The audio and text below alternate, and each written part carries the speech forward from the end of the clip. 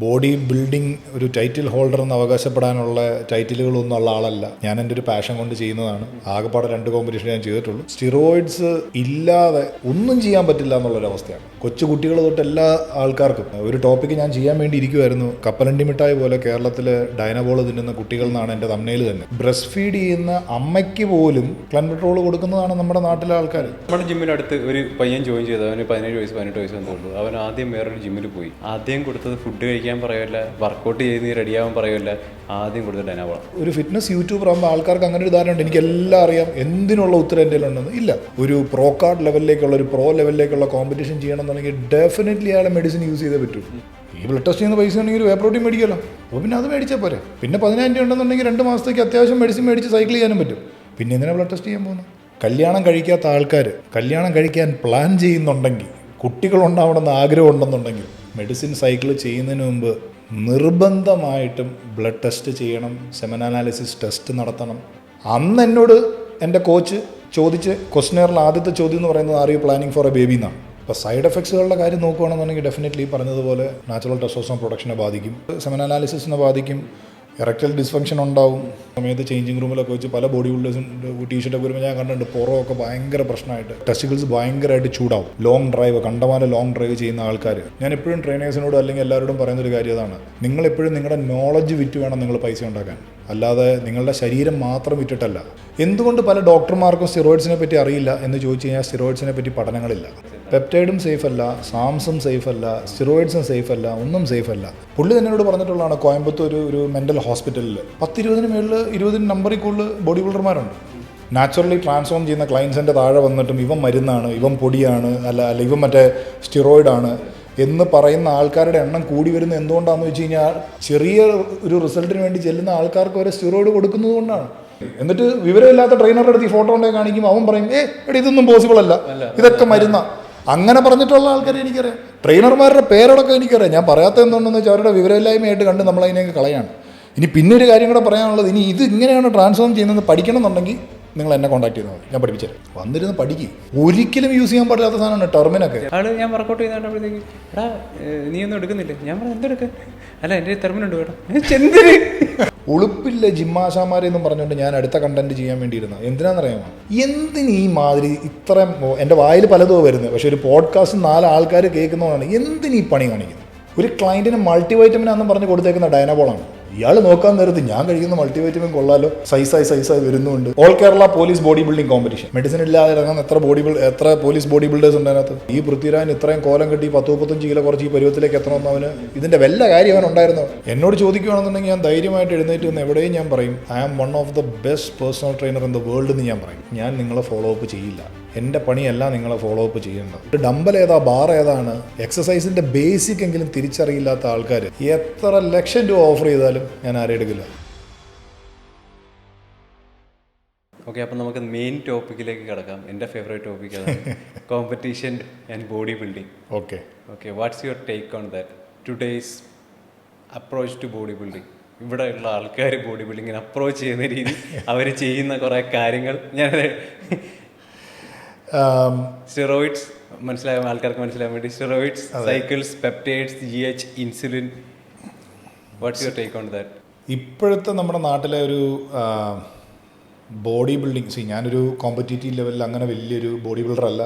ഞാനൊരു എന്താ പറയുക, ഒരു ബോഡി ബിൽഡിംഗ് ഒരു ടൈറ്റിൽ ഹോൾഡർ എന്ന് അവകാശപ്പെടാനുള്ള ടൈറ്റിലുകളൊന്നും ഉള്ള ആളല്ല. ഞാൻ എൻ്റെ ഒരു പാഷൻ കൊണ്ട് ചെയ്യുന്നതാണ്. ആകെപ്പാടെ 2 കോമ്പറ്റീഷൻ ഞാൻ ചെയ്തിട്ടുള്ളൂ. പക്ഷേ ഇപ്പം ഞാൻ പ്രപ്പിലാണ്. അടുത്ത ഓഗസ്റ്റിൽ മിഡിൽ ഈസ്റ്റ് കപ്പ് എന്ന് പറഞ്ഞിട്ട് ലെബനനാണ് ഇപ്പം അത് പ്ലാൻ ചെയ്ത പ്രപ്പ് ചെയ്തുകൊണ്ടിരിക്കുന്നത്. ശ്രമമാണ് ഇതെല്ലാം. അപ്പം പിന്നെ എൻ്റെ ഏജും, പിന്നെ ഈ കോമ്പറ്റീഷൻ എന്ന് പറയുമ്പോഴത്തേക്കും എൻ്റെ ഏജും അതേപോലെ തന്നെ എൻ്റെ ബ്ലഡ് വർക്കും എൻ്റെ ഓർഗൻസും കാര്യങ്ങളെല്ലാം പക്കയാണെങ്കിലേ നമുക്കിത് പുഷ് ചെയ്ത് മുമ്പോട്ട് കൊണ്ടുപോകാൻ പറ്റുള്ളൂ. അപ്പോൾ അത് ഒരുവിധം കറക്റ്റായിട്ട് കൊണ്ടുപോകാനുള്ള എല്ലാ പ്രോട്ടോകോൾസും ഞാൻ പാലിക്കുന്നുണ്ട്. പക്ഷേ എന്നാലും എല്ലാവരുടെയും ശരീരത്തിലെ എല്ലാ സാധനങ്ങളും ഒരുപോലെ അല്ല ഫലിക്കുന്നത്. ഇപ്പോൾ ഒരു പാരസെറ്റാമോൾ കഴിച്ചാലും പ്രശ്നം വരുന്ന ആൾക്കാരുണ്ട്. അറ്റ് ദ സെയിം ടൈം തന്നെ എത്ര ആൻറ്റിബയോട്ടിക് എടുത്താലും കുഴപ്പമില്ലാതെ നടക്കുന്ന ആൾക്കാരുണ്ട്. അപ്പോൾ അത് കാരണം കൊണ്ട് സ്റ്റിറോയിഡ്സ് എല്ലാവർക്കും ഒരുപോലെയല്ല. പക്ഷെ നാട്ടിലിപ്പോൾ കണ്ടുവരുന്നൊരു പ്രവണത എന്ന് പറയുന്നത് സ്റ്റിറോയിഡ്സ് ഇല്ലാതെ ഒന്നും ചെയ്യാൻ പറ്റില്ല എന്നുള്ളൊരവസ്ഥയാണ്.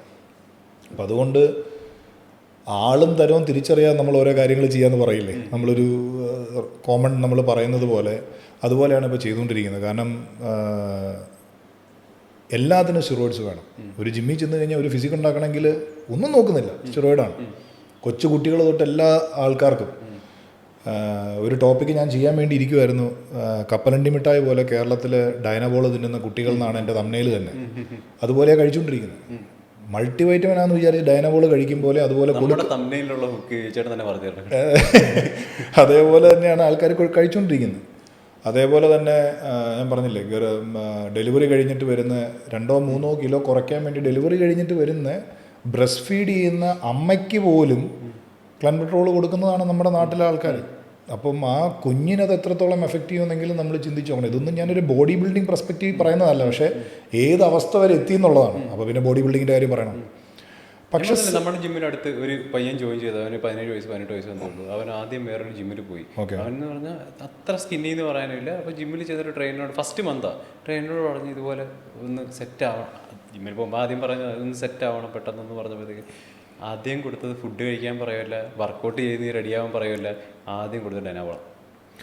എൻ്റെ കയ്യിൽ ഞാൻ ഈ വർക്ക്ഷോപ്പ് എടുക്കാൻ പോകുമ്പോൾ ഞാൻ പലപ്പോഴും പറയാറുണ്ട്, എൻ്റെ കയ്യിലുള്ള വോയിസ് മെസ്സേജുകൾ, എൻ്റെ കയ്യിലുള്ള സ്ക്രീൻഷോട്ടുകൾ, ആൾക്കാർ അയച്ചിട്ടുള്ള കാര്യങ്ങൾ, ഇതെല്ലാം ശരിക്കും പറഞ്ഞാൽ നോക്കുകയാണെന്നുണ്ടെങ്കിൽ, ഇതെല്ലാം കൂടെ വെച്ചൊരു വീഡിയോ ചെയ്യുകയാണെന്നുണ്ടെങ്കിൽ ഈ രാഷ്ട്രീയക്കാരൊക്കെ പറയും പോലെ കേരളം നിന്ന് കത്തുമെന്ന് പറഞ്ഞതുപോലുള്ള അത്രയും മെസ്സേജുകളുണ്ട്.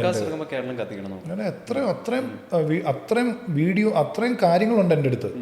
കാരണം ഇത് പകുതി കൂടുതൽ ആൾക്കാരും എനിക്ക് ചിലപ്പോൾ ഒരു പക്ഷേ അയക്കുന്നത് എനിക്കെല്ലാം അറിയാമെന്ന് വിചാരിച്ച് അയക്കുന്നതാണ്. പക്ഷേ ആസ് ഒരു ഫിറ്റ്നസ് യൂട്യൂബർ ആകുമ്പോൾ ആൾക്കാർക്ക് അങ്ങനെ ഒരു ധാരണ ഉണ്ട്, എനിക്കെല്ലാം അറിയാം, എന്തിനുള്ള ഉത്തരം എൻ്റെ ഉണ്ടെന്ന്. ഇല്ല, ഞാൻ തന്നെ പറഞ്ഞിട്ടുണ്ട്, എനിക്കറിയാവുന്ന മേഖല വളരെ കുറച്ചാണ്. എനിക്കറിയില്ലാത്ത കാര്യങ്ങൾ ഞാൻ നോ തന്നെ പറയും. നിങ്ങൾ ഇന്ന ആളെ കൺസൾട്ട് ചെയ്യും, ഇന്ന ഡോക്ടറെ കാണാം, അല്ലെ ഇന്ന രീതിയിൽ കാണുന്നുള്ളത് ഞാൻ പറയും. അപ്പോൾ അതുകൊണ്ടായിരിക്കാം പലരും എനിക്ക് അയക്കുന്നത്.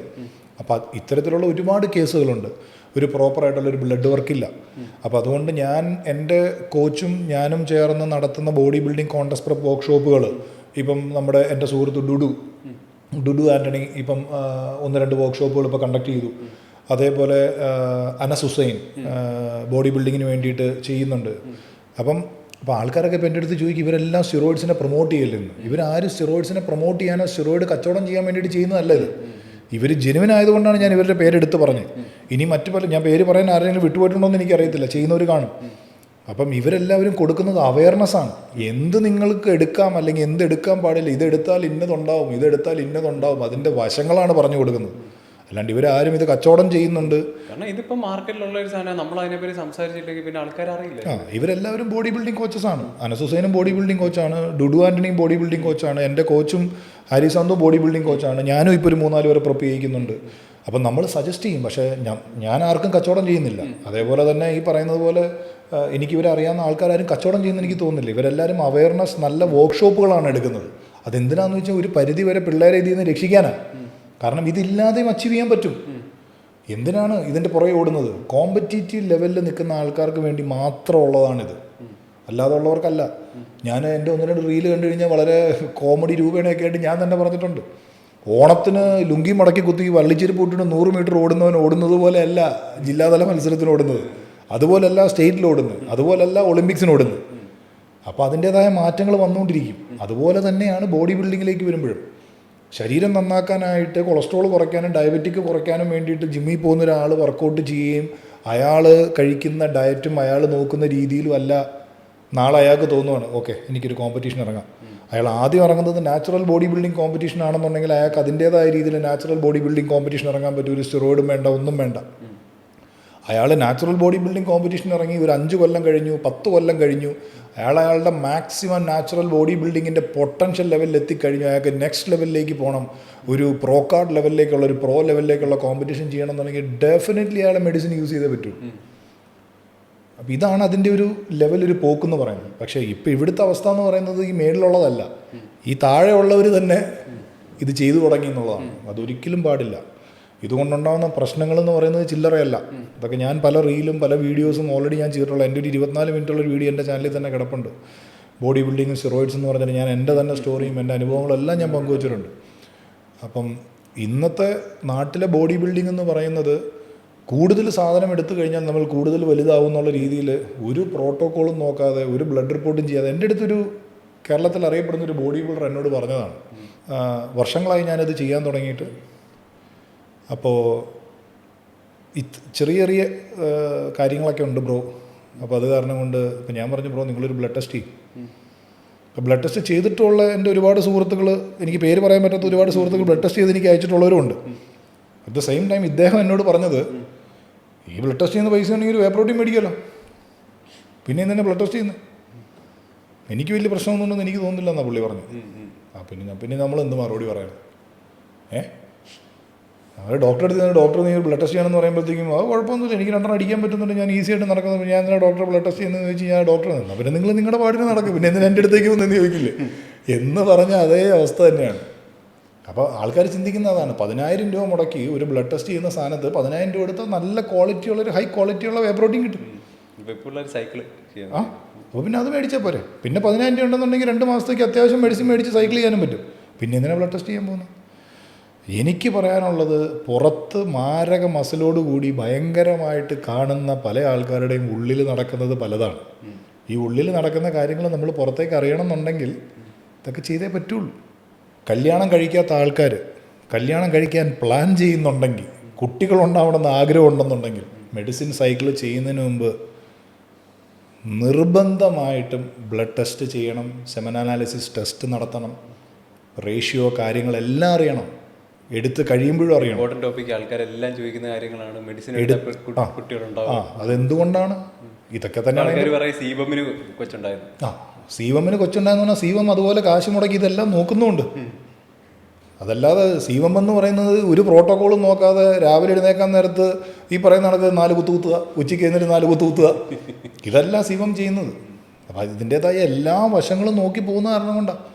ഇപ്പോൾ സീവമിന് കൊച്ചുണ്ട്. സീവം അറിയപ്പെടുന്ന ഒരു മിസ്റ്റർ ഒളിമ്പ്യ, ഇത്രയും പ്രാവശ്യം ടൈറ്റിൽ നേടിയ Mister Olympia, classic physique Mister Olympia title വിന്നറാണ്. സീവമിന് ഒരു കൊച്ചുണ്ട്. ഞാൻ 5-6 പ്രാവശ്യം സൈക്കിൾ ചെയ്തിട്ടുണ്ട്, എനിക്ക് 2 കൊച്ചുണ്ട്. സീവമിന് 1 ഉള്ളൂ, എനിക്ക് 2 ഉണ്ട്. ഞാനും സൈക്കിൾ ചെയ്തിട്ടുണ്ട്. അപ്പോൾ ഇതൊക്കെ നോക്കിയാണ് ചെയ്യുന്നത്. ഞാൻ എൻ്റെ കോച്ച് ഹാരി സാന്തുവിൻ്റെ അടുത്ത് എൻ്റെ ആദ്യത്തെ മോൾ ഉണ്ടായി കഴിഞ്ഞ്, ഞാൻ പറഞ്ഞില്ലേ, ഞാൻ എൻ്റെ 33ാമത്തെ വയസ്സിലാണ് ദുബായിലെത്തി ഫിറ്റ്നസ് ഹോസ്റ്റലിൽ ജോയിൻ ചെയ്ത് കഴിഞ്ഞതിന് ശേഷം പലരും കോമ്പറ്റീഷൻ ചെയ്യുന്നത് കണ്ടപ്പം എന്തായാലും കരിയർ സ്വിച്ചൊക്കെ ചെയ്ത് ഇതിലേക്ക് വന്നു. എന്നാൽ ഇതിലും കൂടെ നമ്മളെ കൊണ്ട് പറ്റുന്ന പോലെയൊക്കെ ശ്രമിക്കാം. അങ്ങനെയാണ് ഞാൻ മെഡിസിൻ ആദ്യമായിട്ട് എൻ്റെ ശരീരത്തിൽ തൊടുന്നത്. ഞാൻ അതിനു മുമ്പ് പ്രൊഫഷണൽ ബാസ്കറ്റ്ബോൾ കളിച്ചുകൊണ്ടിരുന്ന സമയത്ത് പല സമയത്തും ഡോപ്പ് ടെസ്റ്റ് കൊടുത്തിട്ടുണ്ട്. പല ഇൻ്റർനാഷണൽ മാച്ചസ് പോകുന്നതിന് മുമ്പ് ഡോപ്പ് ടെസ്റ്റ് കൊടുത്തിട്ടുണ്ട്. നമ്മൾ ഇന്ത്യക്ക് വേണ്ടി കളിക്കാൻ പോകുമ്പോഴെല്ലാം ഡോപ്പ് കൊടുക്കണം. ആദ്യമായിട്ട് ഞാൻ UAE കഴിഞ്ഞതിന് ശേഷം ഈ ഫിറ്റ്നസ് ഹൗസ് ജോയിൻ ചെയ്ത് ഒരു ഫുൾ ടൈം ട്രെയിനറായി. ഇതിൽ ഇങ്ങനത്തെ ഒരു പാഷൻ വന്നു തുടങ്ങിയ സമയത്താണ് കോമ്പറ്റീഷനെ പറ്റിയൊക്കെ അറിഞ്ഞപ്പോഴാണ് ആദ്യമായിട്ട് ചെയ്യാൻ പ്ലാൻ ചെയ്തത്. അന്ന് എന്നോട് എൻ്റെ കോച്ച് ചോദിച്ച് ക്വസ്റ്റ്യനറിൽ ആദ്യത്തെ ചോദ്യം എന്ന് പറയുന്നത് are you planning four A baby എന്നാണ്. അപ്പോൾ ഞാൻ പറഞ്ഞു, കോച്ച് എനിക്ക് കുഞ്ഞുണ്ടായി, ഇപ്പോൾ ഒരു മാമോദീസ കഴിഞ്ഞപ്പോഴാണ് ഞാൻ UAE പോകുന്നത്. അതിനുശേഷം ആ കോമ്പറ്റീഷൻ കഴിഞ്ഞ് പിന്നെ വർഷങ്ങൾക്ക് ശേഷമാണ് ഞാൻ അടുത്ത കോമ്പറ്റീഷൻ ചെയ്യുന്നത്. അതിനിടയ്ക്ക് ഞാനൊരു കോമ്പറ്റീഷൻ ചെയ്യാനായിട്ട് പ്ലാൻ ചെയ്തിരുന്നു. അപ്പോൾ എനിക്കൊരു ബാസ്കറ്റ്ബോൾ മാച്ച് കളിക്കാൻ പോയി ഒരു ഷോൾഡർ ഇഞ്ചി ഉണ്ടായി. ആ കോമ്പറ്റീഷൻ പിന്നെ ആ പ്രെപ്പ് ഇടയ്ക്ക് വെച്ച് നിർത്തി, ചെയ്യാൻ പറ്റിയില്ല. ആ സമയത്തും പുള്ളി എന്നോട് ചോദിച്ചു, കാര്യം ഒരു 3 കൊല്ലം ഗ്യാപ്പ് ഇട്ടിട്ടാണ് ചെയ്തത്. ആ സമയത്തും പുള്ളി എൻ്റെ അടുത്ത് ചോദിച്ചു are you planning four A baby എന്ന്. അപ്പോൾ ഇങ്ങനെ ഇത്രയും പ്രോട്ടോക്കോൾ നോക്കി എന്തിനാണ് പുള്ളി എൻ്റെ അടുത്ത് ചോദിക്കുന്നത് are you planning four A baby എന്ന്? ക്വസ്റ്റ്യനറിൽ ആദ്യത്തെ ക്വസ്റ്റ്യൻ അതാ. അപ്പോൾ ഇതൊന്നും ഇല്ല ഇവിടെ. പ്ലാനിങ് ഫോർ എ ബേബി പോയിട്ട് ആ ചോദ്യം പോയിട്ട് ഒരു ബ്ലഡ് റിപ്പോർട്ട് പോലും ചെക്ക് ചെയ്യാതെയാണ് ഓരോ ആൾക്കാർ ഈ സംഭവം ചെയ്യുന്നത്. അപ്പം ഈ സ്റ്റിറോയിഡ്സ് എടുത്താൽ കുട്ടികൾ ഉണ്ടാവില്ല എന്ന് പറയുന്നത് അപ്പം ശരിയാണെന്നാണോ, അതോ എന്താണ് അതിൻ്റെ വാസ്തവം, അല്ലെങ്കിൽ എന്തൊക്കെയാണ് ശരിക്കും ഉള്ള സൈഡ് എഫക്ട്സ്? കാരണം ഇപ്പം കുട്ടികളുടെ ഒരു കേസ് എല്ലാവരും പറയുന്ന ഒരു കാര്യമാണ്. പിന്നെ ഈ പറയുന്ന ED ഇറക്ടൈൽ ഡിസ്ഫങ്ഷൻ്റെ കാര്യം പറയും, അല്ലെങ്കിൽ നാച്ചുറൽ ടെസ്റ്റോസ്റ്ററോൺ ലെവൽസ് ഭയങ്കരമായിട്ട് ഡ്രോപ്പ് ആവുമെന്ന് പറയും. അപ്പം ഇങ്ങനെ കുറേ കാര്യങ്ങൾ ആൾക്കാർ പറയുന്നുണ്ട്. അത് ഈ പറഞ്ഞ നാച്ചുറൽ ടെസ്റ്റോസ്റ്ററോണിൻ്റെ പ്രശ്നവും EDയുടെ പ്രശ്നവും സ്റ്റിറോയിഡ് എടുക്കാത്തവർക്കും ഇപ്പം എന്തായാലും ഒരു 30 ഒരുപാട് പേർക്ക് അതുണ്ട്. അവരുടെ ലൈഫ് സ്റ്റൈലിൻ്റെ അതിലും ഓക്കെയാണ് സ്റ്റിറോയിഡ് എടുക്കുന്ന ജിമ്മിൽ പോകുന്നവർക്ക്. അപ്പം എന്താണ് അതിൻ്റെ റിയാലിറ്റിയിലേക്ക് ശരിക്കുമുള്ള സ്റ്റിറോയിഡ്സിൻ്റെ സൈഡ് എഫക്ട്സ് എന്താണ്? അല്ല, അതാ ഞാൻ നേരത്തെ പറഞ്ഞതുപോലെ അങ്ങനെ ഒരു വലിയ പ്രശ്നം ഉള്ളതുകൊണ്ടാണ് ഞാൻ പറഞ്ഞില്ല, എൻ്റെ കോച്ച് എന്നോട് ആദ്യമേ ചോദിച്ചത്, അല്ലെങ്കിൽ ചോദിക്കുന്നത് are you planning four A baby എന്ന്. ഇപ്പം ഈ വീഡിയോ കാണുന്ന കൂട്ടത്തിൽ ടീം ബോസിൻ്റെ ബോഡി ബിൽഡിംഗ് വർക്ക്ഷോപ്പ് അറ്റൻഡ് ചെയ്തിട്ടുള്ള എല്ലാവർക്കും അറിയാം. അതിനകത്ത് എത്രത്തോളം ഇൻഡെപ്തായിട്ട് സെമൻ അനാലിസിസ് ടെസ്റ്റിൻ്റെ കാര്യങ്ങൾ കാണിക്കുന്നുണ്ടെന്നുള്ളത്. കോച്ചിൻ്റെ തന്നെ പല ആൾക്കാരുടെയും ബ്ലഡ് റിപ്പോർട്ട് വരെ വ്യക്തമായിട്ട് കാണിച്ചിട്ടാണ് നമ്മൾ കോഴ്സ് അറ്റൻഡ് ചെയ്യുന്ന ഓരോ ആൾക്കാർക്കും എടുക്കുമ്പോഴും അല്ലെങ്കിൽ അത് എടുക്കാത്തപ്പോഴും അല്ലെങ്കിൽ PCT കഴിഞ്ഞതിന് ശേഷം ഉള്ളതെല്ലാം വ്യക്തമായിട്ട് നമ്മൾ കാണിച്ചു കൊടുക്കുന്നു. കാര്യം ഇത് മനസ്സിലാക്കാതെ ഇതിലേക്ക് ഇറങ്ങുന്നവർക്കാണ് ഏറ്റവും കൂടുതൽ പ്രശ്നം പറ്റുന്നത്. ഇപ്പോൾ സൈഡ് എഫക്ട്സുകളുടെ കാര്യം നോക്കുകയാണെന്നുണ്ടെങ്കിൽ ഡെഫിനറ്റ്ലി പറഞ്ഞതുപോലെ നാച്ചുറൽ ടെസ്റ്റോസ്റ്ററോൺ പ്രൊഡക്ഷനെ ബാധിക്കും. കാരണം ബോഡി നോക്കുമ്പം ബ്രെയിൻ ഇപ്പോൾ ഒരു വളരെ സിമ്പിൾ വലിയ ടെക്നിക്കൽ ടേമൊന്നും ഇല്ലാതെ നോക്കാൻ നേരത്ത് ശരീരത്തിന് ആവശ്യത്തിൽ കൂടുതലുള്ള ടെസ്റ്റോസ്റ്ററോൺ പുറത്തുനിന്ന് വരുന്നുണ്ട്. സിന്തറ്റിക് ഫോം ഇഞ്ചെക്ട് ചെയ്ത് കൊടുത്തുകൊണ്ടിരിക്കുകയാണ്. പിന്നെ എന്തിനാണ് ഞാൻ സ്വന്തമായിട്ട് പ്രൊഡ്യൂസ് ചെയ്യുന്നതെന്നുള്ളൊരു തോന്നൽ വരും. ഇതെല്ലാം അകത്ത് നടക്കുന്നതാണ്, ഓരോന്ന് സെൻസ് ചെയ്ത്. അപ്പോൾ ഓട്ടോമാറ്റിക്കായിട്ട് എന്ത് ചെയ്യും, നാച്ചുറൽ ടെസ്റ്റോസ്റ്ററോണിൻ്റെ പ്രൊഡക്ഷൻ കുറയും. ഇതൊരു കാരണമാണ്. അത് മൈൽഡ് ഡോസ് എടുക്കുന്ന ഒരാൾക്കാണോ? ഒരിക്കലും ഈ മൈൽഡിൻ്റെയും ഹെവി ഡോസിൻ്റെയും കാര്യം നമുക്ക് ഒരിക്കലും പറയാൻ പറ്റില്ല. ഇറ്റ്സ് നേരത്തെ ഞാൻ പറഞ്ഞതുപോലെ അതെ, ചിലർ പറയുന്നൊരു സംഭവം അതാണ്, ലൈറ്റ് ഓറഞ്ച് ചെയ്താൽ കുഴപ്പമുണ്ടോ? ചിലർ ചോദിക്കുന്നതാണ്, ഒരു മാസത്തേക്ക് ക്ലൻബട്രോൾ കഴിച്ചാൽ കുഴപ്പമുണ്ടോ, ഒരു മാസത്തേക്ക് ഡൈനബോൾ കഴിച്ചാൽ കുഴപ്പമുണ്ടോ? അത് തന്നെ, ടെസ്റ്റ് മാത്രം ചെയ്താൽ കുഴപ്പമുണ്ടോ എന്നൊക്കെ ആൾക്കാർ ചോദിക്കുക. ഇത് ഓരോ ഇൻഡിവിജ്വൽസിനെ ഡിപ്പെൻഡ് ചെയ്താണ്, പേഴ്സൺ ടു പേഴ്സൺ ആണ്. അപ്പോൾ അതുകൊണ്ടാണ് നേരത്തെ ഞാൻ പറഞ്ഞത്, ഇപ്പോൾ ചില ആൾക്കാർ എന്താ പറയുക, മുളക് പൊടി വാരി തിന്നാലും വയറിന് പ്രശ്നമില്ലാത്ത ആൾക്കാരുണ്ട്. അറ്റ് ദ സെയിം സമയം തന്നെ ഒരു കറിക്കകത്തുനിന്നൊരു പച്ചമുളക് കടിച്ചാൽ തന്നെ വയറുവേദനയായിട്ട് ഹോസ്പിറ്റലിൽ പോകുന്ന ആൾക്കാരുണ്ട്. സോ എന്തുകൊണ്ടാണ് അത് ഓരോരുത്തർക്ക് ടോളറേറ്റ് ചെയ്യുന്നതിന് ഒരുപാട് വ്യത്യാസങ്ങളുണ്ട്. അതുപോലെയാണ് ഓരോ ആൾക്കാരുടെ ശരീരത്തിലും വരുന്ന മാറ്റം. പിന്നെ പല ആൾക്കാരും പറയും, പിന്നെ ഇവൻ വന്നിരുന്ന ആൾക്കാരെ പേടിപ്പിക്കുകയാണ്, റോണി കോൾമാൻ അർണോൾഡൊക്കെ ഇത്രയും കാലം കുത്തിയിട്ട് ഇപ്പോഴും ജീവിച്ചിരിപ്പില്ലേ എന്ന് ചോദിക്കും. എന്നാൽ അതേ സമയം തന്നെ അതിൻ്റെ പകുതി പോലും കുത്താത്ത എത്ര ആൾക്കാർ മരിച്ചു പോയിട്ടുണ്ട്. എന്തുകൊണ്ടാണ്? അപ്പോൾ ഇതിനെല്ലാത്തിനും ഒരു പ്രോട്ടോക്കോളില്ലേ. ഓരോ ആൾക്കാരുടെ ശരീരത്തിൽ എടുക്കുന്നതിന് ഓരോ കണക്കുണ്ട്. അവരുടെ ശരീരം എങ്ങനെ റെസ്പോണ്ട് ചെയ്യുന്നതനുസരിച്ച് നോക്കും. എല്ലാ ആൾക്കാരും എല്ലാ മെഡിസിൻസും എടുക്കില്ല. ചില ആൾക്കാരുടെ ശരീരത്തിൽ ചിലത് സ്യൂട്ടാവില്ല. അത്തരത്തിലും പ്രശ്നം വരും. പെട്ടെന്ന് ചെറിയ മൈൽഡ് ഡോസേജിൽ തന്നെ ഗൈനോ വരുന്ന ഒരുപാട് ആൾക്കാരുണ്ട്. അപ്പോൾ അവരിൽ എന്താ കുഴപ്പമെന്ന് വെച്ചാൽ അവരുടെ അരോമറ്റൈസേഷൻ എന്ന് പറയുന്നത് കുറേ കൂടെ കൂടുതലാണ്. അവരുടെ കൺവേർഷൻ്റെ സെൻസിറ്റിവിറ്റി കുറേ കൂടെ കൂടുതലാണ്. അത് എല്ലാ കാര്യത്തിലും അങ്ങനെ തന്നെയാണ് കേട്ടോ. അപ്പം ഇതെല്ലാം ഇതേപോലെ തന്നെയാണ് സ്റ്റിറോയിഡിൻ്റെ കാര്യത്തിലും വരുന്നത്. ഇപ്പം 7.2 ആണ് യൂറിക് ആസിഡിൻ്റെ ബോർഡർ ലൈൻ.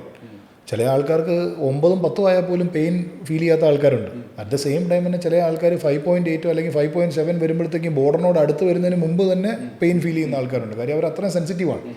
അതുപോലെ തന്നെയാണ് സ്റ്റിറോയിഡിൻ്റെ കാര്യത്തിൽ. അപ്പോൾ ഒരിക്കലും മൈൽഡ് ഡോസേജ് ആ ഡോസേജ് എന്ന് പറയാൻ പറ്റില്ല. പ്രോപ്പറായിട്ട് ബ്ലഡ് വർക്ക് ചെയ്ത് കഴിഞ്ഞ് ഉപയോഗിച്ച് തുടങ്ങുമ്പോഴേ അറിയാൻ പറ്റുള്ളൂ. നാച്ചുറൽ ടെസ്റ്റോസ്റ്ററോൺ പീക്കിൽ നിൽക്കുന്ന ഒരാൾക്ക് എക്സ്റ്റേണൽ ടെസ്റ്റോസ്റ്ററോണിൻ്റെ ആവശ്യമുണ്ടോ? ആവശ്യമില്ല. എന്തിനാണ് ആവശ്യം? പക്ഷേ കോമ്പറ്റീറ്റീവ് ലെവലിൽ പോകുന്ന ഒരാളാൾക്കാണെന്നുണ്ടെങ്കിൽ ആവശ്യമുണ്ട്. കാരണം ഞാനിടയ്ക്ക് ഒന്ന് ടെസ്റ്റ് ചെയ്തത് 1450 അത്രയും വരും. അപ്പം കോമ്പറ്റീറ്റീവ് ലെവലിലേക്ക് പോകുമ്പോഴത്തേക്കും കോമ്പറ്റീറ്റീവ് ലെവലിലേക്ക് പോകുമ്പോഴത്തേക്കും അതിൻ്റെ ആവശ്യം വരും. അപ്പോൾ അതില്ലാതെ പറ്റൂലല്ലോ. പിന്നെ ചില സമയങ്ങളിൽ ഈ പറയുന്നത് പോലെ പിന്നെ ഒന്ന് ഈ പറയുന്ന കണക്ക് സെമൻ അനാലിസിസിനെ ബാധിക്കും. എറക്ടൽ ഡിസ്ഫങ്ഷൻ ഉണ്ടാവും. അത് ഇതിൻ്റെ ഒരു സൈഡ് എഫക്റ്റാണ്. ലോങ് ടേം യൂസിലാണ് അതുണ്ടാവുക. ചെറിയ യൂസിലൊന്നും അല്ലെങ്കിൽ ഒരു ഷോർട്ട് ടൈം യൂസിലൊന്നും വളരെ അപൂർവങ്ങളിലായിട്ട് ഇങ്ങനൊരു കാര്യം എറക്ടൈൽ ഡിസ്ഫങ്ഷനെ പറ്റിയൊക്കെ കേട്ടിട്ടുള്ളൂ. പിന്നെ ഉള്ള കാര്യം എന്ന് പറയുന്നത്, എന്തുകൊണ്ട് പ്രോപ്പറായിട്ട് ബ്ലഡ് ടെസ്റ്റ് ചെയ്യണമെന്ന് പറയുന്നത്, ചില ആൾക്കാരിൽ ജനറ്റിക്കലി നാച്ചുറൽ ടെസ്റ്റോസ്റ്ററോണിൻ്റെ പ്രൊഡക്ഷൻ കുറവായിരിക്കും. അപ്പോൾ അത് എന്ത് പ്രോബ്ലം കൊണ്ടാണെന്നുള്ളത് നമുക്ക് കറക്റ്റായിട്ട് മനസ്സിലാക്കാനായിട്ട് പറ്റണം. എന്ത് പ്രശ്നം കൊണ്ടാണെന്നുള്ളത് പല ഫാക്ടേഴ്സ് ഉണ്ടാവും. പക്ഷേ ഇത് നേരത്തെ അറിയാതെ ഒരാൾ ടെസ്റ്റോസ്റ്ററോൺ എക്സ്റ്റേണൽ ടെസ്റ്റോസ്റ്ററോൺ കാര്യങ്ങളെല്ലാം എടുത്തു കഴിഞ്ഞ് കഴിഞ്ഞാൽ 5-6 മാസം കഴിഞ്ഞ് കഴിഞ്ഞിട്ട് ടെസ്റ്റ് ചെയ്യുന്ന സമയത്ത് എന്തെങ്കിലും വ്യത്യാസം കണ്ടു കഴിഞ്ഞാൽ തുടക്കത്തിലുള്ളതും അറിയാൻ പറ്റില്ല, ഒന്നും അറിയാൻ പറ്റില്ല. അതേപ്പോൾ ഭയങ്കര കൺഫ്യൂഷനായിരിക്കും. ഈ കഴിഞ്ഞിടയ്ക്ക് തന്നെ ഒരു കേസ് അങ്ങനെ വന്നിട്ട് ഞങ്ങളുടെ തന്നെ ഡോക്ടേഴ്സ് പാനലൊക്കെ ആയിട്ട് സംസാരിച്ച ആ പയ്യൻ്റെ കാര്യത്തിൽ ഒരു തീരുമാനത്തിലെത്തിയതേ ഉള്ളൂ. അപ്പോൾ അങ്ങനത്തെയും പ്രശ്നമുണ്ട്. പിന്നെ അതേപോലെ തന്നെ ആക്നെ ഉള്ള ആൾക്കാരുണ്ട്, മുടി കൊഴിച്ചിലുള്ള ആൾക്കാരുണ്ട്. എന്നാൽ ഈ പറയുന്നത് പോലെ ഞാനിപ്പോൾ പലതവണ ഞാൻ സൈക്കിൾ ചെയ്തിട്ടുണ്ട്. എനിക്കിതുവരെ അങ്ങനെ ഒരു ഹെയർ അത്രയും പോകുന്നതായിട്ട് എനിക്കിതുവരെ ഫീൽ ചെയ്തിട്ടില്ല. എൻ്റെ പേഴ്സണൽ കാര്യം ഞാൻ പറയുന്നത് കേട്ടോ, പോകുന്നതായിട്ട് എനിക്ക് ഫീൽ ചെയ്തിട്ടില്ല. അറ്റ് ദ സെയിം ടൈം തന്നെ ചെറിയ ഡോസ് എടുക്കുമ്പോൾ തന്നെ ഹെയർ ഫോൾ ഉണ്ടാകുന്ന ആൾക്കാരുണ്ട്. കാരണം അവരുടെ DHT കൺവേർഷൻ റേഷ്യോ കൂടുതലായിരിക്കും നോർമലി ഉള്ള ആൾക്കാരൊക്കെ. അപ്പോൾ അവരുടെ കൺവേർഷൻ റേഷ്യോ കൂടുതലായിരിക്കും. അപ്പം ഈ പറയുന്നത് പോലെ അവർക്ക് കൂടുതലായിട്ട് പോകാനുള്ള സാധ്യതയുണ്ട്. അപ്പോൾ എല്ലാവർക്കും ചിലർക്ക് കംപ്ലീറ്റ് ആക്നെ വരും. അപ്പോൾ അങ്ങനെ വരുന്ന ആൾക്കാരുണ്ട്. ഞാൻ തന്നെ പല UAE ഫ്രീലാൻസ് ചെയ്യുന്ന സമയത്ത് പല ജിമ്മുകളിലും നമ്മൾ പോകാറുള്ളത്. പോകുന്ന സമയത്ത് ചേഞ്ചിങ് റൂമിലൊക്കെ വെച്ച് പല ബോഡി ബിൽഡേഴ്സും ടീഷർട്ടൊക്കെ വരുമ്പോൾ ഞാൻ കണ്ടിട്ടുണ്ട് പുറമൊക്കെ ഭയങ്കര പ്രശ്നമായിട്ട്.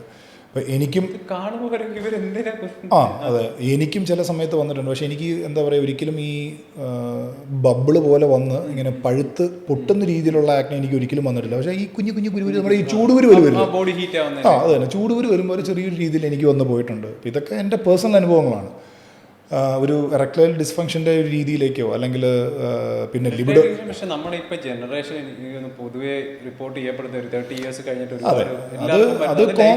അത് കോമൺ ആയിട്ടുണ്ട്. നമ്മുടെ സ്ട്രെസ് ലെവൽ, നമ്മുടെ ഈറ്റിംഗ് ഹാബിറ്റ്സ്, അതേപോലെ തന്നെ വർക്കൗട്ട് ഇല്ല, ഒരു തരത്തിലുള്ള മൂവ്മെൻ്റ് ഇല്ല, ഒന്നുമില്ല. 30-35% ഫാറ്റ് ഒബിയസ് ആയിട്ട് കയറി നിൽക്കുന്ന ഒരാളെ സംബന്ധിച്ചിടത്തോളം അതിൽ വലിയ കഥയൊന്നുമില്ല, അതുണ്ടാവും.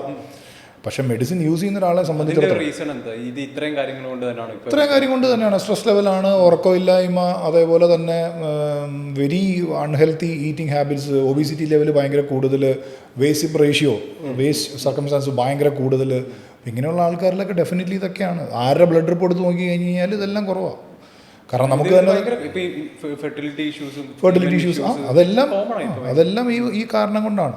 പിന്നെ ഈ പറയുന്നത് പോലെ ഒരുപാട് ചൂട് കാലാവസ്ഥയിൽ, അതായത് ഇപ്പോൾ ലോങ് ഡ്രൈവ് ചെയ്യുന്ന ആൾക്കാർ UAE-ലൊക്കെ അത്തരത്തിലുള്ള ഒരുപാട് കേസ് റിപ്പോർട്ട് ചെയ്തിട്ടുണ്ട്. കാരണം ഞങ്ങൾ തന്നെ ബ്ലഡ് ടെസ്റ്റ് ചെയ്യുന്ന സമയത്ത് ഞാൻ ഈ പറയുന്ന കുറേ കാര്യങ്ങളൊക്കെ ഞാൻ നേരത്തെ പറഞ്ഞില്ലേ, കുറേ ഡോക്ടേഴ്സ് സുഹൃത്തുക്കളുള്ള കാരണം കൊണ്ട് അവരുടെ അടുത്ത് കിട്ടുന്ന കുറേ കാര്യങ്ങളാണ് ഞാൻ ഈ ഷെയർ ചെയ്യുന്നത്. അപ്പം ഈ പറയുന്നത് പോലെ ടെസ്റ്റിക്കിൾസ് ഭയങ്കരമായിട്ട് ചൂടാവും.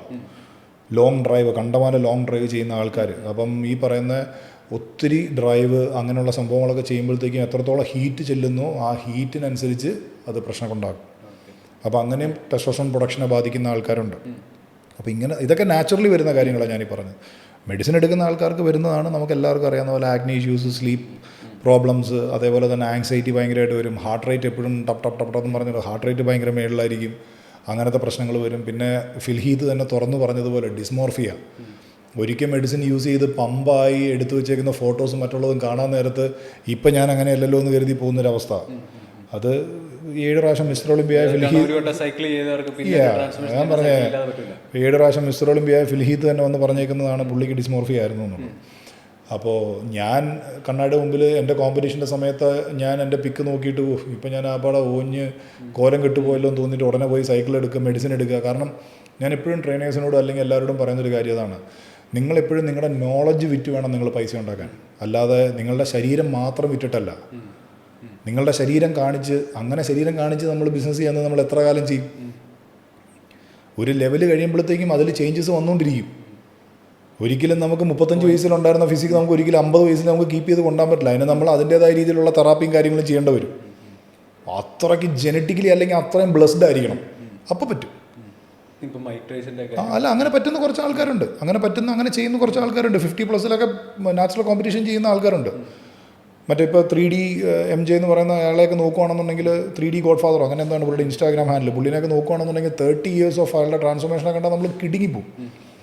അപ്പോൾ അങ്ങനെയും ജനറ്റിക്കലി അത്രയും ബ്ലെസ്ഡ് ആയിട്ട് അതേപോലെ ട്രാക്ക് ചെയ്ത് കൃത്യമായിട്ട് പോകുന്ന ആൾക്കാരുമുണ്ട്. പക്ഷെ എല്ലാവർക്കും അത് പറ്റണമെന്നില്ല. അപ്പോൾ ശരീരം മാത്രം കാണിച്ച് നമ്മുടെ മാർക്കറ്റിംഗ് എന്ന് പറയുന്നത് കുറച്ച് കഷ്ടമാണ്. അപ്പോൾ അതുകൊണ്ടാണ് എപ്പോഴും ട്രെയിനേഴ്സിനോട് പറയുന്നത്, നിങ്ങൾ ഈ കോമ്പറ്റീഷൻ ചെയ്ത് അതേ ഫിസിക്ക് 365 ദിവസം മെയിൻറ്റെയിൻ ചെയ്യാൻ വേണ്ടി ഇത് എടുത്തുകൊണ്ട് നടക്കുന്ന ആൾക്കാരുണ്ട്. ഇന്ത്യയിൽ തന്നെ അല്ലാതെ പുറത്തേക്ക് നോക്കുകയാണെന്നുണ്ടെങ്കിൽ എത്ര പേര് അല്ലാതെ മരിച്ചിട്ടുണ്ട്. അപ്പം ഒരുപാട് മരണങ്ങളും കാര്യങ്ങളൊക്കെ നടന്നിട്ടുണ്ട്. അപ്പോൾ ഇതൊക്കെ ഇതിൻ്റെ എക്സ്ട്രീം ലെവലിലേക്ക് പോയി കഴിഞ്ഞാൽ ഇങ്ങനെയാണ്. അപ്പം ഞാൻ തന്നെ വീഡിയോയിൽ പറഞ്ഞിട്ടുണ്ട്, എനിക്ക് എടുക്കുന്ന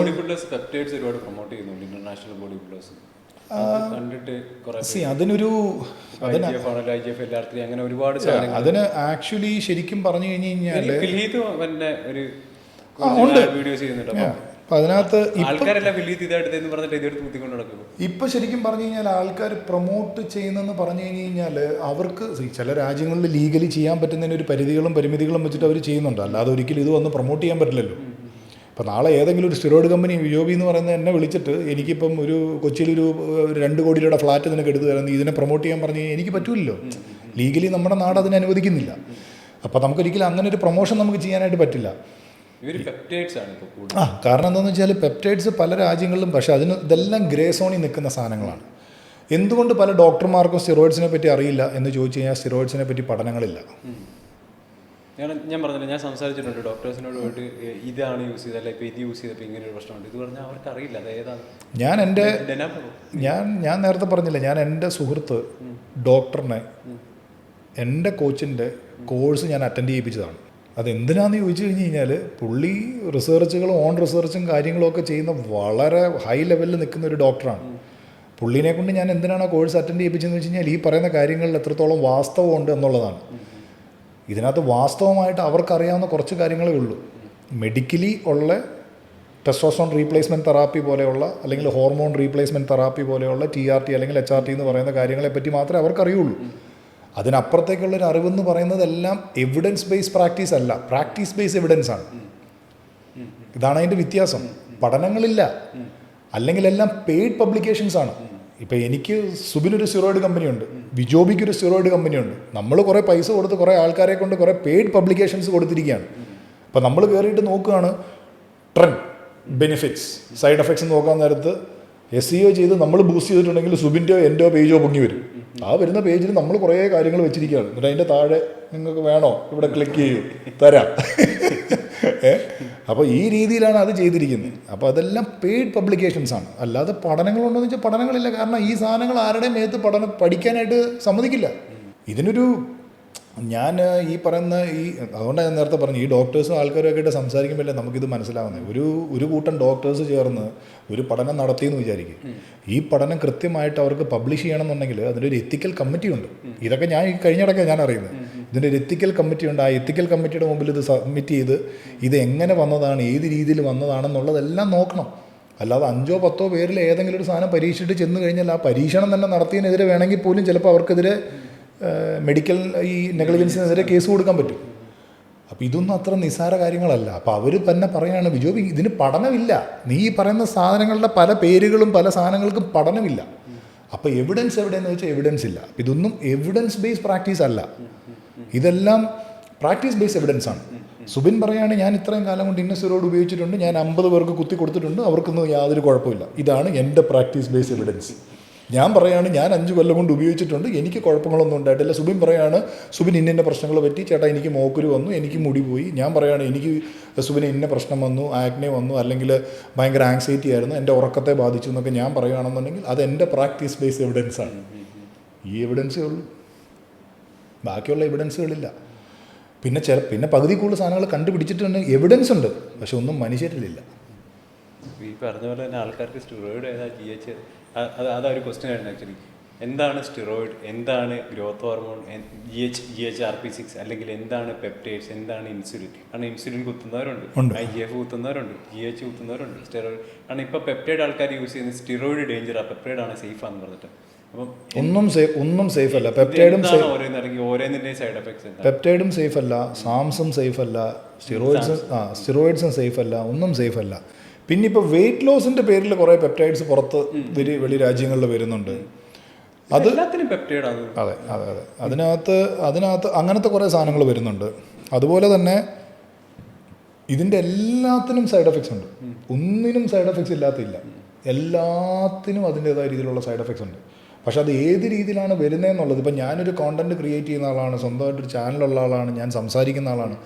ഞാൻ ഈ പറയുന്ന സാധനങ്ങൾ ഉപയോഗിച്ചുകൊണ്ട് എന്തെങ്കിലും ഒരു സൈഡ് എഫക്ട്സ് എനിക്ക് വന്നിട്ടുണ്ടെങ്കിൽ ഡെഫിനറ്റ്ലി ഞാനത് വന്ന് പബ്ലിക്കിൻ്റെ മുമ്പിൽ പറയും. ഞാൻ അങ്ങനത്തെ ഒരു മനുഷ്യനാണ്, അതുകൊണ്ടാണല്ലോ ഞാൻ ഉപയോഗിച്ചിട്ടുണ്ടെന്ന് ഞാൻ ഓപ്പണായിട്ട് പറഞ്ഞത്. ഇതുവരെ എനിക്ക് അങ്ങനത്തെ ഒരു കാര്യങ്ങൾ ഫീൽ ചെയ്തിട്ടില്ല. ഈവൻ ഞാൻ മെഡിസിൻ എടുക്കുന്ന സമയത്ത് പോലും ഞാൻ എൻ്റെ വൈഫിൻ്റെ അടുത്ത് പറയും, ജൂലി നീ പ്രത്യേകം ശ്രദ്ധിച്ച് നോക്കണം കേട്ടോ, ഞാൻ പിള്ളേരൊക്കെ എന്തെങ്കിലും ഈ പറയുന്ന കണക്ക് വീട്ടിൽ കിടന്ന് എന്തെങ്കിലും കൊനസ്റ്റ് പരിപാടി കാണിക്കാൻ നേരത്ത് എൻ്റെ ടെമ്പർ തെറ്റുന്നുണ്ടോ, ഞാൻ എന്തെങ്കിലും അനാവശ്യമായിട്ട് ദേഷ്യപ്പെടുന്നുണ്ടോ, കാരണം എനിക്കറിയില്ലല്ലോ. അപ്പം ഇതുവരെ എൻ്റെ അടുത്ത് പറയിച്ചാൽ അങ്ങനത്തെ കുഴപ്പങ്ങളൊന്നും ഇതുവരെ ഉണ്ടായിട്ടില്ല. പിന്നെ എൻ്റെ കോച്ച് തന്നെ പലപ്പോഴും പറയാറുണ്ട്, പകുതി കൂടുതൽ കാര്യം നമ്മളായിട്ട് ക്രിയേറ്റ് ചെയ്തെടുക്കുന്നത്. നമ്മൾ ജിമ്മിൽ ചെല്ലാൻ നേരത്ത് എൻ്റെ അടുത്ത് തോന്നിയ ദിവസം ഒന്നും പറയരുത്, ഞാൻ മെഡിസിനിലാണ്, എന്തെങ്കിലുമൊക്കെ പറഞ്ഞ് എനിക്ക് പെട്ടെന്ന് ദേഷ്യം വരും. ഇത് നമ്മളായിട്ട് ക്രിയേറ്റ് ചെയ്യുന്നൊരു മൂഡാണ്. എനിക്ക് പലപ്പോഴും അങ്ങനെ തോന്നിയിട്ടുള്ളത്. നമ്മുടെ ട്രെയിനേഴ്സ് അങ്ങോട്ടായിരിക്കും, നമ്മൾ കാണുന്നവർക്ക് അങ്ങനെ ഒരു സാധനം നമുക്കും അങ്ങനെ ഉണ്ടോ. അതെ, പിന്നെ നമുക്ക് എന്തോ വലിയൊരു ക്രെഡിറ്റ് ആണ് ഞാൻ ഇതെല്ലാം കുത്തിക്കൊണ്ടിരുന്നത്. ഞാൻ ഈ സെയിം സിറ്റുവേഷൻ ഇരുന്നിട്ടുണ്ട്. കോമ്പറ്റീഷൻ സമയത്ത് എനിക്ക് ഇത് പറ്റത്തില്ല, നമ്മൾ പ്രത്യേകിച്ച് ഈ സീറോ കാർബ് ആ സമയത്ത്. അതെ അതെ അതെ, അത് ഈ ടെമ്പർ ഉള്ള ഒരാളാണ്. സീറോ കാർബ്സ് പോകുമ്പം ഡെഫിനറ്റ്ലി സീറോ കാർബ്സ് പോകുന്ന സമയത്ത് നമ്മുടെ എനർജി ഭയങ്കര ഡൗൺ ആയിരിക്കും. പെട്ടെന്ന് നമുക്ക് എന്താ പറയുക, നമുക്ക് ദേഷ്യം വരും. അത് നമ്മുടെ ശരീരത്തിലുണ്ടാകുന്ന വ്യത്യാസം, ബാക്കിയുള്ള കാര്യങ്ങൾ. പക്ഷേ ഈ സ്റ്റിറോയിഡ്സ് എടുത്തു എന്ന് പറഞ്ഞതിൻ്റെ പേരിൽ, അല്ലെങ്കിൽ അത്രയും ഓവർഡോസ് ആയിട്ട് അത്രയും വർഷങ്ങളായിട്ട് എടുത്തുകൊണ്ടിരിക്കുന്ന ആൾക്കാർ മെൻ്റലി സിക്കായിട്ടുള്ള ആൾക്കാരാണെന്നുണ്ടെങ്കിൽ ഈ പറയുന്ന പോലെ ടെമ്പർ, ഇന്ത്യയിലെ തന്നെ ഉള്ള വലിയ പേര് പറയുന്നില്ല, വലിയ വലിയ ബോഡി ബിൽഡേഴ്സ് നാഷണൽ ലെവലിൽ ചെയ്യുന്നവരൊക്കെ മെന്റലി അൺസ്റ്റേബിളാണ്. അതാ ഞാൻ പറഞ്ഞു, മെന്റലി ഇഷ്യൂ ഉണ്ടോ? കാര്യം ലൈഫില്ല. എൻ്റെ തന്നെ ഒരു സുഹൃത്ത്, എൻ്റെ തന്നെ വേണ്ടപ്പെട്ട ഒരു സുഹൃത്ത്, ഏറ്റവും അടുത്തറിയാവുന്ന ഒരു സുഹൃത്ത്, പുള്ളി ഡോക്ടറാണ്. പുള്ളിയുടെ പേര് ഇതിനകത്ത് പറയാവോ ഇല്ലയെന്ന് എനിക്ക് അറിയില്ലാത്ത കാരണം കൊണ്ടാണ് ഞാൻ പറയാത്തത്. വല്ലപ്പോഴൊക്കെ ഇടയ്ക്ക് ചാറ്റ് ചെയ്യാറുള്ള ഒരാളാണ്, ട്രിവാൻഡ്രത്തുള്ളതാണ്. മിസ്റ്റർ സൗത്ത് ഇന്ത്യ ആയിരുന്നു. അപ്പം അറിയാവുന്നവർക്ക് ചിലർക്ക് അറിയാൻ പറ്റും. പുള്ളി തന്നെ എന്നോട് പറഞ്ഞിട്ടുള്ളതാണ്, കോയമ്പത്തൂർ ഒരു മെൻ്റൽ ഹോസ്പിറ്റലിൽ 10-20 മേളിൽ 20 നമ്പറിൽ കൂടുതൽ ബോഡി ബിൽഡർമാരുണ്ട്, പല ഇഷ്യൂസുമായിട്ടും വന്നേക്കുന്ന ആൾക്കാർ. അപ്പം മെൻ്റലി ഇത് അത്രത്തോളം ബാധിക്കുന്നുണ്ട്. നേരത്തെ നമ്മൾ പറഞ്ഞ സൈഡ് എഫക്ട്സിനേക്കാൾ ഉപരി മെൻ്റലി ഇത് അത്രത്തോളം ബാധിക്കുന്നുണ്ട്. അപ്പം അതുകൊണ്ടാണ് ഞാൻ പറഞ്ഞത്, ഞാൻ മെഡിസിൻ എടുക്കുന്ന സമയത്ത് ഞാൻ എൻ്റെ കാരണം പിന്നെ ഇതിനകത്ത് കുറേ കാര്യങ്ങളുണ്ട്. ചില ആൾക്കാരുടെ വീട്ടിലറിയില്ല എടുക്കുന്നുണ്ടോ ഇല്ലയോ എന്നുള്ളത്, വൈഫിനറിയില്ല എടുക്കുന്നുണ്ടോ ഇല്ലയോ എന്നുള്ളത്, ഫാമിലിക്ക് അറിയില്ല എടുക്കുന്നുണ്ടോ ഇല്ലയോ എന്നുള്ളത്. പക്ഷേ എന്നെ സംബന്ധിച്ചിടത്തോളം ഞാൻ നിൽക്കുന്ന ഇൻഡസ്ട്രി ഏതാണെന്ന്, ഞാൻ ഈ എടുക്കുന്ന കാര്യങ്ങളൊക്കെ എൻ്റെ വൈഫിനറിയാം. അപ്പോൾ ഞാനതെൻ്റെ വീഡിയോ തന്നെ പറഞ്ഞിട്ടുള്ളത് എല്ലാവരും. അതുകൊണ്ടാണ് ഞാൻ പറഞ്ഞത്, വിജോബി വക്കച്ചൻ ഇത് ഉപയോഗിച്ച് വിജോബി വക്കച്ചൻ എന്തെങ്കിലും പറ്റിക്കഴിഞ്ഞാൽ എനിക്ക് പോയി. ഈ പോഡ്കാസ്റ്റ് ഇരിക്കുന്ന സുബിനോ, അല്ലെങ്കിൽ ഇതിൻ്റെ ക്യാമറ എടുക്കുന്ന ചേട്ടനോ, അല്ലെങ്കിൽ ഈ വീഡിയോ കണ്ടുകൊണ്ടിരിക്കുന്ന ആൾക്കാർക്കോ ഒന്നും പോകാനില്ല. പിന്നെ നിങ്ങളെന്തിനാ ബുദ്ധിമുട്ടും? ഈ താഴെ വന്ന് കമൻറ്റ് ചെയ്യുന്ന ആൾക്കാരോടൊക്കെ ഞാൻ എപ്പോഴും പറയുന്നത്, എൻ്റെ വീഡിയോയിൽ ഞാൻ പറഞ്ഞേക്കുന്നതാണ്, എനിക്ക് പോയാൽ എനിക്കും എൻ്റെ ഭാര്യയ്ക്കും എൻ്റെ മക്കൾക്കും പോയി, അല്ലെങ്കിൽ എൻ്റെ മാതാപിതാക്കൾക്ക് പോയി, ഞാനെടുത്ത് എനിക്ക് എന്തെങ്കിലും പറ്റിയിട്ടുണ്ടെങ്കിൽ അതിൽ നിങ്ങളാരും ബുദ്ധിമുട്ടേണ്ട കാര്യമില്ല. ഞാൻ നിങ്ങളുടെ ആരുടെയും വീട്ടിൽ കൊണ്ടുവന്ന് സ്പൂൺ കണക്കിന് സിറോഡ് ഒഴിച്ച് തരാനോ, അല്ലെങ്കിൽ സിറിഞ്ചിൽ നിറച്ച് കൊണ്ടുവന്നിട്ട് ചേച്ചി നിങ്ങളുടെ മോനെ ഇങ്ങോട്ട് വിളിക്കുക ഒരെണ്ണം കുത്തട്ടെ എന്ന് പറഞ്ഞിട്ട് ചെല്ലാനോ ഞാൻ ഒരു സ്ഥലത്തും പോകാറില്ല. ഒരാൾക്കും എൻ്റെ ജീവിതത്തിൽ ഇന്നേ വരെ ഒരാൾക്കും ഞാൻ സജസ്റ്റ് ചെയ്തിട്ടില്ല. പിന്നെ ഇന്നിപ്പോൾ ഇത് പറഞ്ഞതുകൊണ്ട് ഞാൻ പറയുകയാണ്, ഞാൻ ഓരോ വർക്ക്ഷോപ്പ് എടുക്കാൻ പോകുമ്പോഴും ഓരോ സെമിനാർ എടുക്കാൻ പോകുമ്പോഴും ആൾക്കാർക്ക്, ഇപ്പോൾ ഈ കഴിഞ്ഞ ദിവസം ഇപ്പം സുബിൻ്റെ ഫ്രണ്ട് യദുവിൻ്റെ കാര്യം പറഞ്ഞാൽ, നമ്മൾ ഈ സെറോയിഡിൻ്റെ കാര്യം പറഞ്ഞുകൊണ്ട് പറയുകയാണ്, നാച്ചുറൽ ബോഡി ബിൽഡിംഗ് ചെയ്യുന്ന ആൾക്കാർ, അല്ലെങ്കിൽ നാച്ചുറലി ട്രാൻസ്ഫോം ചെയ്യുന്ന ക്ലയൻസിൻ്റെ താഴെ വന്നിട്ടും ഇവൻ മരുന്നാണ്, ഇവൻ പൊടിയാണ്, അല്ല ഇവൻ മറ്റേ സ്റ്റിറോയിഡാണ് എന്ന് പറയുന്ന ആൾക്കാരുടെ എണ്ണം കൂടി വരുന്നത് എന്തുകൊണ്ടാണെന്ന് വെച്ച് കഴിഞ്ഞാൽ, ഈ ചെറിയ ഒരു റിസൾട്ടിന് വേണ്ടി ചെല്ലുന്ന ആൾക്കാർക്ക് ഒരു സ്റ്റിറോയിഡ് കൊടുക്കുന്നത് കൊണ്ടാണ്. കാരണം എൻ്റെ അടുത്ത് വരുന്ന എൻ്റെ ക്ലയൻറ്റിനെ ഞാൻ എഡ്യൂക്കേറ്റ് ചെയ്യേണ്ടത് എൻ്റെ പണിയല്ലേ, നിങ്ങൾക്ക് സ്റ്റിറോയിഡ് എടുക്കണ്ട എന്നുള്ളത്. ഇതിപ്പോൾ ഞാൻ വീഡിയോ ആയിട്ട് ചെയ്യാൻ വേണ്ടി വെച്ചിരുന്നതാണ്. അപ്പം ഞാൻ ഇത്രയും പറഞ്ഞുകൊണ്ടാണ് ഞാൻ സുബിൻ്റെ അടുത്ത് പറയുന്നത്, കഴിഞ്ഞ നമ്മുടെ ക്ലയൻസിനെ, അവരുടെ ഡെഡിക്കേഷൻ, അവരുടെ ഹാർഡ് വർക്കിനെ ഒരാൾ വന്ന് കളിയാക്കാന്ന് പറഞ്ഞാൽ നമുക്ക് സഹിക്കാൻ പറ്റില്ല. ഞാൻ മെഡിസിൻ എടുക്കുന്നുണ്ടെന്ന് പറഞ്ഞോട്ടെ, എനിക്ക് ഒരു കുഴപ്പമില്ല, ഞാൻ പബ്ലിക്കായിട്ട് പല സ്ഥലത്തും പറഞ്ഞിട്ടുള്ളതാണ്, ഒരു പ്രശ്നമില്ല. അത് എനിക്ക് വിഷയമുള്ള കാര്യമല്ല, അത് നമ്മൾ തുറന്ന് പറയാൻ തന്നെ ചെയ്യും, ഞാൻ ഈ ഇൻഡസ്ട്രിയിൽ നിൽക്കുന്ന അത്രയും കാലം. പക്ഷേ അതിന് പകരം ഈ പറയുന്നത് പോലെ നമ്മുടെ ഒരു ക്ലയൻറ്റിൻ്റെ ഹാർഡ് വർക്കിനെ ചോദ്യം ചെയ്യാന്ന് പറഞ്ഞൊരു പ്രശ്നമാണ്. ഇപ്പം കഴിഞ്ഞ ദിവസത്തെ കമൻറ്റിൻ്റെ താഴെ, ഒരു പോസ്റ്റിൻ്റെ താഴെ ഒരു ജനറൽ ദന്തിസ്റ്റ് എന്ന് പറയുന്ന പ്രൊഫൈലുള്ള ഒരാൾ വന്നിട്ടാണ് കുറേ കമൻറ്റും കാര്യങ്ങളും നടത്തിയത്. അപ്പം ഞാൻ പറഞ്ഞു, ബ്രോ നത്തിങ് പേഴ്സണൽ, ഞാൻ പല സ്ഥലത്തും പറഞ്ഞിട്ടുള്ള കാര്യമാണ്, ഞാൻ ഉപയോഗിക്കുന്ന കാര്യം. പക്ഷേ എൻ്റെ ക്ലയൻറ്റിൻ്റെ ഹാർഡ് വർക്കിനെ അത് ചോദ്യം ചെയ്യാന്ന് പറയുന്നത് അത് ഒരു ശരിയായ കാര്യമല്ല. മാത്രമല്ല, എന്നിട്ട് എൻ്റെ ക്ലയൻറ്റ് US നിന്ന് പുള്ളി എനിക്ക് മെസ്സേജ് അയച്ചാൽ എന്താണെന്നറിയാമോ? പുള്ളി പറഞ്ഞത്, വിജോബി എൻ്റെ ഫിസിക്ക് കണ്ടിട്ട് ആ പുള്ളിക്ക് ഞാൻ മെഡിസിൻ എടുത്തതെന്ന് തോന്നിയിട്ടുണ്ടെങ്കിൽ അത് ശരിക്കും പറഞ്ഞ് എനിക്ക് കിട്ടുന്ന ക്രെഡിറ്റ് അല്ലേ. ഒരു മെഡിസിൻ എടുക്കാതെ എനിക്കത് അത്രയും ചെയ്യാൻ പറ്റുന്നുണ്ടെങ്കിൽ.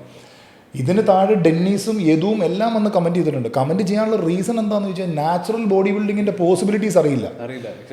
ഇതറിയാതെ കാണുന്നതെല്ലാം മെഡിസിനാണ്. ഇതിൽ എനിക്ക് ഏറ്റവും കൂടുതൽ അരിശം വന്നതും ദേഷ്യം വന്നതും, ഞാൻ പുള്ളിക്കെതിരെ വീഡിയോ ചെയ്യാൻ ഇരുന്നത് എന്തുകൊണ്ടാണെന്നറിയാമോ? ആദ്യത്തെ എൻ്റെ പ്രൊഫൈലിൽ പുള്ളി പറഞ്ഞത് ഞാനൊരു ജനറൽ ദന്തിസ്റ്റ് മാത്രമാണെന്നാണ്.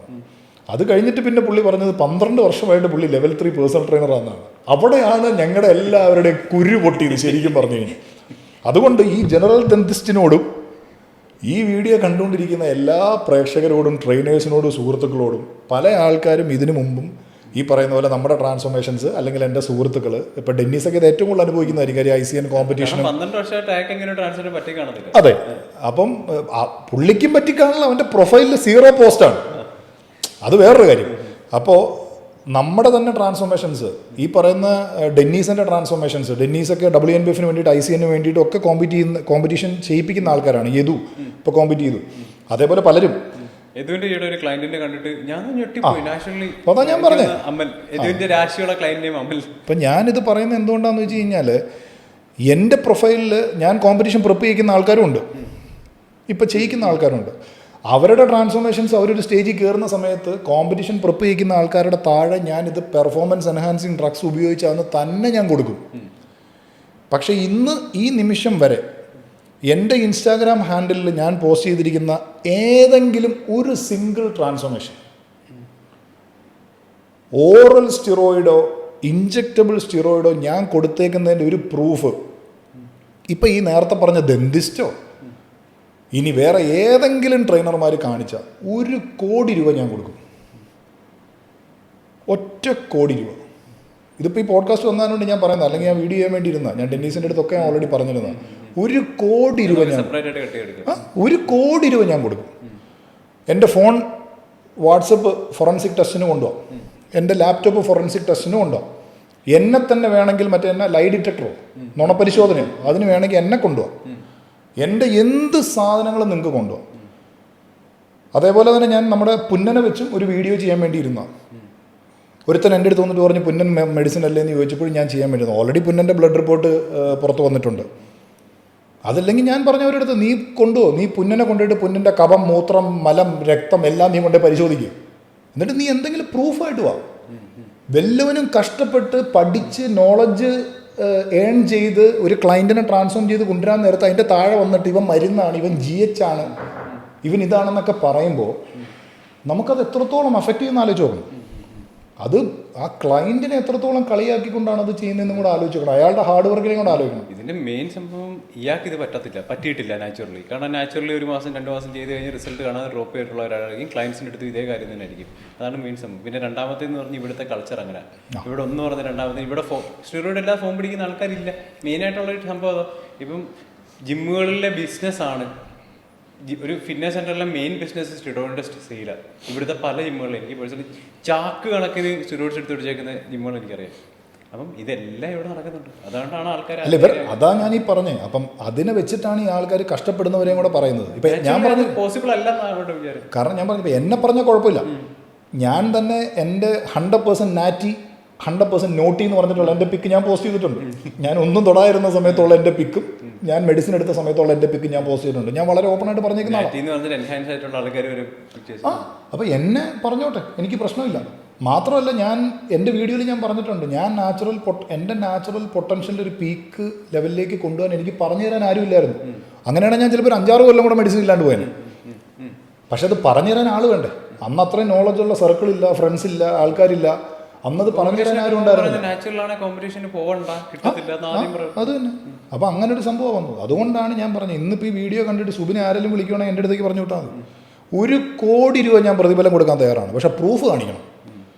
ഞാൻ ആർക്കെങ്കിലും ഇഞ്ചെക്റ്റബിൾ സ്റ്റിറോയിഡ് കൊടുത്തതിൻ്റെയോ ഓറൽ സ്റ്റിറോയിഡ് കൊടുത്തതിൻ്റെയോ ഒരു മെസ്സേജോ ഇമെയിലോ ഫോൺ കോളോ എന്തും കഴിഞ്ഞ ഇത്രയും വർഷമായിട്ട് 10-20 കൊല്ലമായി ഞാൻ ഇൻഡസ്ട്രിയിൽ വന്നിട്ട് 10-15 കൊല്ലമായിട്ട് ഞാൻ ഓൺലൈൻ ട്രെയിനിങ് ചെയ്യുന്നുണ്ട്. എല്ലാ ക്ലയൻറ്റിൻ്റെയും കംപ്ലീറ്റ് ഡീറ്റെയിൽസ് എൻ്റെ ഉണ്ട്. ഞാൻ പറഞ്ഞു ഫോറൻസിക് ടെസ്റ്റിനോ എന്തിനു വേണമെങ്കിലും കൊണ്ടുപോകാം.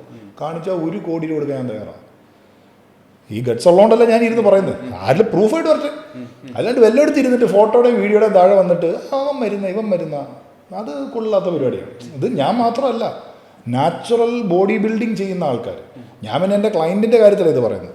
നാച്ചുറൽ ബോഡി ബിൽഡിങ് ചെയ്യുന്ന ആൾക്കാർ, നാച്ചുറൽ ട്രാൻസ്ഫോർമേഷൻ ചെയ്യുന്ന ആൾക്കാരൊക്കെ ഫേസ് ചെയ്യുന്നതാണിത്. പലരും വിളിച്ചിട്ട് ചോദിക്കുന്നത്. എന്നിട്ട് വിവരമില്ലാത്ത ട്രെയിനറുടെ അടുത്ത് ഈ ഫോട്ടോ ഉണ്ടെങ്കിൽ കാണിക്കുമ്പോൾ അവൻ പറയും എടി ഇതൊന്നും പോസിബിൾ അല്ല, ഇതൊക്കെ മരുന്ന. അങ്ങനെ പറഞ്ഞിട്ടുള്ള ആൾക്കാരെ എനിക്കറിയാം. ട്രെയിനർമാരുടെ പേരോടൊക്കെ എനിക്കറിയാം. ഞാൻ പറയാത്ത എന്തുകൊണ്ടെന്ന് വെച്ചാൽ അവരുടെ വിവരമില്ലായ്മയായിട്ട് കണ്ട് നമ്മളതിനെയൊക്കെ കളയാണ്. ഇനി പിന്നെ ഒരു കാര്യം കൂടെ പറയാനുള്ളത്, ഇനി ഇത് ഇങ്ങനെയാണ് ട്രാൻസ്ഫോം ചെയ്യുന്നത് പഠിക്കണം എന്നുണ്ടെങ്കിൽ നിങ്ങൾ എന്നെ കോൺടാക്ട് ചെയ്താൽ മതി, ഞാൻ പഠിപ്പിച്ചുതരാം.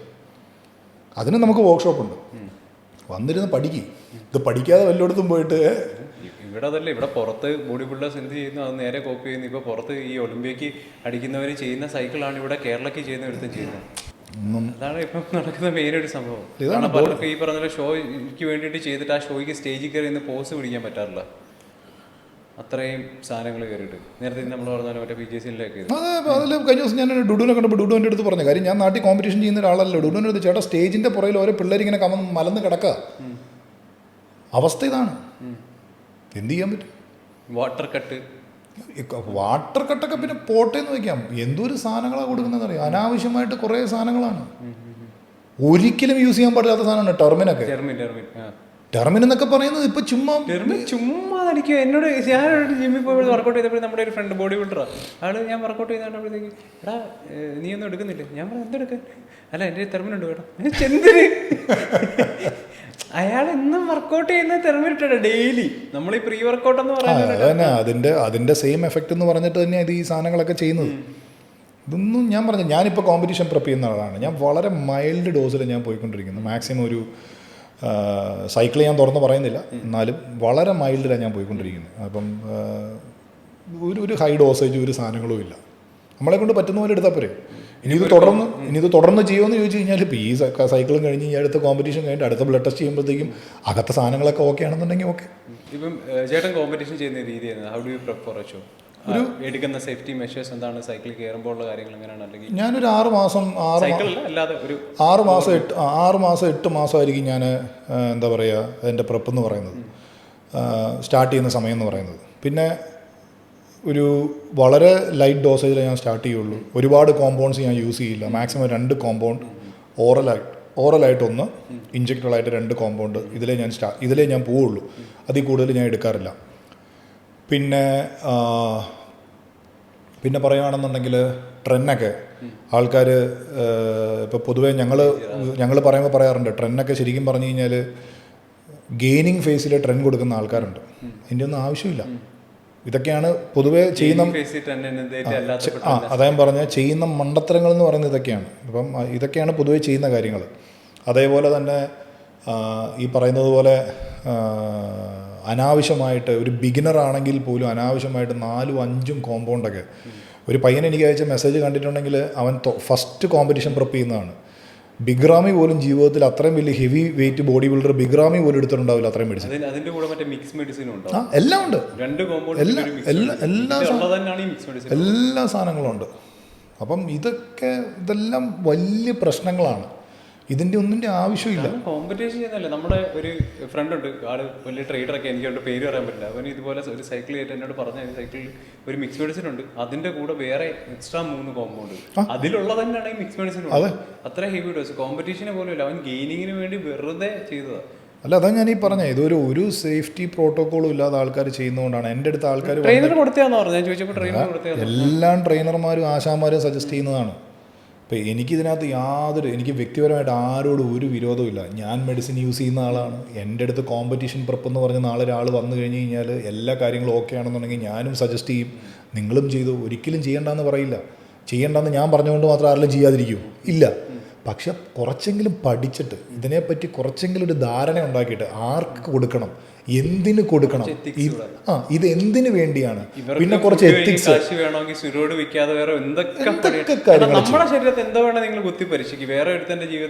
ഒരു ബ്ലഡ് വർക്ക്, അതേപോലെ തന്നെ വീണ്ടും അടുത്ത കട്ട് ചെയ്തിടാൻ പറ്റുന്ന വേറൊരു കാര്യം കൂടെ ഞാൻ പറയും. ഉളുപ്പില്ല ജിമ്മാശാമാരെന്നും പറഞ്ഞുകൊണ്ട് ഞാൻ അടുത്ത കണ്ടന്റ് ചെയ്യാൻ വേണ്ടിയിരുന്നത് എന്തിനാണെന്നറിയാമോ? ഒരു പയ്യൻ ദയനീയ അവസ്ഥയിൽ ഹോസ്പിറ്റലിൽ പോയി. ഹോസ്പിറ്റലിൽ ചെന്നപ്പോൾ ഡോക്ടേഴ്സ് അവൻ്റെ അടുത്ത് ചോദിച്ചു, നീ എന്തൊക്കെ സാധനങ്ങളാണ് എടുത്ത്? അവനറിയാൻ പാടില്ല പേര്. അവനെങ്ങനെ പേരറിയും? കാരണം ഇവന് കൊടുക്കുന്ന സകല കുപ്പിയുടെ മേളിലും തൊണ്ടും പൊളിച്ച് കളഞ്ഞ് സ്റ്റിക്കറും പൊളിച്ച് കളഞ്ഞ് എല്ലാം കളഞ്ഞിട്ടാണ് കൊടുക്കണേ. എന്നിട്ട് ചുമന്ന അടപ്പുള്ളതിൽ നിന്ന് ഇത്ര എടുത്തോ, നീല അടപ്പുള്ളതിൽ നിന്ന് ഇത്ര എടുത്തോ, മഞ്ഞ അടപ്പുള്ളതിൽ നിന്ന് ഇത്ര എടുത്തോ എന്ന് പറഞ്ഞാൽ കൊടുക്കണേ. ഈ പയ്യന് ഇതിൻ്റെ പേരറിഞ്ഞുകൂടാ. ആശാനെ വിശ്വസിച്ച് ഈ സാധനം മുഴുവൻ എടുക്കുകയാണ്. ഇവൻ എന്ത് പറ്റിയെന്ന് വെച്ചാൽ ഇൻഫെക്ഷൻ വന്നിട്ടാണ് പോയത്. ഇപ്പോൾ ഇൻഫെക്ഷൻ വന്നിട്ട് പോയപ്പോൾ ഇത് എന്തൊക്കെ സാധനങ്ങൾ എടുത്തെന്നറിയാൻ വേണ്ടി ഈ പാമ്പ് കൊത്തി ഇതിന് ചെല്ലാൻ നേരത്ത് ഏത് പാമ്പ് കടിച്ചതെന്ന് ചോദിക്കും പോലെ എന്ത് സാധനങ്ങൾ എടുത്തെന്ന് വെച്ചപ്പോൾ കോമ്പൗണ്ട് പറയാൻ ഈ പയ്യൻ അറിഞ്ഞുകൂടാ. എന്തിന് ഈ മാതിരി ഇത്ര എൻ്റെ വായിൽ പലതും വരുന്നത്, പക്ഷെ ഒരു പോഡ്കാസ്റ്റ് 4 ആൾക്കാർ കേൾക്കുന്നതുകൊണ്ടാണ് എന്തിന് ഈ പണി കാണിക്കുന്നത്? ഈ പിള്ളേരിൽ നിന്ന് കാശും മേടിച്ചിട്ട് ഇമാതിരി പണി എന്തിനാണ് ചെയ്യുന്നത്? ഒരു യഥാർത്ഥ കോച്ചാണ്, ഒരു പക്ക കോച്ചാണ്, ഒരു പക്ക ട്രെയിനറാണെന്നുണ്ടെങ്കിൽ എന്താണ് ചെയ്യേണ്ടത്? ഇതിൻ്റെ ദൂഷ്യവശം ഇതാണ്, ഇതിൻ്റെ നല്ല വശം ഇതാണ്, ഇതിനു വേണ്ടിയാണ് ഉപയോഗിക്കുന്നത്, ഇതാണ് സാധനം, ഇത് ഇത്ര എടുക്കണം. ഇത് പേടിയാണ്. കാരണം എന്താ, തൊണ്ട് പൊളിച്ച് കളഞ്ഞ് ഞാൻ കൊടുത്തില്ല, ഇവൻ ഇത് പഠിച്ചു കഴിഞ്ഞാൽ ഇവനിതും കൊണ്ട് പോയാൽ പിന്നെ അവൻ വന്നില്ലെങ്കിലും എന്തൊരു കഷ്ടമാണെന്നാലോചിച്ചു. അതെ, എന്തൊരു കഷ്ടമാണെന്നാലോചിച്ചു. പണ്ട് ഞാൻ ഇതുപോലെ ഡെന്നീസിന് നമ്മുടെ സുഹൃത്തുക്കളുമായിട്ട് ഞാൻ ഇങ്ങനത്തെ പല കേസുകൾ വരും, ഞാനിത് ഷെയർ ചെയ്യും. പണ്ട് ഞാൻ ഡെന്നീസിന് ഒരിക്കൽ ഞാനിത് അയച്ചു കൊടുത്തിട്ടുള്ളതാണ്. ദുബായിൽ വെച്ച് വേറൊരുത്തൻ ഒരു ക്ലയൻറ്റിന് മൾട്ടിവൈറ്റമിനാണെന്ന് പറഞ്ഞ് കൊടുത്തേക്കുന്ന ഡയനബോളാണ്. നമുക്ക് ആ സ്ട്രിപ്പ് കണ്ടപ്പോഴേ മനസ്സിലായി, പക്ഷേ ക്ലയൻറ്റിന് ഇത് അറിഞ്ഞുകൂടാ. ആ അയച്ച ടെക്സ്റ്റും അയച്ച ഫോട്ടോസും ഇപ്പോഴും എൻ്റെ കിടപ്പുണ്ട്. സംഭവം എന്തെന്നാ, ആ സ്ട്രിപ്പിൻ്റെ ബാക്ക് സൈഡ് ഒരറ്റം തൊട്ട് ഒരു അറ്റം വരെ മാർക്കർ വെച്ച് കംപ്ലീറ്റ് പുള്ളി കുരു കുരു കുരു കുരു കുരു എന്ന് വരച്ചേക്കാം. ഇത് പെട്ടിയിൽ ദുബായ് ടു കൊച്ചിയിൽ നിന്ന് എഴുതുന്ന മാർക്കറും കൊണ്ട് പുള്ളി മൊത്തം വരച്ചേക്കാം സ്ട്രിപ്പിൻ്റെ ബാക്ക് സൈഡ്. അപ്പോൾ സ്ട്രിപ്പിൻ്റെ ബാക്ക് സൈഡ് വരച്ചു കഴിഞ്ഞാൽ ഈ പുള്ളിക്കാരന് ഒന്നും വായിക്കാൻ പറ്റണമല്ല. ഫ്രണ്ടും ബാക്കും ഫോട്ടോ എടുത്ത് പുള്ളി എനിക്ക് അയച്ചു. നമുക്കിത് കാണുമ്പോൾ അറിയാലോ കാലം എത്രയാണ് തുടങ്ങിയിട്ട്. ഇയാൾ മൾട്ടിവൈറ്റമിനാണെന്നും പറഞ്ഞ് തിന്നുകൊണ്ടിരിക്കുക. ഇയാൾ നോക്കാൻ നേരത്ത് ഞാൻ കഴിക്കുന്ന മൾട്ടിവൈറ്റമിൻ കൊള്ളാലോ, സൈസായി വരുന്നുണ്ട്. ഓരോ സ്ട്രിപ്പ് തീരുമ്പോൾ പുള്ളി മൾട്ടിവൈറ്റമിനും ചോദിച്ച് വീണ്ടും കോച്ചിൻ്റെ അടുത്തേക്ക് ചെല്ലും. കോച്ച് വീണ്ടും കൊടുക്കുന്നു, പുള്ളി കഴിക്കുന്നു. അവസാനം പുള്ളി ഒരു പരീക്ഷണത്തിൻ്റെ പേരിൽ എനിക്ക് അയച്ചു തന്നതാണ്. ഞാൻ പറഞ്ഞു ഇതാണ് സാധനം. 120 കിലോ ഉള്ള ഒരാൾ 20 കിലോ കുറയ്ക്കാൻ ചെന്നാൽ ഡയറ്റ് കൊടുക്കാൻ അറിയില്ല, ഉടനെ തന്നെ ക്ലൈൻ പെട്രോൾ. ഇതൊക്കെയാണ് ഇതിനകത്ത്. അതുകൊണ്ട് കഷ്ടമാണ്. ദയവ് ചെയ്ത് നിങ്ങൾ ഇങ്ങനത്തെ പരിപാടി ചെയ്യരുത്. ഈ കാശ് മേടിച്ച് പിടിച്ചിട്ട് ഈ ആൾക്കാർ ഈ പരുവത്തിലെത്തി ചെയ്തോ. കോമ്പറ്റീഷൻസ് ഇഷ്ടംപോലെ നടത്തുന്നുണ്ട്, അല്ലെങ്കിൽ കോമ്പറ്റീഷൻസ് നടക്കാതിരിക്കണം. ഗവൺമെൻറ് തന്നെ ഇനിഷ്യേറ്റീവ് എടുത്ത് കംപ്ലീറ്റ് ആയിട്ട് ഇത് നിർത്തണം. ഇത് നിർത്താത്ത അത്രയും കാലം ഇത് നടക്കും. അപ്പോൾ പിന്നെ ഇത് ചെയ്തുകൊണ്ട് തന്നെ ഇരിക്കും. ഇപ്പോൾ ഗവൺമെൻറ്റിൻ്റെ കാര്യം പറഞ്ഞപ്പോൾ ഇപ്പോൾ നമ്മുടെ ജിമ്മുകൾ, സാധാരണ ജിമ്മുകളുണ്ടല്ലോ, സാധാരണ ജിമ്മുകൾ ഇടയ്ക്ക് ഒരു സമയത്ത് ഫേസ് ചെയ്ത ഏറ്റവും വലിയ പ്രശ്നമാണ് ഈ മരുന്ന് തപ്പി പോലീസുകാർ അവിടെ ചെല്ലും. അവിടെ ചെന്ന് കഴിയുമ്പോഴത്തേക്ക് പിന്നെ അവർക്ക് ചീത്തപ്പേരാ, നിങ്ങളിവിടെ കൊടുക്കുന്നുണ്ടോ, വരുന്ന ആൾക്കാർ കാണും, ആകെ പ്രശ്നം. എന്നാൽ ഈ പോലീസുകാരുടെ നാഷണൽ ഷോയ്ക്ക് വേണമെങ്കിലും ഈ ആർമിയുടെ ആണ്, നേവിയുടെ ആണ്, എല്ലാത്തിനും ഇറങ്ങുന്ന എല്ലാ കോമ്പറ്റീറ്റേഴ്സും ഈ മരുന്നെടുത്തിട്ട് തന്നെ ഇറങ്ങുന്നത്. അപ്പോൾ അതിന് ആദ്യം തപ്പേണ്ടത് ജിമ്മിലാണോ? പണ്ടൊരിക്കൽ ഞാൻ പറയാനിരുന്നൊരു കാര്യമായിരുന്നു, വളരെ റെലവൻ്റ് ആയിട്ടുള്ള ഒരു ചോദ്യമാണ്. സി, എൻ്റെ അടുത്ത് ഒരിക്കൽ ഒരാൾ ചോദിച്ചു, പോലീസ് റെയ്ഡിന് വരില്ലേ, പോലീസ് വന്നു കഴിഞ്ഞാൽ ഈ സാധനങ്ങളൊക്കെ പിടിക്കില്ലേ എന്ന്. ഇത് കണ്ടിട്ട്, ഈ പോഡ്കാസ്റ്റ് കണ്ടിട്ട് ഇതിപ്പോൾ വൈറലാവോ, ഇത് ഹൊറിബിളാവോ, ഇത് എവിടെ പോയി എത്തും, ഈ ഒരു പെർട്ടിക്കുലർ കാര്യം എന്നുള്ളത് നമുക്ക് പറയാൻ പറ്റില്ല. എന്നാലും പോലീസ് മീറ്റ് നടക്കുന്നുണ്ട്. Police meet in the sense, അതായത് all Kerala police bodybuilding competition. Medicine ഇല്ലാതെ ഇറങ്ങുന്ന എത്ര പോലീസ് ബോഡി ബിൽഡേഴ്സ് ഉണ്ട് അതിനകത്ത്? കേരള പോലീസിൽ ബോഡി ബിൽഡിംഗ് ചെയ്യുന്ന ആൾക്കാരുണ്ട്, ആർമിയിൽ ബോഡി ബിൽഡിംഗ് ചെയ്യുന്ന ആൾക്കാരുണ്ട്, നേവിയിലുണ്ട്, എയർഫോഴ്സിലുണ്ട്, റെയിൽവേയിലുണ്ട്, എല്ലായിടത്തും ഉണ്ട്. അപ്പോൾ ആൾക്കാർ എൻ്റെ അടുത്ത് ചോദിച്ചു, ഗവൺമെൻറ് ഇതിനകത്ത് ഇടപെട്ട് ഇവരിത് റെയ്ഡ് ചെയ്ത് ഭയങ്കര പ്രശ്നമാക്കില്ലെന്ന്. ഏതോ ഒരു പാർലമെൻറ്റ് കൂടിയ സമയത്ത് ഏതോ ഒരു MP എഴുന്നേറ്റ് നിന്നിട്ട് എല്ലായിടത്തും റെയ്ഡ് നടത്തണം, എല്ലാം ഇത് സ്റ്റോപ്പ് ചെയ്യണമെന്ന് പറഞ്ഞു.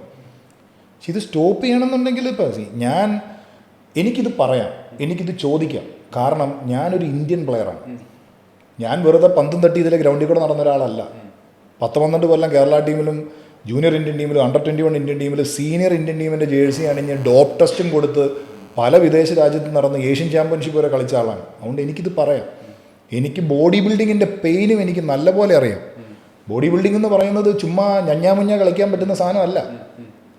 അത്രത്തോളം ഡെഡിക്കേഷനും ഹാർഡ് വർക്കും ഒക്കെ ഉള്ളവന്മാർക്കേ പറ്റുള്ളൂ.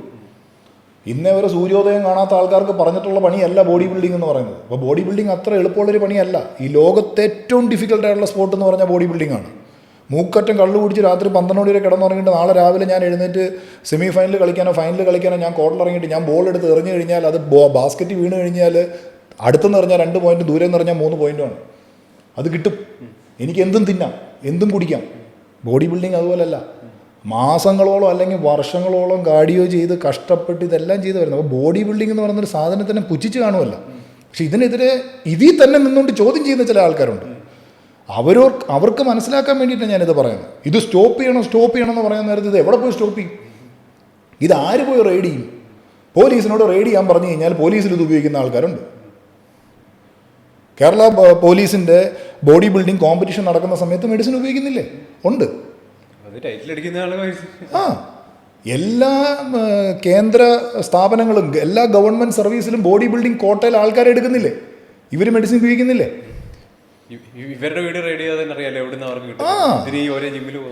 അപ്പം അതേപോലെ തന്നെ ഇന്ത്യയിൽ മരുന്നടിച്ച് പിടിച്ചതിൻ്റെ പേരിൽ, പലതരത്തിലുള്ള ഡ്രഗ്സ് ഉപയോഗിച്ച് പിടിച്ചതിൻ്റെ പേരിൽ വിലക്കപ്പെട്ടിട്ടുള്ള എത്ര അത്ലറ്റ്സ് ഉണ്ട്, എനിക്കറിയാവുന്ന എത്ര പ്ലെയേഴ്സ് ഉണ്ട്. എന്നിട്ട് ഈ ബോഡി ബിൽഡിംഗ് എന്ന് പറയുന്ന ഇവൻറ്റിൽ ഇത്രയും മെഡിസിൻ എടുത്തുകൊണ്ടാണ് ബോഡി ബിൽഡിംഗ് ചെയ്യുന്നതെന്നറിയാം. ഇന്ത്യയിലെ കായിക താരങ്ങൾക്ക് കൊടുക്കുന്ന ഏറ്റവും ഉയർന്ന ബഹുമതികളിൽ ഒന്നായ അർജുന അവാർഡ് എന്തിനാണ് ബോഡി ബിൽഡർമാർക്ക് കൊടുക്കുന്നത്? ഇന്ത്യയിലെ ബോഡി ബിൽഡേഴ്സിന് അർജുന അവാർഡ് കൊടുത്തിട്ടില്ലേ? അപ്പോൾ ഈ അർജുന അവാർഡ് കൊടുത്തും ഇന്ത്യൻ റെയിൽവേയിൽ ജോലി കൊടുത്തും പോലീസിൽ ജോലി കൊടുത്തും അല്ലെങ്കിൽ ഈ പറയുന്ന മറ്റുള്ള എല്ലാ ഗവൺമെൻറ് സ്ഥാപനങ്ങളിലും ജോലി കൊടുത്തും ഇതിനെ പ്രൊമോട്ട് ചെയ്യുന്നത് ആരാ ഇതിനെ പ്രൊമോട്ട് ചെയ്യുന്നത്? ഞാനാണോ? സുബിനാണോ? ഈ നാട്ടുകാരാണോ? അല്ലല്ലോ. അപ്പം ഇതിനെ പ്രൊമോട്ട് ചെയ്യുന്നത് ആരാണ്? അവർ തന്നെയല്ലേ ഈ പറയുന്ന സാധനം നിർത്തേണ്ടത്. അവർ തന്നെയാണ് നിർത്തുന്നത്, കാണിക്കുന്നത്. ബോഡി ബിൽഡിംഗ് കോമ്പറ്റീഷൻസ് നിർത്തട്ടെ. ഇന്ത്യയിൽ ഒട്ടാകെ ബോഡി ബിൽഡിംഗ് മാത്രം മതി. ഗവൺമെന്റ് തീരുമാനിക്കുകയാണ് ഇന്ത്യയിൽ ഇനി എൻഹാൻസ് ബോഡി ബിൽഡിംഗ് പാടില്ല. എല്ലാം A to Z ടെസ്റ്റ് ചെയ്തതിന് ശേഷം മാത്രമേ പാടുള്ളൂ. ഇനി എങ്ങനെ ടെസ്റ്റ് ചെയ്താലും ഈ പറയുന്ന സ്റ്റിറോയിഡിന് ഒരു ലൈഫ് ടൈം ഉണ്ട്. അത് കഴിയുമ്പോഴത്തേക്കും പിന്നെ ഇനി ഏത് കൊമ്പത്തെ ടെസ്റ്റ് ചെയ്താലും ഈ സാധനം കിട്ടൂല. പക്ഷേ എൻഹാൻസ് ബോഡി ബിൽഡിംഗ് നിർത്തട്ടെ. അപ്പോൾ സ്റ്റിറോയിഡിൻ്റെ വരവും നിൽക്കും, സ്റ്റിറോയിഡ് നിൽക്കും, ഈ ദുരുപയോഗം നിൽക്കും. അതാദ്യം ചെയ്ത് കാണിക്കും.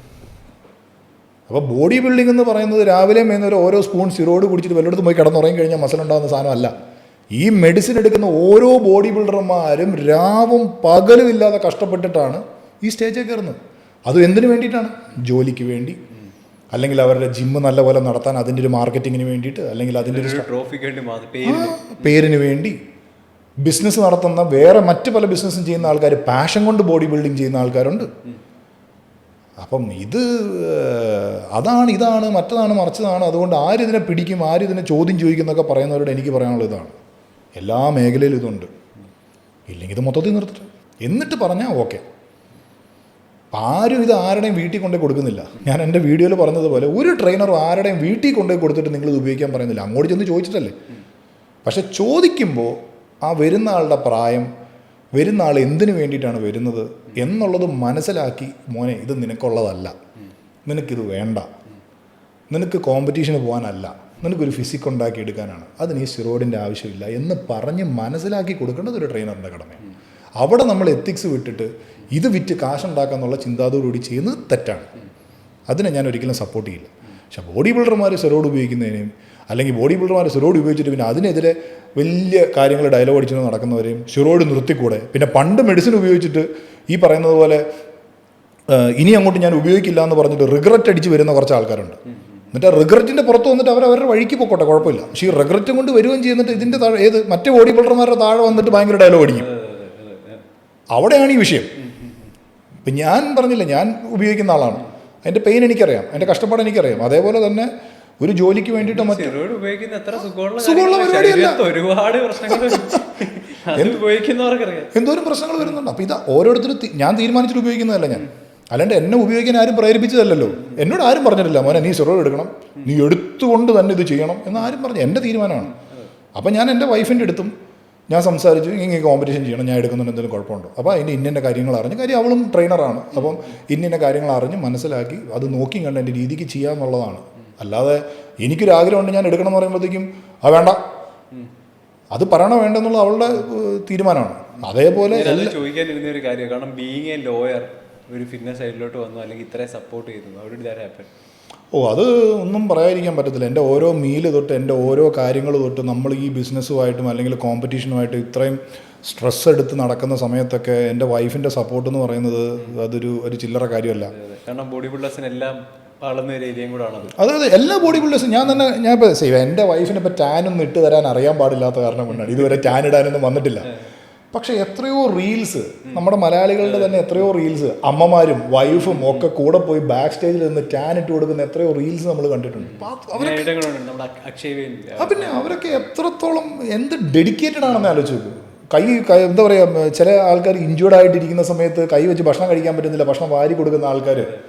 അപ്പോൾ അതൊക്കെ അത്രയും സപ്പോർട്ടീവാണ്. അവരുടെ ഹസ്ബൻഡ് ആ ഒരു ലെവലിലെത്തി കാണാനായിട്ട് അത്രയും ആഗ്രഹിച്ച് നിൽക്കുന്ന അത്രയും സ്ത്രീകളുടെ അമ്മയാവാം, പെങ്ങളാവാം, ഭാര്യയാവാം, മകളാവാം, എന്തോരം സപ്പോർട്ട് കൊടുക്കുന്ന ആൾക്കാരുണ്ട്. എനിക്ക് ടാനൊക്കെ ഇട്ട് കൊടുക്കുന്ന കാണുമ്പോൾ എനിക്ക് ആക്ച്വലി ശരിക്കും പറഞ്ഞാൽ ഭയങ്കര ഒരു എന്താ പറയുക, ഒരു സ്പോർട്സ് നമ്മുടെ ഉള്ളിൽ കിടക്കുന്ന കാരണം കൊണ്ട് ഭയങ്കര ഒരു ഇമോഷണലി ഭയങ്കര ഒരു ഫീലിങ്സ് അത് കാണുമ്പോൾ. അപ്പം ഇതൊന്നും അവരോട് പോയി ചോദിച്ചാൽ അറിയാം ഒരു ബോഡി ബിൽഡറിൻ്റെ കഷ്ടപ്പാട് എന്തോരം ഉണ്ടാവും. ഒരു ഫുഡ് പ്രിപ്പയർ ചെയ്ത് കൊടുക്കുന്നത് തൊട്ട് ഇപ്പം ചില സമയത്ത് എനിക്കൊക്കെ എന്തെങ്കിലും ഈ പറഞ്ഞ ഫുഡ് ഉണ്ടാക്കണം, എന്തൊക്കെ ഇനി മാത്രമല്ല ഈ മൂന്നും എല്ലാ നേരം ഈ ചിക്കനും സാധനവും കഴിക്കുന്നത് ചില സമയത്ത് നമ്മൾ മടുക്കും. അപ്പം നമ്മൾ തന്നെ നമ്മുടെ ഉള്ള അരിശവും കലിയെല്ലാം തീർക്കുന്ന നമ്മുടെ ഭാര്യമാരുടെ മേളിലായിരിക്കും. അപ്പോൾ അവർ തന്നെ കഷ്ടപ്പെട്ടിട്ടായിരിക്കും അടുത്ത പ്രാവശ്യത്തെ ഒരു മീല് കുറച്ചും കൂടെ ടേസ്റ്റ് ആയിട്ട് ഉണ്ടാക്കുന്നത്. അങ്ങനെ എന്തോ അതുകൊണ്ട് ആ ഒരു ചോദ്യം അഡ്രസ് ചെയ്യാനുള്ള കാര്യം ഇവിടെ ഏറ്റവും കൂടുതൽ ഈ പറഞ്ഞ പോലെ ഡിവോഴ്സും കാര്യങ്ങളും നടക്കുന്ന ഒരു ഇൻഡസ്ട്രി ബോഡി ബിൽഡിംഗ് ആണ്. പല ബോഡി ബിൽഡേഴ്സിന്റെ ഒരു വലിയ ശതമാനം ബോഡി ബിൽഡേഴ്സിന്റെ മാരീഡ് ലൈഫ് സക്സസ്ഫുൾ ഇല്ല. അങ്ങനെ കുറെ കാര്യങ്ങൾ അതാണ് ഞാൻ എടുത്ത് ചോദിച്ചത്. അതേ പറഞ്ഞാൽ ഒരു റിയൽ സപ്പോർട്ട് ഇല്ലാതെ ചെയ്യാൻ പറ്റുന്ന ഒരു കാര്യമല്ല, പ്രത്യേകിച്ച് സ്പോർട്സ് കേട്ടോ, അത് ഏതാണെങ്കിലും. പക്ഷേ അതിനകത്ത് ബോഡി ബിൽഡിംഗ് എന്ന് പറയുമ്പം ഈ പറയുന്ന മൂഡ് സ്വിങ്സും ഈ പറയുന്ന കാര്യങ്ങളും മെഡിസിൻസും കാര്യങ്ങളും പിന്നെ ഉറക്കമില്ലായ്മയും അങ്ങനെ ഒരുപാട് കാര്യങ്ങളുണ്ടല്ലോ. പിന്നെ മാത്രമല്ല നമുക്ക് എന്തെങ്കിലും ഒരു റിയലി ഒരു ലവ് കെയർ കാര്യങ്ങളൊക്കെ വരുമ്പോഴത്തേക്കും നമുക്കൊരു സപ്പോർട്ട് സിസ്റ്റമായിട്ട് അവരുണ്ടാവും. നമുക്ക് എന്തെങ്കിലും ഒരു ബുദ്ധിമുട്ട് വരുമ്പം എല്ലാ കാര്യം കൊണ്ടും കെയർ ചെയ്യുന്ന അവരല്ലേ. ഈവൻ ഐസ് വെച്ച് തരാനാണെങ്കിലോ അല്ലെങ്കിൽ കുറച്ച് മസാജ് ചെയ്ത് തരാനാണെങ്കിലോ ബാമിടാനാണെങ്കിലോ ഒക്കെ. സോ അതിനകത്തൊക്കെ എൻ്റെ വൈഫെന്ന് മാത്രമല്ല, ഞാൻ എല്ലാവരുടെയും കാര്യം അതുകൊണ്ടാണ് പറഞ്ഞത്. അതേപോലെ തന്നെ ആയിരിക്കും സപ്പോർട്ട് ചെയ്യുന്ന എല്ലാ ഭാര്യമാരും അല്ലെങ്കിൽ എല്ലാ അമ്മമാരും പെങ്ങന്മാരോ മക്കളോ എല്ലാവരും അതുപോലെ തന്നെയായിരിക്കും. എല്ലാവരും അതുപോലെ തന്നെ ആയിരിക്കും. അത്രയും സപ്പോർട്ട് സിസ്റ്റം ഇല്ലാതെ ഇത് മുമ്പോട്ട് ചെയ്യാൻ പറ്റുന്നൊരു സ്പോർട്ടല്ല ഇത്. കാരണം ഇതിനകത്ത് പല കാര്യങ്ങളും നമ്മൾ വേണ്ടാത്ത കാര്യങ്ങളല്ലേ. അപ്പം നമ്മളെ അത്രത്തോളം കെയർ ചെയ്ത് നിന്നാലേ പറ്റുള്ളൂ. കാര്യം ഇതൊന്നും ലീഗലല്ല. അപ്പം ചിലര് സപ്പോർട്ട് ചെയ്യാത്ത ഈ പറഞ്ഞ പോലെ ഒരു കൺസേണിന്റെ പേരിലുമാണ്. കാരണം മോനെ നീ ഇതൊക്കെ എടുത്തിട്ട് എന്തെങ്കിലും പറ്റുമോ എന്നുള്ളത്. അതെ, തീർച്ചയായിട്ടും ഇതൊക്കെ എടുത്ത ഭാവിയിൽ എന്താവും, എന്തെങ്കിലും പറ്റുമോ. എൻ്റെ അമ്മയ്ക്കൊക്കെ ഞാൻ കുഞ്ഞിലെ ഈ സ്കൂൾ ടൈം കോളേജ് ടൈമിലൊക്കെ അല്ലേ മസിൽ വന്നത്. അപ്പൊ അമ്മയുടെ പ്രശ്നം എന്ന് പറഞ്ഞാൽ എൻ്റെ കൂടെ പഠിക്കുന്നവർക്കൊന്നും മസിലില്ല.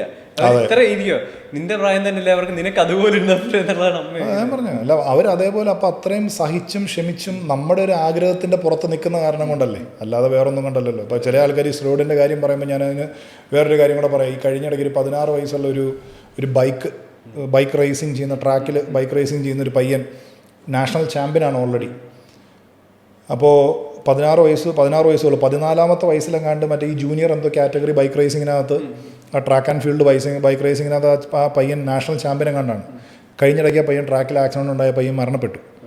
അപ്പോൾ അതിൻ്റെ താഴെ വന്ന് കുറേ കമൻറ്റുകളുണ്ട്. 16ാമത്തെ വയസ്സിൽ എന്തിനീ പയ്യനെ വിട്ടു, അപ്പനും അമ്മയും ചെയ്ത മിസ്റ്റേക്ക് അല്ലേ, അങ്ങനെയല്ലേ ഇങ്ങനെയല്ലേ എന്ന് ചോദിച്ചു. നമ്മളവിടെ ആരെ കുറ്റം പറയും? ആ പയ്യൻ്റെ പാഷന് പുറകെ പോയി ആ പയ്യൻ ആദ്യമായിട്ട് ബൈക്ക് എടുത്തുകൊണ്ട് പോയതല്ല. 14ാമത്തെ വയസ്സിലെങ്ങാണ്ട് നേരത്തെ ഒരു നാഷണൽ ചാമ്പ്യൻ ആയിരുന്ന പയ്യനാണ് ആ പയ്യൻ. പക്ഷേ 16ാമത്തെ വയസ്സിൽ ആ പയ്യൻ ആ ട്രാക്കിൽ വെച്ച് തന്നെ ആ പയ്യൻ മരണപ്പെട്ടു. ഇന്റർനാഷണൽ വിക്ടറി ആയിരുന്നെങ്കിൽ വീട്ടുകാരെ പറഞ്ഞു അത്ര സപ്പോർട്ട്. അതെ, ആ അപ്പനും അമ്മയ്ക്കും നമ്മുടെ നാട്ടിൽ നടന്ന സംഭവമാണ്, ചെന്നൈയിലെങ്ങാണ്ട് നടന്ന സംഭവമാണ്. അപ്പോൾ ആ അപ്പനും അമ്മേനെ ഒരുപാട് ആൾക്കാർ കുറ്റപ്പെടുത്തി. ആ അപ്പനും അമ്മ എന്താ ചെയ്ത്, ആ പയ്യൻ്റെ പാഷൻ ചെറുപ്പം തൊട്ട് അതിനെ സപ്പോർട്ട് ചെയ്ത് കൂടെ നിന്നു. പക്ഷെ എന്താ പറയുക, അങ്ങനെ ഒരു അൺഫോർച്ചുനേറ്റ്ലി അങ്ങനെ ഒരു കാര്യം സംഭവിച്ചു. ആ ബൈക്കിനെ കുറ്റം പറയൂ, അവർ ടയർ ഉണ്ടാക്കിയ കമ്പനിയെ കുറ്റം പറയൂ, എന്തിനു കുറ്റം പറയും? അല്ലെങ്കിൽ അവൻ വെച്ചിരുന്ന ഹെൽമെറ്റിനെ കുറ്റം പറയും, എന്തിനാണ് നമ്മൾ കുറ്റം പറയുക? അപ്പം എഫേർട്ട് ഇടാതെയും കഷ്ടപ്പെടാതെയും ചുമ്മാ താഴെ വന്ന് കമൻ്റ് ഇടാൻ ഈ പറയുന്ന കമൻറ്റ് വെട്ടിക്കിളി കൂട്ടോ എന്നൊക്കെ ആൾക്കാർ പറയും പോലെ ഇവർക്ക് പറ്റും. അല്ലാതെ ഇത് ചെയ്തിട്ടാ പറയുന്നെങ്കിൽ ഓക്കെ. അത് ഈ കമന്റ് ഇടുന്നവരുടെ മെയിൻ പ്രശ്നം എന്ന് പറയാം, അവന്മാർക്ക് ഒരു ഐഡന്റിറ്റി പോലും ഇല്ലാത്തവന്മാരെ, ഒരു പ്രൊഫൈൽ പിക്ക് ഇല്ല, ഒരു പേരില്ല, ഒരു അക്കൗണ്ടിൽ നിന്ന് പോലും ഇല്ല. അത്രയെങ്കിലും ധൈര്യവന്മാര് കാണിക്കണം. ഒന്നുമില്ല, ഒരു സ്വന്തം ഫോട്ടോ വെച്ചിട്ട് അതും ചെയ്യൂല. അതിനുള്ള ധൈര്യം പോലും ഇല്ല. വല്ല ഫേക്കിലും ഉണ്ടാക്കി വന്നിട്ടാണ് ഇരുന്ന് ഓരോന്ന് പറയുന്നത്. അപ്പോൾ ഇതിനൊക്കെ നമ്മൾ മറുപടി കൊടുക്കേണ്ട കാര്യമുണ്ടോ? അപ്പോൾ ഇതൊക്കെയാണ് ഇതിനകത്തുള്ള ഏറ്റവും വലിയ വിഷയം. ഞാനിപ്പോൾ ഇത് ആ ഒരു കേസും കൂടെ ഞാൻ ഇതിനകത്ത് പറയാനുള്ള കാര്യം എന്ന് പറയുന്നത് എഫേർട്ട്. ഇപ്പോൾ ഞാൻ എന്തുകൊണ്ടാണ് ബോഡി ബിൽഡേഴ്സിന്, ഞാൻ മെഡിസിൻ്റെ കാര്യങ്ങൾ ഇത്രയും ഞാൻ പറഞ്ഞു, ഗവൺമെൻറ്റിൻ്റെ സൈഡിൽ ഇത്രയും കാര്യങ്ങൾ നടക്കുന്നുണ്ടെന്ന് ഞാൻ പറഞ്ഞു, ആരിതിനെ സ്റ്റോപ്പ് ചെയ്യണമെന്ന് ഞാൻ പറഞ്ഞു. സ്റ്റിൽ ഞാൻ എന്തിനാണ് ബോഡി ബിൽഡേഴ്സിൻ്റെ, ഞാൻ ചെയ്യുന്ന ആളാണ്. അതിൻ്റെ വേദനയും അതിൻ്റെ ഭാഗത്തേക്ക് എത്താൻ വേണ്ടിയിട്ട് ഞാൻ ബാസ്കറ്റ്ബോൾ ഇന്ത്യൻ ടീമിൽ വർഷങ്ങളോളം കളിച്ചിട്ടുണ്ട്. ബോഡി ബിൽഡിങ് ചെയ്യുന്നതിൻ്റെ പകുതി പണിയില്ലല്ലോ. ഞാൻ ആകെ എനിക്ക് പറ്റില്ല നിർത്താമെന്ന് വിചാരിച്ച ഒരൊറ്റ ദിവസമുള്ളൂ, കോമ്പറ്റീഷൻ്റെ അന്ന് വാട്ടർ കട്ട്. വേറെ ജീവിതത്തിൽ ഒന്നിനും ഞാൻ ഓർമ്മത്തില്ല, കാരണം നമുക്ക് പറ്റത്തില്ല. ഈ അന്നത്തെ കാലത്തൊക്കെ ഈ പറഞ്ഞ 2 ദിവസം 3 ദിവസം ഒക്കെയാണല്ലോ വാട്ടർ കട്ട്. ഇപ്പോഴത്തെ ഒരു രീതിയല്ല ആ സമയത്ത്. അല്ല, സുബിന് ഞാൻ പറയുന്നത് കുറെ കൂടെ കണക്ട് ചെയ്യാൻ പറ്റും. കാരണം എന്താ വെച്ചാൽ സുബിൻ കോമ്പറ്റീഷനും കഴിഞ്ഞ് ട്രെയിനറായിട്ട് നിന്ന് അതെല്ലാം കഴിഞ്ഞിട്ട് കരിയർ മാറി ഇതിലേക്ക് വന്ന ആളാണ്. അപ്പം അത് കുറെ കൂടെ കണക്ട് ചെയ്യാൻ പറ്റും. അപ്പം നമ്മൾ ഇത് പറയുമ്പോൾ നമ്മൾ എല്ലാം പറയണം, അല്ലാണ്ട് ഒരു സൈഡ് മാത്രം നിർത്തിയിട്ട്. അതുകൊണ്ടാണ് ഞാൻ പറഞ്ഞത്, ഞാൻ ഓരോ ചോദ്യം ഡീറ്റെയിൽ ആയിട്ട് ചോദിക്കുന്നത്. ഈ ദിവസം ഞാൻ ക്വിറ്റ് ചെയ്തേക്കുന്ന ഈ പറഞ്ഞ ഡയറ്റ് ചെയ്തപ്പോൾ എനിക്ക് കുഴപ്പമില്ല, 0 കാർബൺ എനിക്ക് കുഴപ്പമില്ല. പക്ഷെ വെള്ളം കുടിക്കാതെ 3 ദിവസം, കാരണം വെയിങ്ങിന് നമ്മൾ രാവിലെ പോകുമ്പോഴത്തേക്കും മറ്റേ 2 കിലോ കൂടുതലാണെങ്കിൽ പോവും. ജാക്കറ്റ് കുട്ടീസ് ഇട്ട് ആ വെയിലത്ത് ഫുള്ള് നടന്ന് മറ്റേ വിയർത്തെഴുന്ന് അത് കഴിഞ്ഞിട്ടും പറ്റിയില്ലെങ്കിൽ കാരണം അതിട്ട് പുഴുങ്ങും. മറ്റേ ഹീറ്റർ ഓൺ ആക്കി അതുകൂടെ കഴിയുമ്പോൾ നമ്മളെ ഒന്നിനും കൊള്ളത്തില്ല, ചെന്ന് കിടക്കുക എന്നുള്ളതേ ഉള്ളൂ. അല്ല, അതുകൊണ്ടാണ് ഞാൻ പറഞ്ഞു ഞാൻ ക്വിറ്റ് ചെയ്തിട്ടുള്ള ബോഡി ബിൽഡിംഗ് അന്ന് അപ്പോൾ മാത്രമേ ഉള്ളൂ. ഞാനിപ്പോൾ ഒരു 5 കൊല്ലോ അല്ലെങ്കിൽ ചിലപ്പോൾ എൻ്റെ ഹെൽത്ത് അനുവദിക്കുമ്പോൾ ചിലപ്പോൾ ഒരു 5 കൊല്ലം കൂടെ ചിലപ്പോൾ കോമ്പറ്റീഷൻ ചെയ്യാൻ പറ്റുമായിരിക്കും, ഹെൽത്ത് അനുവദിച്ചാൽ. അത് കഴിഞ്ഞിട്ട് ഒരു സുപ്രഭാതത്തിൽ ഞാൻ ഇങ്ങോട്ട് വന്നിറങ്ങിയിട്ട് ഞാൻ പണ്ട് മരുന്നെടുത്തു, എനിക്ക് അതിൻ്റെ റിഗ്രറ്റ് ഉണ്ട്, അത് കാരണം കൊണ്ട് ഞാൻ നാളെ തൊട്ട് അത് ചെയ്യാൻ പോകണമെന്ന് പറഞ്ഞിട്ട് സകല ബോഡി ബിൽഡർമാരെ താഴെ പോയിട്ട് ഡയലോഗ് അടിക്കാൻ നിന്നാലോ? പിന്നെ ഞാൻ അങ്ങോട്ട് നാച്ചുറലാണ്, നാച്ചുറലിൻ്റെ അങ്ങോട്ട് ഭയങ്കര സംഭവമാണ്. അത് കഴിഞ്ഞിട്ട് ഞാൻ നാച്ചുറൽ ചെയ്യണമെങ്കിൽ ഞാൻ ചെയ്തോട്ടെ, ഞാനത് ചെയ്യുക, മിണ്ടാതെ അത് ചെയ്യുക, അതിന് വേണ്ടിയിട്ട് എന്തെങ്കിലും ചെയ്യാൻ പറ്റുമെങ്കിൽ അത് ചെയ്യുക. അതിന് പകരം ഈ ആൾക്കാരെ വന്ന് കുറ്റം പറഞ്ഞ് അവിടെ എനിക്ക് അതിനോടേ താല്പര്യമില്ലാത്തുള്ളൂ. അതാണ് ഞാൻ പ്രത്യേകം പറഞ്ഞത്. കുറച്ച് ആൾക്കാർ ഈ ഇടയായിട്ട് കുറച്ച് ആൾക്കാരുടെ പരിപാടി അതാണ് മെയിനായിട്ട്.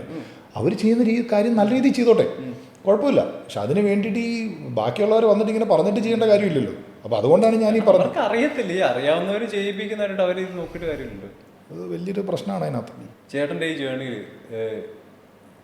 ഏറ്റവും വലിയ മോട്ടിവേഷൻ എന്തായിരുന്നു? അല്ലെ, വാട്ട് വാസ് യുവർ ഡ്രൈവ്? എൻ്റെ മോട്ടിവേഷൻ എന്ന് പറയുന്നത് ആക്ച്വലി എൻ്റെ ക്ലയൻസിൻ്റെ റിസൾട്ടാണ്. ഈ ഫിറ്റ്നസ് സൈഡ് മാത്രമല്ല, ഒരു നാഷണൽ പ്ലെയർ ആയിരുന്നു.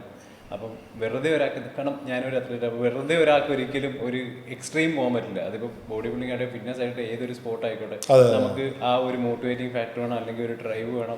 ഇപ്പോൾ ഈ പറയണ നമുക്ക് അല്ലെങ്കിൽ ഒരു ട്രോമ വേണം, അല്ലെങ്കിൽ ഈ പറഞ്ഞ പോലെ എന്തെങ്കിലും ഒരു. അപ്പോൾ അങ്ങനത്തെ ഒരു സംഭവം എന്തായാലും ഇല്ല. ഞാൻ ആക്ച്വലി ശരിക്കും പറഞ്ഞാൽ ഞാൻ ഇതിനു മുമ്പും സുഹൃത്തുക്കളോട് എൻ്റെ വീഡിയോയിലൊക്കെ ഞാൻ പറഞ്ഞിട്ടുള്ള കാര്യമാണ്. ഞാൻ ബാസ്കറ്റ് ബോൾ കളിക്കാൻ ഇറങ്ങി ഒരു സീനിയർ ഇന്ത്യൻ ടീമിൽ വരെ എത്തുക എന്ന് പറയുന്നതായിരുന്നു നമ്മുടെ ഏറ്റവും വലിയ ആഗ്രഹം. അവിടോട്ട് നമ്മളെത്തി. 33-ാമത്തെ വയസ്സിലാണ്, ഞാൻ പറഞ്ഞില്ലേ 33-ാമത്തെ വയസ്സ്, 32-ാമത്തെ വയസ്സിലാണ് ഞാൻ ദുബായി ചെല്ലുന്നത്. 8 വർഷമായിപ്പം, 8 വർഷം കഴിഞ്ഞു. 2015 സ്റ്റാർട്ട്, 15 അവസാനം ഞാൻ എത്തുന്നത്. അപ്പോൾ ആ സമയത്ത് നമ്മൾ എത്തി, ഫിറ്റ്നസ്സിലേക്ക് ഇറങ്ങി. അപ്പം ഫിറ്റ്നസ്സിൻ്റെ പല മേഖലകളിലേക്ക് വരുമ്പോഴത്തേക്ക് അതിനകത്ത് കോമ്പറ്റീഷനും കാര്യങ്ങളൊക്കെ ഉണ്ടല്ലോ. അതിലും നമ്മളെ കൊണ്ട് അച്ചീവ് ചെയ്യാൻ പറ്റുന്നതിൻ്റെ മാക്സിമം. പറഞ്ഞ പോലെ ഓരോ ക്ലയൻറ്റിനും വേണ്ടിയിട്ട് ഡയറ്റ് ചാർട്ട്, വർക്കൗട്ട് ചാർട്ട് എന്ന് പറഞ്ഞിട്ട് അയച്ചു കൊടുക്കണം. ഈ അയച്ചു കൊടുക്കുന്നത് ഇവന്മാർ ചെയ്യത്തില്ല, ഇവന്മാരെ മോട്ടിവേറ്റ് ചെയ്യണം. അതുപോലെ ജിമ്മിൽ ഇപ്പോൾ ഒരു 5 ദിവസം വന്നിട്ട് ഒരു ശനി ഞായറും ആണെങ്കിൽ വീക്കെൻഡിന് പോയിട്ട് മൊത്തം കഴിച്ചിട്ട് വരും. അപ്പോൾ ഉണ്ടാകുന്ന ഫ്രസ്ട്രേഷൻ. അപ്പം ഇതെല്ലാം നമുക്ക് ക്ലയൻസിനോട് കാണിക്കാൻ പറ്റത്തില്ല. അല്ലെങ്കിൽ നമ്മൾ ചിലപ്പം ഉറങ്ങാതെ, ഇപ്പം നമ്മൾ ചിലപ്പോൾ ഒരു 12 മണിക്കോ 1 മണിക്കോ ഇറങ്ങിയിട്ട് 5 മണിക്ക് ക്ലയൻറ്റ് കാണും, PT എടുക്കാൻ പോകണം.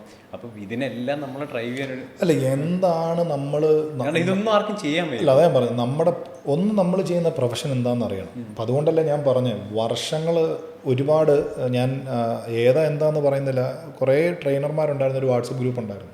അവരെല്ലാവരും എനിക്ക് തോന്നുന്നു ഏകദേശം ഒരു അക്കാഡമിയിൽ നിന്ന് പഠിച്ചിറങ്ങിയ ആൾക്കാരാണ്. 10-80 പേരുണ്ടായിരുന്ന ഒരു വാട്സപ്പ് ഗ്രൂപ്പിൽ ഇന്ന് 5-8 പേരേ ഉള്ളൂ.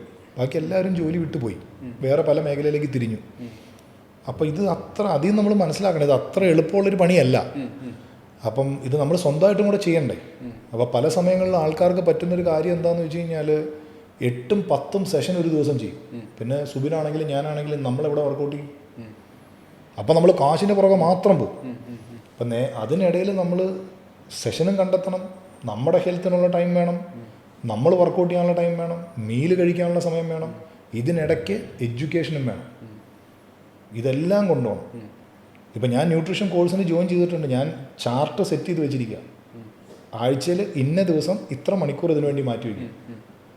അത് നമുക്കൊരു ഇൻട്രൊഡക്ഷൻ സെഷനുണ്ട് ഈ കോഴ്സിന് നമ്മൾ ജോയിൻ ചെയ്യുന്നതിന് മുമ്പേ. കാര്യം ഇത് 12 മാസം കൊണ്ടാണ് തീരുന്ന കോഴ്സ്. അപ്പോൾ അവർ നമ്മുടെ അടുത്ത് ആദ്യം പറയും, നിങ്ങൾ അങ്ങനെ സെറ്റ് ചെയ്ത് വെച്ചില്ലെങ്കിൽ ആസ് എ ട്രെയിനറോ അല്ലെങ്കിൽ നിങ്ങളൊരു വർക്കിംഗ് മോം അല്ല അങ്ങനെ ഇങ്ങനെയൊക്കെ ആണെന്നുണ്ടെങ്കിൽ അത് തീരില്ല ആ ടൈം പീരീഡിനകത്ത്. ഞാൻ അതിനനുസരിച്ച് ടൈം സെറ്റ് ചെയ്യും. എൻ്റെ ക്ലയൻസിൻ്റെ ടൈമിംഗ് ഞാൻ അതിനനുസരിച്ച് ചെയ്യും. ഞാനിപ്പോൾ എന്താ കൂടുതൽ, ഞാനിപ്പോൾ ഒരു വീക്ക് മുമ്പേ പ്ലാൻ ചെയ്യും. നെക്സ്റ്റ് വീക്കിലേക്കുള്ള ക്ലയൻസ്, ഇപ്പം ഞാനിപ്പം വൈഫിൻ്റെ ഈ മിസ്സസ് കേരള കോമ്പറ്റീഷനായിട്ട് ബന്ധപ്പെട്ടാണ് ഇപ്പോൾ വന്നത് കൊച്ചിക്ക്. ഞാൻ നാളെ ചൊവ്വാഴ്ച ഞാൻ തിരിച്ചു പോകുമ്പോഴത്തേക്ക് ഞാൻ ആ ഒരു ആഴ്ച ഞാൻ ഓൾറെഡി ഈ ആഴ്ച തന്നെ ഞാൻ പ്ലാൻ ചെയ്തിട്ടുണ്ട് ക്ലയൻസിൻ്റെ ടൈമിംഗ് ഇന്നത്, ബാക്കിയുള്ള കാര്യങ്ങൾ ഇന്നത് എന്നുള്ളത്. അടുത്ത വീക്കെൻഡ് വരുമ്പോൾ ഫ്രൈഡേ വരുമ്പോഴത്തേക്ക് നെക്സ്റ്റ് വീക്കിലേക്കുള്ളത് എന്ത് ചെയ്യും, അതിനനുസരിച്ച് പ്ലാൻ ചെയ്യും. ഇപ്പോൾ ഏതെങ്കിലും ഒരു ക്ലയൻറ്റ് ട്രാവൽ ചെയ്യുന്നു, അവരുടെ ക്ലയൻറ്റ് ക്യാൻസൽ അല്ലെങ്കിൽ ഒരു സെഷൻ ക്യാൻസൽ ചെയ്യുകയാണ്, അങ്ങനെ വരുമ്പോൾ അതിനനുസരിച്ച് ആ സെഷൻ അങ്ങോട്ടും ഇങ്ങോട്ടും മാറ്റും.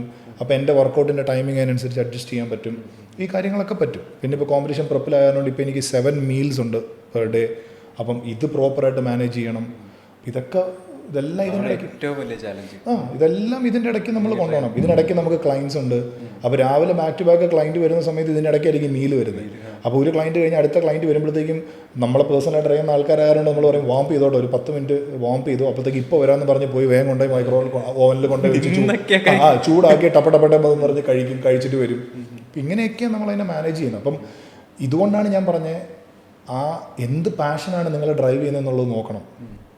എൻഡ് ഓഫ് ദ ഡേ നമുക്ക് പണം വേണം, ദാറ്റ്സ് എ പ്രൊഫഷൻ, പൈസ കിട്ടും. പക്ഷേ ആ ഒരു കോമ്പറ്റീഷൻ ചെയ്യണം, ആ ഒരു സ്റ്റേജിൽ കയറണം, അല്ലെങ്കിൽ ഇതായിരിക്കണം എന്നുള്ളത്. ഇപ്പം ഞാനിപ്പോൾ ഒരു കനഡിയൻ വിസ കാനഡയ്ക്ക് പോകാനായിട്ട് ഫാമിലിക്ക് കിട്ടി, 10 വർഷത്തെ വിസയാണ് കിട്ടിയേക്കുന്നത്. അടുത്തതെന്ന് പറയുന്നത് ഞാൻ US വിസ അപ്ലൈ ചെയ്യാൻ പോകും. എന്തിനാണെന്ന് വെച്ച് കഴിഞ്ഞാൽ US എനിക്കൊരു കോമ്പറ്റീഷൻ ചെയ്യണം, ഒരു സ്റ്റേജിൽ വെറുതെ എനിക്കൊന്ന് കയറി നിൽക്കണം, എനിക്ക് ഒന്നും വേണ്ട. പക്ഷേ അതെൻ്റെ ഒരു അച്ചീവ്മെൻ്റ് എന്നുള്ള രീതിയിൽ എനിക്ക് US ഒരു കോമ്പറ്റീഷൻ, ഒരു പാർട്ടിസിപ്പേഷൻ. അപ്പോൾ ഇതെല്ലാം നമ്മുടെ ഒരു മൈൻഡ് ഗെയിമാണ്. പക്ഷെ പുറത്തുനിന്ന് നോക്കുന്ന ഒരുത്തൻ ചോദിക്കും നിനക്ക് ഇത്രയും കാശ് മുടക്കി US പോകേണ്ട കാര്യം, അവരങ്ങനെ ചിന്തിക്കുന്നു. പക്ഷെ നമുക്ക് അവിടെ ചെന്ന് അതുപോലത്തെ വേൾഡ് ക്ലാസ് അത്ലറ്റ്സിൻ്റെ കൂടെ കിട്ടുമ്പോൾ നമുക്ക് കിട്ടുന്ന ആ മൈൻഡ് സെറ്റ് അല്ലെങ്കിൽ ആ ഒരു ഡ്രൈവ് അവർക്ക് മനസ്സിലാക്കും. അല്ല, ഇപ്പം ഞാൻ പറഞ്ഞപ്പോൾ അത് നമ്മൾ നിൽക്കുന്ന ഇൻഡസ്ട്രിയിൽ നമ്മൾ എന്തായി തീരണം, അല്ലെങ്കിൽ നമ്മൾ എന്തൊക്കെ അച്ചീവ് ചെയ്യണം, എന്തൊക്കെ നമുക്ക് നേടണം, അല്ലെങ്കിൽ എന്തൊക്കെ നമ്മൾ ശ്രമിക്കണം എന്നുള്ളത് നമ്മുടെ തീരുമാനമാണ്, അല്ലാതെ ഇത് കണ്ടുകൊണ്ടിരിക്കുന്നവരുടെ അല്ല. ഇപ്പോൾ ആടുജീവിതം സിനിമ കണ്ട എത്രയോ ആൾക്കാർക്ക് തോന്നാം ഈ പൃഥ്വിരാജ് ഇത്രയും കോലം കെട്ടി 10-35 കിലോ കുറച്ച് ഈ പരുവത്തിലേക്ക് എത്തണമെന്ന് അവന് ഇതിൻ്റെ വല്ല കാര്യം അവനുണ്ടായിരുന്നോ എന്ന് വേണമെങ്കിൽ ചോദിക്കാം. അറ്റ് ദ സെയിം ടൈം ആ ഒരു എഫേർട്ട് ഇട്ടത് കൊണ്ട് ആ ഒരു മൂവി ഏത് ലെവലിലായി, എവിടം വരെ എത്തി, ഏത് ലെവലിലേക്ക് കൊണ്ടുപോകാൻ പറ്റി. അതുപോലെ ഇനി ജീവിതത്തിൽ ഒരിക്കലും അങ്ങനെ പറഞ്ഞാൽ ചെയ്യില്ലെന്ന് പൃഥ്വിരാജ് തന്നെ പറഞ്ഞു. അപ്പോൾ അതൊരു ലൈഫ് ടൈം അച്ചീവ്മെൻ്റ് ആണ്. ഇത് കാണുന്നവർക്ക് മനസ്സിലാവത്തില്ല എന്തോരം കഷ്ടം, നമുക്ക് മനസ്സിലാവും. അപ്പോൾ അതേപോലെ തന്നെയാണ്. അപ്പോൾ അതുകൊണ്ടാണ് ഞാൻ ഒരു കോമ്പറ്റീഷൻ അവിടെ ചെയ്യണം എന്നുള്ള രീതിയെല്ലാം പ്ലാൻ ചെയ്തിരിക്കുന്നതൊക്കെ. അപ്പോൾ ഇതൊക്കെയാണ് ഒരു മനസ്സിലുള്ള പ്ലാനുകളും കാര്യങ്ങളൊക്കെ. അപ്പോൾ അതിന് ഡ്രൈവ് ചെയ്യുന്നത് ഈ പറയുന്ന കാര്യങ്ങളൊക്കെയാണ്. അതിന് പിന്നെ ഞാൻ പറഞ്ഞില്ലേ, എല്ലാത്തിലും നമുക്ക് നമ്മുടെ വൈഫുണ്ട്, പിന്നെ ഈവൻ പിള്ളേരാണെങ്കിൽ പോലും 2 പേരാണെങ്കിലും ഞാൻ ജിമ്മിൽ പോവാണ്, അല്ല അവിടെ പോവാണ്, ഇവിടെ പോകാമെന്ന് പറഞ്ഞു കഴിഞ്ഞാൽ അവർ തുടക്കം തൊട്ടേ അത് കണ്ടുവരുന്ന കാരണം കൊണ്ടായിരിക്കാം. പിള്ളേരും 2 പേരും, ഒരാൾക്ക് 9 വയസ്സായി, ഒരാൾക്ക് 5 വയസ്സായി, 2 പേരും വളരെ അഡ്ജസ്റ്റബിളാണ്, 2 പെൺകുട്ടികളാണ്. അപ്പം അവർക്കാണെന്നുണ്ടെങ്കിൽ വീക്കെൻഡിൽ ചാച്ചൻ ഞങ്ങളെ കൊണ്ട് പുറത്ത് പോകുമെന്നറിയാം. അപ്പോൾ അവരതിനു വേണ്ടി വെയിറ്റ് ചെയ്യും. അല്ലാത്തൊരു സമയങ്ങളിൽ ഞങ്ങൾക്ക് അവിടെ പോകണം ഇവിടെ പോകണമെന്നും പറഞ്ഞിട്ട് അങ്ങനത്തെ ഒരു പ്രശ്നങ്ങളോ കാര്യങ്ങളൊന്നും ഉണ്ടാക്കാറില്ല. കാര്യം അവർക്കറിയാം ഞാൻ പോയി ക്ലയൻസിനെ ട്രെയിൻ ചെയ്ത് വന്നാലേ വീക്കെൻഡിലേക്കുള്ള അവരുടെ ഫണ്ട് റെഡി ആവുള്ളൂ എന്നുള്ളത്. അപ്പോൾ അത് നമ്മൾ നേരത്തെ തൊട്ടേ പഠിപ്പിച്ച് പറഞ്ഞു വെച്ചേക്കുന്ന കാരണം കൊണ്ട്, കാരണം നമ്മളൊരു 9 to 5 ജോബ് ചെയ്യുന്ന ആളല്ലല്ലോ. അപ്പം കാരണം അല്ലാത്ത സമയങ്ങളിൽ ഞാൻ വീട്ടിലുണ്ട്. അപ്പോൾ പിള്ളേർക്ക് എൻ്റെ അടുത്ത് ആക്സസ് ഉണ്ട് ഇഷ്ടം പോലെ. കാരണം ദുബായിൽ 1:30-2 മണിയാകുമ്പോഴത്തേക്ക് പിള്ളേർ വീട്ടിലെത്തുമല്ലോ ക്ലാസ്സും കഴിഞ്ഞിട്ട്. അപ്പോൾ ആക്സസ് ഉണ്ട്. അപ്പോൾ ചില ദിവസങ്ങളിൽ ഞാൻ ഫുൾ ടൈം, ചില ദിവസം വൈകുന്നേരം ക്ലയൻസ് ഇല്ലാത്ത ദിവസങ്ങളിൽ ഞാൻ അവിടെ കാണും. കാരണം ഇപ്പോൾ മോള് ആഴ്ചയിൽ 3 ദിവസം ബാഡ്മിൻ്റൺ പോകുന്നുണ്ട്. അപ്പോൾ ആ ദിവസങ്ങളിൽ ഞാൻ വൈകുന്നേരം സെഷൻസ് എടുക്കുന്നില്ല. പക്ഷേ ഇൻ ബിറ്റ്വീൻ ഏതെങ്കിലും ഒരു സെഷൻ ക്യാൻസലായിട്ട് അന്നത്തേക്ക് വരുവാണെന്ന് പെട്ടെന്ന് അവർക്ക് തോന്നും, ഓ എന്തുകൊണ്ടാണ് ഇപ്പോൾ ഇന്ന് പോകുന്നത്. അപ്പോൾ അവരോട് ഞാൻ ജിമ്മിൽ പോകാൻ ക്ലയൻറ്റ് ഉണ്ടെന്ന് പറഞ്ഞാൽ അവർക്ക് മനസ്സിലാവും. So what's your take on work life balance? Work life balance actually ഒരു ഭയങ്കര ചലഞ്ചിങ് സംഭവമാണ്. അത് അത്ര ഒരു ഇത് ഡിസ്കസ് ചെയ്യേണ്ട ഒരു ടോപ്പിക്കാണ്, ഡിസ്കസ് ചെയ്യാത്ത ഒരു ടോപ്പിക്കാണ്. ഭയങ്കര ചലഞ്ചിങ് സംഭവമാണ്. അപ്പോൾ ഞാൻ ചില സമയത്ത് ഫാമിലിയോടെ പുറത്ത് പോകുമ്പോഴൊക്കെ പേഴ്സണലായിട്ട് എന്നെ അറിയാവുന്ന എൻ്റെ കുറച്ച് സുഹൃത്തുക്കൾ എനിക്ക് മെസ്സേജ് അയക്കും, ഇവിടെ കണ്ടിട്ട് അസൂയ വന്നിട്ട് വാറിലാട്ടോ എന്നൊക്കെ പറഞ്ഞിട്ട്. അപ്പോൾ എനിക്കത് എങ്ങനെ സാധിച്ചു, ഞാൻ എങ്ങനെ അതിലേക്ക് എത്തി എന്നുള്ളത് ശരിക്കും പറഞ്ഞു കഴിഞ്ഞാൽ, ഒന്ന് ഞാൻ പറഞ്ഞില്ല, വൈഫ് 5 വർഷം ലോയറായിട്ട് വർക്ക് ചെയ്തതാണ്. 9 to 5 ആയിരുന്നു അവളും. അപ്പം അതിന് ശേഷമാണ് സർട്ടിഫിക്കേഷനും കാര്യങ്ങളെല്ലാം കഴിഞ്ഞ് ഇപ്പോൾ പേഴ്സണൽ ട്രെയിനറായിട്ട് ഇപ്പോൾ എൻ്റെ കൂടെ വന്നു. ഡെലിവറിക്ക് ശേഷമുള്ള ആ ഒരു ട്രാൻസ്ഫോർമേഷന് ശേഷം വൈഫിനും കുറേ ക്ലയൻസ് ഉണ്ട്, ഓൺലൈനായിട്ടും ഒക്കെ ഉണ്ട്. അപ്പം she is also pretty busy online ക്ലയൻസും ഒക്കെ ആയിട്ട്. പക്ഷെ എല്ലാവരും ഇപ്പോൾ വീട്ടിലുണ്ട്. അപ്പോൾ അത് കാരണം പിള്ളേരുടെ കൂടെ ആണെങ്കിലും ടൈം കിട്ടുന്നുണ്ട്, ഞങ്ങൾക്കാണെങ്കിലും ടൈം കിട്ടുന്നുണ്ട്. പിന്നെ ഇപ്പം ഒരു ഞായറാഴ്ച ദിവസം, അന്ന് എൻ്റെ ഓഫ് ഡേ ആണ്, അന്നിപ്പം 10,000 dirhams ഒരാൾ സെഷന് തരാമെന്ന് പറഞ്ഞ് വന്നാലും ഞാൻ എടുക്കില്ല. കാരണം അതെൻ്റെ ഫാമിലി ഡേ ആണ്. സോ അപ്പോൾ എനിക്കിത് കഴിഞ്ഞിട്ടേ അതുള്ളൂ. പക്ഷേ അതും നമുക്ക് വേണം. അപ്പോൾ ആ ഒരു ദിവസം ഞാൻ ഫ്രീ ആയി. സാറ്റർഡേ ആഫ്റ്റർനൂൺ ഞാൻ സെഷൻ എടുക്കില്ല. സാറ്റർഡേ ആഫ്റ്റർനൂൺ തൊട്ട് സൺഡേ നൈറ്റ് വരെ എൻ്റെ പിള്ളേർക്കും വൈഫിനുള്ള സമയമാണ്. ബാക്കിയുള്ള ദിവസങ്ങളിൽ ഞാൻ വീട്ടിലുണ്ട്, ഒക്കെ ഉണ്ട്, പക്ഷെ മാനേജ് ചെയ്ത് പോവും. പക്ഷെ ആ 2 ദിവസം അങ്ങനെ മാറ്റി നിർത്താൻ വേണ്ടിയിട്ട് ബാക്കിയുള്ള 5 ദിവസം ഞാൻ കഷ്ടപ്പെടും. അപ്പോൾ അതെൻ്റെ മുൻകൂട്ടിയുള്ള എൻ്റെ ഓൾറെഡി ഞാൻ മൈൻഡ് സെറ്റ് ചെയ്ത്, അല്ലെങ്കിൽ ഞാൻ അങ്ങനെ സെറ്റ് ചെയ്ത് വെച്ചിരിക്കുന്നതാണ്. ഈ ദിവസങ്ങളിൽ ഞാൻ കഷ്ടപ്പെടുക, പൈസ ഉണ്ടാക്കുക, എൻ്റെ ഈ 2 ദിവസം എന്നാലേ എനിക്ക് ഫ്രീ ആയിട്ട് ഇരിക്കാൻ പറ്റുള്ളൂ. വരുമ്പോൾ വരട്ടെ നോക്കാം എന്നുള്ള രീതിയിൽ പോയി കഴിഞ്ഞാൽ ചിലപ്പം ഈ ദിവസങ്ങളിൽ നമുക്കൊന്നും വരില്ല. സാറ്റർഡേ സൺഡേ ആയിരിക്കും നമുക്ക് വരുന്നത്. അങ്ങനെ വരുമ്പോഴാണ് നമ്മുടെ വർക്ക് ലൈഫ് ബാലൻസ്, എന്താ പറയുക, ഒരു ബാലൻസ് നമുക്ക് ഇല്ലാതെ പോകും. അത് ഭയങ്കര ഒരു ചലഞ്ചിങ് പാർട്ടാണ്. അത് അത്ര എളുപ്പമല്ല നമുക്കത് ഉണ്ടാക്കിയെടുക്കാനും. അത് പ്രശ്നം ഫേസ് ചെയ്യുന്ന എൻ്റെ ഒരുപാട് സുഹൃത്തുക്കളുണ്ട്. ഒത്തിരി പേര് പറയാറുണ്ട് ഫാമിലി ലൈഫ് ഇല്ല ബ്രോ, ഭയങ്കര ബുദ്ധിമുട്ടാണ് എന്നൊക്കെ. ഞാനിത് അനുഭവിച്ചിട്ടുണ്ട് കേട്ടോ, ഞാനിത് അനുഭവിച്ചിട്ടുണ്ട്. ഞാൻ അതുകൊണ്ടാണ് തിരിച്ചെനിക്കിനിയൊരു ആ ഒരു അവസ്ഥയിലേക്ക് ഒരു പോക്കില്ല എന്ന്.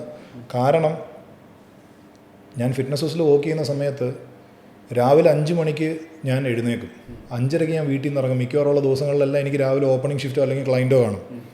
വൈകുന്നേരം ഞാൻ തിരിച്ചു വരുന്നത് 9:10 മണിക്കാണ്. ഞാൻ വരുന്ന സമയത്തും പിള്ളേർ ഉറക്കമായിരിക്കും, ഞാൻ പോകുന്ന സമയത്തും പിള്ളേർ ഉറക്കമായിരിക്കും. ശനിയാഴ്ച ദിവസം മാത്രമാണ്, ശനിയാഴ്ച വൈകുന്നേരമാണ് ഞാൻ പിള്ളേരെ കാണുന്നത്. ആ സമയത്തൊക്കെ എൻ്റെ മൂത്ത മോൾ ആദ്യം ദുബായിൽ വന്ന്, അന്ന് സാറമ്മ രണ്ടാമത്തെ ആളില്ല, മൂത്ത മോൾ ആദ്യം ദുബായിൽ വന്ന് ആദ്യത്തെ ഒരു 3-4 മാസമൊക്കെ എൻ്റെ അടുത്ത് വരില്ല. വീക്കെൻഡ് ഞാൻ ചെന്നിട്ട് മോളേന്നും പറഞ്ഞ് കൈ നീട്ടിക്കഴിഞ്ഞാൽ ഇയാളാരാ ഇയാളെന്നുള്ള രീതിയിലാണ് കൊച്ചു നോക്കണേ, കാര്യം കാണാതെ. പിന്നെ നമ്മൾ കാശുണ്ടാക്കുന്നതിൽ എന്താ അർത്ഥം? ഇത് ഫേസ് ചെയ്യുന്ന ഒരുപാട് മാതാപിതാക്കൾ കാണും, ഇത് ഫേസ് ചെയ്യുന്ന ഒരുപാട് ആൾക്കാർ കാണും. പക്ഷെ അത് മാനസികമായിട്ട് ഇത് ഭയങ്കര ഒരു പ്രശ്നം നമുക്ക് ഉണ്ടാക്കും. പിന്നെ 100% നമ്മൾ കൈ നീട്ടുമ്പോൾ നമ്മുടെ അടുത്ത് വരുന്ന മക്കളെ ആഗ്രഹിച്ച് നമ്മൾ ചെല്ലാൻ നേരത്ത് ഇത് ആരുടെ എന്നുള്ള മട്ടിൽ പിള്ളേരെ നമ്മൾ നോക്കുമ്പോൾ നമ്മൾ കഷ്ടപ്പെടുന്നത് അവർക്ക് വേണ്ടിയിട്ടൊന്നും കൂടെ ഒരു പെയിനും കൂടെ നമ്മുടെ ഉള്ളിൽ വരും. എന്നിട്ട് അവർ നമ്മുടെ അടുത്ത് വരുന്നില്ല എന്ന് തോന്നുമ്പോൾ ഭയങ്കര പ്രശ്നമാണ്. അപ്പോൾ ഇപ്പം പക്ഷേ ദൈവം സഹായിച്ച് എനിക്ക് അതിനുള്ള സമയം കിട്ടുന്നുണ്ട്, എനിക്ക് അവരോട് ടൈം സ്പെൻഡ് ചെയ്യാൻ പറ്റുന്നുണ്ട്. എല്ലാം ഫാമിലിയാണ് എല്ലാം. അപ്പോൾ അതില്ലെങ്കിൽ ഒരു കാരണവശാലും ഒരു പരിപാടി നടക്കില്ല. അപ്പോൾ അത് കാരണം പിന്നെ എൻ്റെ ഫാമിലി, വൈഫ് കാര്യങ്ങളൊക്കെ പറയുകയാണെന്നുണ്ടെങ്കിൽ ഞങ്ങളുടെ ലവ് മാരേജാണ്. അപ്പോൾ അത് കാരണം തൊട്ട് നേരത്തെ തൊട്ടേ ഞാൻ സ്പോർട്സിലാണ്. അപ്പോൾ എൻ്റെ സ്പോർട്സ് എന്താണ്, കാര്യങ്ങൾ എന്താണ്, ഞാൻ ഇൻ്റർനാഷണൽ മാച്ചസ് പോകുമ്പോഴും അല്ലെങ്കിൽ സ്റ്റേറ്റ് ലെവൽ മാച്ചസ് പോകുമ്പോഴും ഒക്കെ ഞാൻ പോകുന്ന സമയത്തും മാറി നിൽക്കുന്ന സമയത്തുള്ള ആ ഒരു സ്പോർട്സുകാരൻ്റെ ഫീലിങ്സ് അങ്ങോട്ടേ അറിയാം. അതുകൊണ്ട് വലിയ കുഴപ്പമില്ല. സ്പോർട്സിലും ബിസിനസ്സിലും വരുമ്പോഴത്തേക്ക് അണ്ടർസ്റ്റാൻഡിങ് പാർട്ണറല്ലേ വലിയ പ്രശ്നം, ഭയങ്കര ബുദ്ധിമുട്ടാണ്. അപ്പോൾ അങ്ങനെയുള്ള കാര്യങ്ങളെല്ലാം ഉണ്ട്. പിന്നെ ഇപ്പോഴത്തെ മെയിൻ വൈഫിൻ്റെ അജണ്ട എന്ന് പറയുന്നത് മീൽ പ്രപ്പാണ്. 10 മുട്ട എന്ന് പറയുമ്പോഴത്തേക്കും 10 മുട്ട ഓംലെറ്റ് എത്തും, ഉച്ചയ്ക്ക് ഇത്ര ഗ്രാം റൈസ് എന്ന് പറഞ്ഞ് ഞാൻ ജിമ്മിൽ പോകാൻ നേരത്താണെങ്കിൽ അത് 7 മീലുണ്ട്. അപ്പോൾ അത് പാക്ക് ചെയ്ത് ഓരോന്നായിട്ട് പാക്ക് ചെയ്ത് കൊണ്ടുവരണം. അപ്പോൾ അത് എത്രത്തോളം ടേസ്റ്റായിട്ട് നമുക്ക് തരാൻ പറ്റും എന്നുള്ളത് നോക്കണം.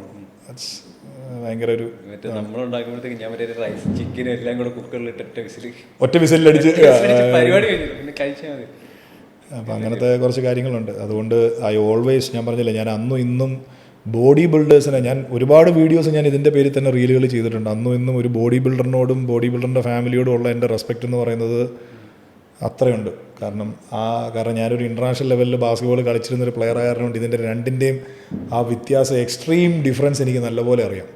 കാരണം ഈ ബോഡി ബിൽഡിങ് ഇപ്പം ഈ പറഞ്ഞ പോലെ ഫാമിലി എന്ന് പറഞ്ഞാൽ ഇപ്പം ഞാൻ ബോഡി ബിൽഡിങ് കരിയറിൽ നിന്ന് വിട്ടത് എനിക്ക് സ്ട്രഗിൾ പറ്റാത്തതുകൊണ്ടല്ല, ഫാമിലി അത് അഫക്ട് ചെയ്ത് തുടങ്ങി എന്നുള്ളൊരു സ്റ്റേജ് എത്തിയിട്ടാണ്. എവിടെയും പറഞ്ഞിട്ടില്ല. കാരണം കുറേ പേര് ചോദിക്കും ഇപ്പോൾ എന്താ ഇപ്പോൾ ഷോ ചെയ്യാത്തത്, നമുക്കത് നമ്മുടെ ഒരു പേഴ്സണൽ സൈഡ് അത് പറയാൻ പറ്റില്ല. കാരണം അതുപോലെ ഒരു ലെവലിലെത്തി. ഞാൻ എൻ്റെ ROI നോക്കിയപ്പോഴത്തേക്കൊക്കെ ഞാൻ ഇത്ര റിസ്ക് ചെയ്യുന്നുണ്ട്, എനിക്ക് എന്ത് കിട്ടുന്നുണ്ട്. അല്ല, അത് ഫേസ് ചെയ്യുന്ന അത് സുബിന് അത് വരാൻ പറ്റി, സുബിന് വേറൊരു മേഖല അറിയാൻ പറ്റി, അതിൽ പഠിക്കാനായിട്ട് സുബിന് സമയമെടുത്തു, തയ്യാറായി. പക്ഷേ സ്റ്റിൽ അതിൽ നിന്ന് മാറാൻ പറ്റാത്ത സ്ട്രഗിൾ ചെയ്യുന്ന ഒരുപാട് ബോഡി ബിൽഡർമാരാണ്. കാരണം അവർക്ക് ആ ഡിസിഷൻ എടുക്കാൻ പറ്റുന്നില്ല. ഒരുപാട് ബോഡി ബിൽഡർ ഇപ്പോഴാണെങ്കിലും എനിക്ക് ഫിറ്റ്നസ് ചെയ്യാൻ പറ്റുന്നുണ്ട്. പണ്ട് ഞാൻ ഈ ബോഡി ബിൽഡിംഗ് നിർത്തി തന്നെ കാശുണ്ടാക്കിയിട്ട് എന്തെങ്കിലും ഒരു ഷോ ചെയ്യുമെന്നുള്ള രീതിയിൽ ഇപ്പം എനിക്ക് ഷോ ചെയ്യണമെങ്കിൽ ചെയ്യാം. ഇപ്പം ഫിറ്റ്നസിൻ്റെ സാധനം ട്രെയിൻ ചെയ്യുന്നതാണെങ്കിലും അല്ലെങ്കിൽ ആൾക്കാരുടെ ലൈഫ് ചേഞ്ച് ചെയ്യാൻ എനിക്കിപ്പം എൻ്റെ ഡിഗ്രി കൂടെ എനിക്കത് പറ്റുന്നുണ്ട്. അതെ. അതുകൊണ്ട് കാരണം ഇപ്പം ഇത്രയൊക്കെ സ്പോൺസർഷിപ്പ് എടുത്ത് ഇത്രയൊക്കെ കാര്യങ്ങൾ ചെയ്ത് പോയിട്ടും ഇപ്പോഴും ഒന്നും ചെയ്യാൻ പറ്റാതെ എങ്ങും എത്താത്ത എത്രയോ ആൾക്കാരുണ്ട്. എവിടെ എത്തില്ലെന്നുള്ളത്. കാരണം നമ്മൾ ഓരോ ഷോ കഴിയുമ്പോഴും കുറേ കടം. കാര്യം ഇതിനകത്ത് സുബിൻ എല്ലാ ബോഡി ബിൽഡർമാരോടും ഒരു ഇന്ത്യയിലെ ഏറ്റവും ടോപ്പ് ഒരു ബോഡി ബിൽഡിംഗ് കോച്ചിൻ്റെ കൂടെ എന്താ പറയുക സ്റ്റുഡൻ്റായിട്ട് ഇത്രയും നാൾ നിൽക്കുകയും ഒരുപാട് ബോഡി ബിൽഡിംഗ് സുഹൃത്തുക്കളൊക്കെ ഉള്ളതുകൊണ്ടൊക്കെ ഞാൻ ഈ ഒരു കാര്യം കൂടെ പറയുന്നത്. നമ്മുടെ ജനറ്റിക്സ് തിരിച്ചറിയാതെ എനിക്ക് പറ്റുന്ന ഇൻഡസ്ട്രിയാണോ ഇതെന്ന് അറിയാതെ ഒരിക്കലും മെഡിസിൻ എടുത്ത് ഞാൻ വലുതാവുമെന്നോ മെഡിസിൻ എടുത്ത് ഞാൻ നാളെ മിസ്റ്റർ ഒളിമ്പിയ ആവുമെന്നോ ഒന്നും വിചാരിക്കരുത്. അങ്ങനെ വിചാരിച്ച് ഇതിലേക്ക് ഇറങ്ങിയാൽ വെറുതെ നമ്മുടെ പണം കൊണ്ടുപോയി കളയാമെന്നല്ലാതെ ഒരിക്കലും നമുക്ക് എങ്ങും എത്താൻ പറ്റില്ല. കാരണം ആൾക്കാർ ഇത് ചിന്തിക്കത്തില്ല. ഇത് ഞാൻ ചിന്തിച്ച ഒരു കാര്യം, ഞാനിത് വിടാൻ നേരം ഞാൻ ചിന്തിച്ച ഒരു കാരണം എൻ്റെ ജെറ്ററിങ് പൊട്ടൻഷ്യൽ ഇത്രയുണ്ട്, വേറെ ഇത്രത്തോളം ആൾക്കാരുണ്ടെന്ന് അറിയാം. അവർക്ക് ഇത് എടുക്കണമെങ്കിൽ എനിക്ക് ഇത്ര എക്സ്ട്രാ എഫോർട്ട് എടുക്കേണ്ടി വരും. അതിൻ്റെ എനിക്ക് എന്താ റിവാർഡില്ല. മിനിമം നിങ്ങൾക്കൊരു ജോലിയെങ്കിലും കിട്ടിയാൽ, ഇപ്പോൾ ഞാനൊരു ബോഡി ബിൽഡറിനോട് പറയുകയാണെന്നുണ്ടെങ്കിൽ നിങ്ങൾക്ക് റെയിൽവേയിലോ നേവിയിലോ ആർമിയിലോ അല്ലെങ്കിൽ എയർഫോഴ്സിലോ അല്ലെങ്കിൽ ഈ പറയുന്ന കണക്ക് എവിടെയെങ്കിലും പോലീസിലോ അല്ലെങ്കിൽ അത്തരത്തിലുള്ള കാര്യം അതിന് വേണ്ടിയിട്ടാണല്ലോ ഈ കഷ്ടപ്പെടുന്നതൊക്കെ, അത്തരത്തിൽ എവിടെയെങ്കിലും കിട്ടുവാണെന്നുണ്ടെങ്കിൽ സന്തോഷം. പക്ഷെ ഇത്രയും വർഷം ഇത്രയും പൈസ മുടക്കി ഇത്രയും കാര്യങ്ങളൊക്കെ ചെയ്തിട്ടും അതിനിടയിൽ ചിലപ്പോൾ ഒരു നല്ല പ്രൊഫൈൽ ഉണ്ടാക്കാൻ വരും ഇവർ മറന്നുപോകും. നല്ല പ്രൊഫൈൽ ഉണ്ടാക്കാൻ മറന്നുപോകും. ഒരു കറക്റ്റ് ബോഡി ബിൽഡറിനെ സംബന്ധിച്ചിടത്തോളം വർക്കൗട്ട് ചെയ്യുക, ഫുഡ് കഴിക്കുക, ഉറങ്ങുക മാത്രമേ ചെയ്യൂ. അപ്പോൾ കാരണം വെച്ചാൽ അതിപ്പം ഇവരൊരു നല്ല പ്രൊഫൈലും ഉണ്ടാക്കാൻ മറന്നുപോകും, സോഷ്യൽ മീഡിയയിൽ പ്രസൻസ് ഉണ്ടാക്കാൻ മറന്നുപോകും. എൻഡ് ഓഫ് ദി ഡേ ഇവർക്കൊരു ജോലി കിട്ടുന്നില്ല, ഫിസിക്കലും ഇവർ ഉദ്ദേശിച്ചൊരു മാറ്റം വരുന്നില്ല, കൈവിട്ട് പോയില്ലേ. സൂയിസൈഡ് കേസുകൾ അങ്ങനെ വരുമ്പോൾ കുടുംബം കൈവിട്ട് പോയി. കാര്യം എൻഡ് ഓഫ് ദി ഡേ പണമില്ല. അപ്പോൾ ആ ഒരു അവസ്ഥയിലേക്ക് ഒരു ബോഡി ബിൽഡർ ഒരിക്കലും പോകാൻ പാടില്ല. അത് എൻ്റെ ഒരു റിക്വസ്റ്റ് ആണ്. നമ്മളത് റിയാലിറ്റിയാണ്, ഇത് നമ്മൾ പറയേണ്ട ഒരു കാര്യമാണ്. ഇനിയും ബോഡി ബിൽഡേഴ്സ് ആയിട്ട് വരാനോ അല്ലെങ്കിൽ അത്രയും ഡ്രീംസ് ഉള്ളവർ. അതെ, കാരണം ഇത്രത്തോളം പൈസ ചിലവുണ്ട് ഇതിനകത്ത്, ഇത്രത്തോളം പൈസ ചിലവുണ്ട്. ആ പൈസ ചിലവിനുള്ള റിവാർഡ് നിങ്ങൾക്ക് തിരിച്ച് കിട്ടുന്നില്ല എങ്കിൽ പിന്നെ നമ്മുടെ കുടുംബവും കളഞ്ഞ് എല്ലാം കളഞ്ഞ് ഇത് ഭയങ്കര പാഷനോട് കൂടിയിട്ട് ഞാൻ നാളെ ഇന്ന സ്ഥലത്ത് എത്താം, അവിടെ എത്താം, ഇവിടെ എത്താം എന്നൊക്കെ വിചാരിച്ചായിരിക്കും വരുന്നത്. പക്ഷെ എങ്ങും എത്താതെ വരുമ്പോഴത്തേക്ക് അവസാനം കുടുംബം വരെ കൈവിട്ടു പോകുന്ന അവസ്ഥ എത്തും. എത്തിയിട്ടുണ്ട്. അങ്ങനെ ഭയങ്കര വലിയ പ്രശ്നങ്ങൾ നമ്മൾ ചെന്ന് ചാടും. അപ്പോൾ അത് തിരിച്ചറിഞ്ഞിട്ട് ആരും ഈ ഇൻഡസ്ട്രിയിലേക്ക് വരാവും. കാരണം ഈ ഗ്ലാമർ സൈഡ് ആൾക്കാർ കാണുന്നത്, അതായത് ഇത് പ്രത്യേക. അതെ തീർച്ചയായിട്ടും. അപ്പം ചേട്ടൻ്റെ സക്സസിൻ്റെ മെയിൻ റീസൺസ്, ഒരു 3 reasons for your success, 3 mistakes of your life പറയുകയാണെങ്കിൽ എന്തായിരിക്കും? സക്സസിൻ്റെ മെയിൻ റീസൺ എന്ന് പറഞ്ഞാൽ ഞാനിപ്പോഴും അങ്ങനെ വലിയൊരു സക്സസ് ആണെന്ന് വിശ്വസിക്കുന്ന ഒരാളല്ല. പക്ഷെ കേരളത്തിലെ ഫിറ്റ്നസിൻ്റെ ഫേസ് എന്ന് പറഞ്ഞാൽ ആദ്യം വിജോ ഫിറ്റ്നസ് ആണ്. അല്ല, ഞാൻ തീർച്ചയായിട്ടും ഒരു കാര്യം ഞാൻ എല്ലാ വർക്ക്ഷോപ്പിന് പോകുമ്പോഴും ഞാൻ പറയാറുണ്ട്, എന്നോട് ചോദിക്കുന്നവരോട് ഞാൻ പറയാറുണ്ട്, അത് വേണമെങ്കിൽ എൻ്റെ അഹങ്കാരമായിട്ട് എടുക്കാം, വേണമെങ്കിൽ എൻ്റെ അഹംഭാവമായിട്ടോ എങ്ങനെ വേണമെങ്കിലും ആൾക്കാർക്ക് വിചാരിക്കാം, അതിൽ പ്രശ്നമുള്ള കാര്യമല്ല. എന്നോട് ചോദിക്കുകയാണെന്നുണ്ടെങ്കിൽ ഞാൻ ധൈര്യമായിട്ട് എഴുന്നേറ്റ് വന്ന് എവിടെയും ഞാൻ പറയും, I am one of the best personal trainer in the world എന്ന് ഞാൻ പറയും. One of the best personal trainers in the world എന്ന് പറയും. കാരണം കൈയില്ലാത്തവരെയോ കാലില്ലാത്തവരെയോ കിഡ്നി ഇല്ലാത്തവരെയോ അല്ലെങ്കിൽ എന്താ പറയുക, എന്ത് ട്രാൻസ്പ്ലാന്റ് ചെയ്തവരെ ആയിക്കോട്ടെ, എന്ത് പ്രശ്നമായിട്ട് ഒരാൾ എൻ്റെ അടുത്ത് വന്നാലും അതിനുള്ള പരിഹാരം എൻ്റെ അടുത്തുണ്ട്, അതിനുള്ള ടീം എനിക്കുണ്ട്. അപ്പോൾ അത് കൃത്യമായിട്ട് എനിക്ക് ചെയ്യാനായിട്ട് പറ്റും. അതിനിപ്പോൾ ഏത് ട്രാൻസ്ഫോർമേഷൻ ആണെങ്കിലും എന്താണെങ്കിലും ഒരു മരുന്നും വേണ്ട, ഒരു മെഡിസിനും വേണ്ട, ഒന്നും വേണ്ട. ഞാൻ ബോഡി ബിൽഡിങ്ങിനെ മാറ്റി നിർത്തിയിട്ട് അത് പറയുന്നത്. പക്ഷേ ഒരു ഓൺട്രപ്രണർ എന്നുള്ള രീതിയിൽ ഞാൻ കോഴ്സിന് ചെല്ലുമ്പോൾ ഞാൻ പറയും, എൻ്റെ പൊന്നു മക്കളെ ഞാൻ ബിഗ് സീറോയാണ്. കാരണം ഞാൻ തുടങ്ങിയിട്ടേ ഉള്ളൂ, 3 വർഷമേ ഉള്ളൂ ഞാനൊരു ഓൺട്രപ്രണറായിട്ട്. അപ്പം അതിലേക്ക് ഞാൻ വന്നിട്ടേ ഉള്ളൂ. ഇപ്പോഴും ഞാൻ പഠിച്ചുകൊണ്ടിരിക്കുകയാണ്. ഇത്ര കാര്യങ്ങളുണ്ടെങ്കിൽ ഇത് ചെയ്യാൻ പറ്റുള്ളായിരുന്നു. കഴിഞ്ഞ ദിവസം ഞങ്ങളൊരു പ്രോഫിറ്റ് ആൻഡ് ലോസിൻ്റെ വലിയൊരു എക്സൽ ഷീറ്റ് നമ്മുടെ ഒരു അക്കൗണ്ടൻറ്റ്, നമ്മുടെ ഒരു ജെയിംസ് സാർ ഇരുന്ന് പ്രിപ്പയർ ചെയ്ത് എൻ്റെ പാർട്ട്ണർ ബാക്കിറും ഞങ്ങളെല്ലാവരും ഇരുന്നത് റെഡിയാക്കിയപ്പോഴാണ് ഞാൻ എൻ്റെ വൈഫിനോട് പറഞ്ഞത്, ഇത്രയും വലിയ കണക്ക് ഞാൻ ആദ്യമായിട്ടാണ് കാണുന്നത്. അപ്പോഴാണ് ഞാൻ മനസ്സിലാക്കിയത്, എക്സലിലൊക്കെ ഇത്രയും പരിപാടികളുണ്ടല്ലേ, ഇന്നിൻ്റെ ഷീറ്റ്, ഇന്നിൻ്റെ കാര്യങ്ങൾ, ഇന്നിൻ്റെ സംഭവങ്ങളുണ്ടല്ലേ എന്നുള്ളത്. എനിക്കത് അറിയില്ല. അപ്പോൾ എൻ്റെ പാർട്ട് അതല്ല. അപ്പോൾ ഞാനതൊന്നും കണ്ടിട്ടില്ല, അതെല്ലാം എനിക്ക് പുതിയതാണ്. അപ്പം ആ കാര്യങ്ങളെല്ലാം ഞാനിപ്പോൾ പഠിച്ചുകൊണ്ടിരിക്കുകയാണ്. പിന്നെ അപ്കമ്മിങ് എന്ന് പറയുന്നത് ഞങ്ങളുടെ ഫ്രാഞ്ചൈസി കാര്യങ്ങൾ ഓപ്പൺ ചെയ്യുക, അതേപോലെ തന്നെ ബ്രാഞ്ചസുകൾ ഓപ്പൺ ചെയ്യുക. അപ്പോൾ അതിൻ്റെയൊക്കെ പരിപാടികൾ ഒരു സൈഡിൽ കൂടെ നടക്കുന്നുണ്ട്. അക്കാഡമികൾ കൂടുതൽ ബ്രാഞ്ച് എക്സ്പാൻഡ് ചെയ്യുക. അതെ. അപ്പം പിന്നെ രണ്ടാമത് വിജോ ഫിറ്റ്നസ് അക്കാഡമിയിലെ എന്താ പറയുക, ഞാനും വൈഫും ഞങ്ങൾ രണ്ടുപേരും അക്കാഡമിയിലേക്ക് ഫുൾ ടൈമായിട്ട് ഇറങ്ങാൻ പോവുകയാണ്. എന്താണ് വിജോ ഫിറ്റ്നസ് അക്കാഡമിയിൽ? എന്താണ് വിജോ ഫിറ്റ്നസ് അക്കാഡമി? ഇപ്പം ഞാൻ പറഞ്ഞു, വിജോ ഫിറ്റ്നസ് അക്കാഡമി എന്ന് പറയും ഒരു ട്രാൻസ്ഫോർമേഷൻ സൈഡ് ആണെങ്കിൽ പോലും എങ്ങനെയാണ് അത് ഞങ്ങൾ ഇറങ്ങണം. ഞങ്ങൾ ഇറങ്ങി കഴിഞ്ഞാൽ അത് വരും. അതുകൊണ്ടാണ് ഞങ്ങൾ രണ്ടുപേരും, ഞാനും വൈഫും കൂടെ അതിലേക്ക് ഇറങ്ങണം എന്ന് തീരുമാനിക്കുന്നത്. കാരണം ഞങ്ങളുടേതായ കുറേ ഇൻപുട്ടും കൂടെ അതിലേക്ക് ഇടാനുണ്ട്. അപ്പോൾ ഇപ്പം ട്യൂട്ടേഴ്സും അസസേഴ്സും ഒക്കെ ഉണ്ട്. കൊച്ചിയിൽ ദുബായിൽ ഇപ്പം ട്യൂട്ടേഴ്സും അസസേഴ്സും ഒക്കെ ഉണ്ട്. അവരെല്ലാവരും ക്വാളിഫൈഡ് ആയിട്ടുള്ള ആൾക്കാരാണ്. എല്ലാവരും നല്ല രീതിയിൽ തന്നെ ചെയ്യുന്നുണ്ട്. പക്ഷേ നമ്മൾ ഇതിൻ്റെ ഫ്രണ്ട് ഫേസ് ആയിട്ട് ഇന്ന് ചെയ്യുമ്പോൾ ആൾക്കാർ മറ്റു പലതും പ്രതീക്ഷിക്കുന്നു. അതാണ് നമ്മൾ ആദ്യം പറഞ്ഞത്, അവർ വരുന്നില്ല, ക്ലാസ് എടുക്കുന്നില്ല, അങ്ങനെയൊക്കെ. അപ്പം നമ്മളതുകൊണ്ട് സ്റ്റുഡൻസ് അങ്ങനെ കാര്യം പറയുമ്പോൾ നമ്മളും കൂടെ അതിലേക്ക് ഇറങ്ങണം എന്നുള്ളൊരു തോന്നൽ നമുക്ക് വരുന്നു. അപ്പം ഞങ്ങളെപ്പോഴും ഈ ഒരു കാര്യത്തിൽ റോൾ മോഡലായിട്ട് എപ്പോഴും കേലവണ്ട കൈസാ സാറിനെ ഞാൻ കഴിഞ്ഞ ദിവസം കൂടെ പറഞ്ഞതുള്ളൂ, കൈസാ സാറും കല്യാണി മേഡവും. അപ്പം ഞാൻ വൈഫ് ജോലിയൊക്കെ റിസൈൻ ചെയ്ത് ഇതിലേക്ക് വന്ന് അസസ്മെൻറ്റ് കോഴ്സും കാര്യങ്ങളൊക്കെ ചെയ്തപ്പം ഞാൻ വൈഫിനോട് പറഞ്ഞതാണ്, നമ്മൾ കൈസാ സാറിനെയും കല്യാണി മാമിനെയും രണ്ടുപേരെയും കണ്ടു പഠിക്കണം. അവർ രണ്ടുപേരും എങ്ങനെയാണിത് ഇവിടം വരെ കൊണ്ടെത്തിച്ചതെന്നുള്ളത്. അപ്പോൾ നമ്മൾ രണ്ടുപേരും ഇതിനകത്തേക്ക് ഇറങ്ങാതെ പറ്റില്ല. നമ്മുടെ രണ്ടുപേരുടെയും കൂടെ ഒരു ഇൻപുട്ടും കൂടെ ഇതിനകത്ത് കിട്ടണം എന്നുള്ളത്. പിന്നെ നിലവിൽ അക്കാഡമി മറ്റുള്ള അക്കാഡമിയിൽ നിന്ന് വേറിട്ട് നിൽക്കുന്നൊരു കാര്യം എന്ന് പറയുന്നത്, നമ്മൾ പ്രൊവൈഡ് ചെയ്യുന്നത് ആക്റ്റീവ് ഐക്യുവിൻ്റെ കോഴ്സാണ്. UK ആക്റ്റീവ് ഐക്യുവിൻ്റെ കോഴ്സ് പ്രൊവൈഡ് ചെയ്യുന്ന മറ്റ് അക്കാഡമികളും ഉണ്ട്. പക്ഷേ UAE-ലും ഇന്ത്യയിലും നിലവിൽ ആക്റ്റീവ് ഐക്യുവിൻ്റെ ഇൻ്റർനാഷണൽ ക്വാളിഫിക്കേഷൻ പ്രൊവൈഡ് ചെയ്യുന്നത് ഞങ്ങൾ മാത്രമേ ഉള്ളൂ. വേറെ ഒരു അക്കാഡമിയും ഇൻ്റർനാഷണൽ ക്വാളിഫിക്കേഷൻ നിലവിൽ പ്രൊവൈഡ് ചെയ്യുന്നില്ല. കാരണം അത് ലോഞ്ച് ചെയ്തതിന് ശേഷം ആദ്യമായിട്ട് കിട്ടിയത് ഞങ്ങൾക്കാണ്. അതുകൊണ്ടാണ് കേട്ടോ, അല്ലാണ്ട് വലിയ സംഭവമായിട്ടൊന്നുമല്ല. പിന്നെ അതിൻ്റെ മൊഡ്യൂൾസും അതിൻ്റെ ട്രെയിനിങ് പ്രോട്ടോകോൾസും കാര്യങ്ങളൊക്കെ കുറച്ചും കൂടി ഡിഫറൻറ്റും കുറച്ച് ഡിഫിക്കൽട്ടുമാണ്. അപ്പം അതാണ് ഒന്ന്. രണ്ടാമത് ഞാനിപ്പോൾ ഈ പറഞ്ഞ how to become successful personal trainer എന്നുള്ള ഞാൻ എടുക്കുന്ന എൻ്റെ ഓൺ വർക്ക്ഷോപ്പ്, അത് നമ്മുടെ അക്കാഡമിയിൽ ജോയിൻ ചെയ്യുന്ന എല്ലാവർക്കും ഒരു വാല്യൂ ആഡഡ് കോഴ്സാണ്. അത് ഫ്രീ ആയിട്ടാണ് ചെയ്യുന്നത്. അപ്പോൾ പുറത്ത് ഞാൻ ആ വർക്ക്ഷോപ്പ് എടുക്കുന്നതെല്ലാം പേയ്മെൻറ്റിലാണ്. അപ്പോൾ ഞങ്ങളുടെ അക്കാഡമിയിൽ ജോയിൻ ചെയ്യുന്ന എല്ലാ പിള്ളേർക്കും അത് ഫ്രീ ആയിട്ടാണ് ചെയ്യുന്നത്. ഇതാണ് അക്കാഡമി നിൽക്കുന്നൊരു കാര്യം. പിന്നെ അക്കാഡമി വേറെ അഡീഷണൽ കോഴ്സുകൾ ഞങ്ങൾ ഇപ്പം വീണ്ടും സ്റ്റാർട്ട് ചെയ്യാൻ പോകുന്നുണ്ട്. ഫ്യൂച്ചർ പ്ലാൻസ് എന്ന് പറയുന്നത് UK-യുടെ തന്നെ ഒരു PD അപ്രൂവൽ എന്ന് പറയുന്ന ഒരു സംഭവം, അത് ഞങ്ങൾക്ക് ഓൾറെഡി അതിൻ്റെ പ്രോസസ്സും കാര്യങ്ങളെല്ലാം കഴിഞ്ഞു. അപ്പോൾ ആ രജിസ്ട്രേഷനോടെ കഴിഞ്ഞ് കഴിഞ്ഞാൽ വീണ്ടും കുറച്ച് ഓൺ കോഴ്സുകൾ ആഡ് ചെയ്യാനുള്ളൊരു പരിപാടിയുണ്ട്. പിന്നെ ഈ how to become successful personal trainer എന്ന് പറഞ്ഞതുപോലെ തന്നെ ഒരു ഞാൻ എൻ്റെ പേഴ്സണൽ ഒപ്പീനിയൻ പറയും കണ്ടുകൊണ്ടിരിക്കുന്നത് അടിപൊളിയാണ്. ഞാനത് കണ്ടു, ഞാൻ എൻ്റെ കണ്ടൻസും കാര്യങ്ങളും എല്ലാം കണ്ടു. അതിൽ ഏറ്റവും മൈന്യൂട്ടായിട്ടുള്ള കാര്യങ്ങൾ വരെ അഡ്രസ്സ് ചെയ്തിട്ടുണ്ട്. പക്ഷേ വലിച്ചു വരി ഒന്നും ഇട്ടിട്ടില്ല, ആവശ്യമുള്ള സാധനങ്ങൾ മാത്രമേ ഉള്ളൂ. Every one should go for that. അതുപോലെ തന്നെ ഞങ്ങൾ ഓണായിട്ട് ഡെവലപ്പ് ചെയ്യുന്ന ന്യൂട്രീഷൻ കോഴ്സും കൂടെ വരുന്നുണ്ട്. അപ്പം അതും ഈ പറയുന്നത് പോലെയാണ്. കാരണം ആൾക്കാരുടെ ഫുഡുമായിട്ടുള്ള ഇമോഷൻ, ഫുഡുമായിട്ടുള്ള കണക്ഷൻ, ഫുഡുമായിട്ടുള്ള റിലേഷൻ, അപ്പോൾ ഈ കാര്യങ്ങളെല്ലാം ഉൾപ്പെടുത്തിക്കൊണ്ട് ഒരു ന്യൂട്രീഷൻ കോഴ്സും കൂടെ ഈ സെയിം സാധനം പോലെ തന്നെ നമ്മുടെ ഒരു ഇന്ത്യൻ ഫുഡ് കൾച്ചർ അനുസരിച്ച് ചെയ്യുന്ന രീതിയിൽ അതും കൂടെ നമ്മൾ ഡെവലപ്പ് ചെയ്യാനുള്ളൊരു പരിപാടിയില്ല. അതിൻ്റെ ഒരു 10-20 പേജ് ഓൾറെഡി കഴിഞ്ഞു. ബാക്കിയും കൂടെ തീർത്ത് കൊണ്ടുവരണം. കാരണം നമ്മൾ ഇന്ത്യൻസ് എന്ന് പറയുന്നത് നമുക്കൊരു ജീൻ, നമുക്കൊരു ജെനറ്റിക്സ്, നമുക്കൊരു പാരമ്പര്യമുണ്ട്. അതിൽ നിന്ന് മാറിയിട്ട് നമ്മൾ ഏതെങ്കിലും ഒരു ഫോറിനറുടെ ഫുഡ് അഡാപ്റ്റ് ചെയ്യാനോ അത് ചെയ്യാനോ ഇത് ചെയ്യാനോ പോയി കഴിഞ്ഞാൽ നമ്മൾ ഈ പുറത്തെ ഫുഡ് കൾച്ചർ അഡാപ്റ്റ് ചെയ്യുന്നതാണ് കൺസിസ്റ്റൻസി. അതെ, അതുകൊണ്ടാണ് നമ്മുടെ കൺസിസ്റ്റൻസി പോകുന്നത്. അപ്പോൾ അതിന് ഒരുപാട് ഉദാഹരണങ്ങളുണ്ട്. ഇപ്പോൾ എൻ്റെ തന്നെ ഓൺലൈൻ ക്ലയൻസ് എന്ന് പറയുന്ന എല്ലാം വിദേശത്തുള്ളവരാണ്. എനിക്ക് 90% ക്ലയൻസ് എന്ന് പറയുന്നത് വിദേശത്തുള്ളവരാണ്. ഇവരെല്ലാവരും തന്നെ നമ്മളെ വിളിക്കുമ്പോൾ ആദ്യം പറയുന്നത് ഇതാണ്: 40 കൊല്ലം UK-യിൽ വന്നിട്ട്, 30 കൊല്ലം ഓസ്ട്രേലിയയിൽ വന്നിട്ട്, 25 കൊല്ലം കാനഡയിൽ വന്നിട്ട് ഇപ്പോഴും നമ്മൾ കഴിക്കുന്നത് നമ്മുടെ നാട്ടിലെ ഫുഡ് തന്നെയാണ്. അപ്പോൾ അതുകൊണ്ട് ഫുഡ് ചെയ്യുമ്പോൾ വിജോബി നമ്മുടെ അതേ രീതിയിൽ തന്നെ ചെയ്ത് തരണം എന്നുള്ളതാണ്.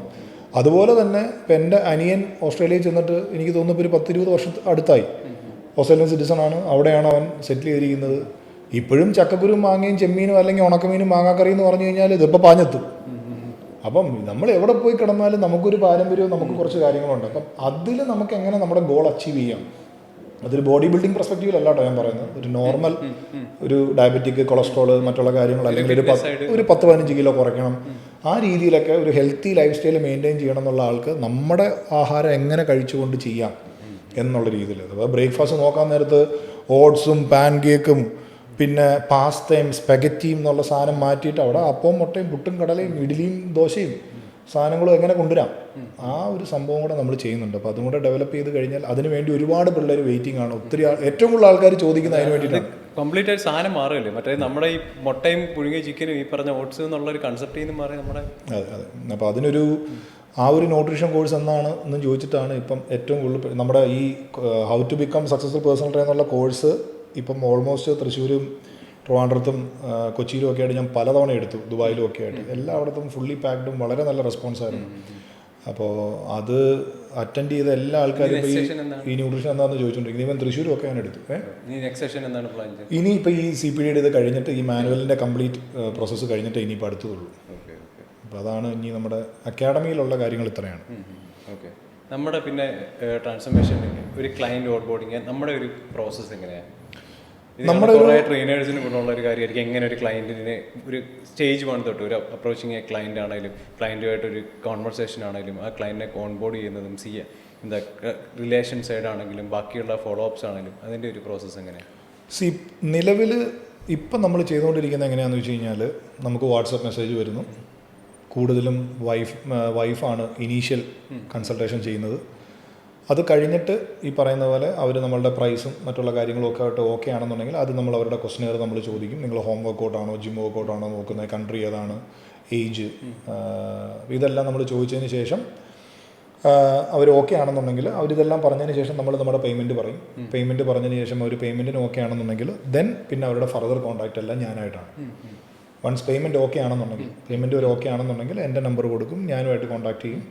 അതിൽ വെർച്വൽ പി ടി ആണെന്നുണ്ടെങ്കിൽ എനിക്കൊരു ടീമുണ്ട്. ഇപ്പം ആൻ്റണി എന്ന് പറഞ്ഞിട്ട് നമ്മുടെ ടീമിൽ തന്നെ ഒരു ട്രെയിനറുണ്ട്. ആൻ്റണിയാണ് വെർച്വൽ പി ടി എല്ലാം ചെയ്യുന്നത്, ഫേസ് ടു ഫേസ് സിസ്റ്റത്തിലാണല്ലോ. അപ്പോൾ ആൻ്റണിയാണ് അത് ഹാൻഡിൽ ചെയ്യുന്നത്. ബാക്കി ഓൺലൈൻ എല്ലാം ഹാൻഡിൽ ചെയ്യുന്നത് ഞാനും വൈഫാണ്. ലേഡീസ് ക്ലയൻസിനെ കംപ്ലീറ്റ് വൈഫാണ് ഹാൻഡിൽ ചെയ്യുന്നത്, ബാക്കി ഞാൻ. അപ്പോൾ ആ പേയ്മെൻറ്റ് ഓക്കെ ആണെന്നുണ്ടെങ്കിൽ പിന്നെ നമ്മൾ അടുത്ത ക്വസ്റ്റനെയർ കൊടുക്കും. ആ ക്വസ്റ്റനെയറിനകത്ത് ഇവരുടെ കംപ്ലീറ്റ് ചരിത്രം ഉണ്ടാകും. ഹൈറ്റ്, വെയിറ്റ്, ഒരു ദിവസം കഴിക്കുന്ന ഫുഡിൻ്റെ സാമ്പിൾ എന്താണ്, ബ്ലഡ് റിപ്പോർട്ട്, കറൻ്റ്ലി എന്തെങ്കിലും ഉണ്ടെങ്കിൽ അത്, അങ്ങനെയുള്ള കാര്യങ്ങൾ, ഇഞ്ചുറി, അങ്ങനെ ഒരു നമ്മുടെ നോർമലി ഉള്ള എല്ലാ ട്രെയിനേഴ്സിനും ഏകദേശം അറിയാവുന്ന ഒരു പാക്കി പോലത്തെ ഒരു കാര്യങ്ങൾ. ഇത് കഴിഞ്ഞ് ഞാൻ അവരുമായിട്ടുള്ളൊരു കോൺവെർസേഷൻ ഉണ്ടാവും. അതിൽ കഴിഞ്ഞ 5 വർഷമായിട്ട് ഞാൻ ക്ലയൻസിന് അയക്കുന്ന 2 വോയിസ് നോട്ടുണ്ട്. ആ വോയിസ് നോട്ട് കൃത്യമായിട്ട് ഞാൻ എല്ലാ ക്ലയൻസിനും അയച്ചതിന് ശേഷം മാത്രമേ ഞാൻ ട്രെയിനിങ് സ്റ്റാർട്ട് ചെയ്യൂ. അതിൽ വളരെ വ്യക്തമായിട്ട് ഞാൻ പറയുന്നുണ്ട്, ഞാൻ നിങ്ങളെ ഫോളോ അപ്പ് ചെയ്യില്ല. എൻ്റെ പണിയല്ല നിങ്ങളെ ഫോളോ അപ്പ് ചെയ്യേണ്ടത്.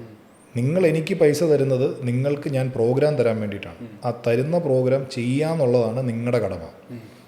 അതല്ലാതെ എല്ലാ ദിവസവും രാവിലെ വിളിച്ചിട്ട് ഇന്ന് മുട്ട തിന്നോ, ഇന്ന് 6 മണിക്കൂർ ഉറങ്ങിയോ, ഇന്ന് ചിക്കൻ തിന്നോ, ഇന്ന് നടന്നോ, ഇന്നത്തെ സ്റ്റെപ്പ് എത്രയായി, ഈ തല്ലിപ്പിഴിപ്പിച്ചുള്ള പരിപാടി ഞാൻ ചെയ്യില്ല. ഇത്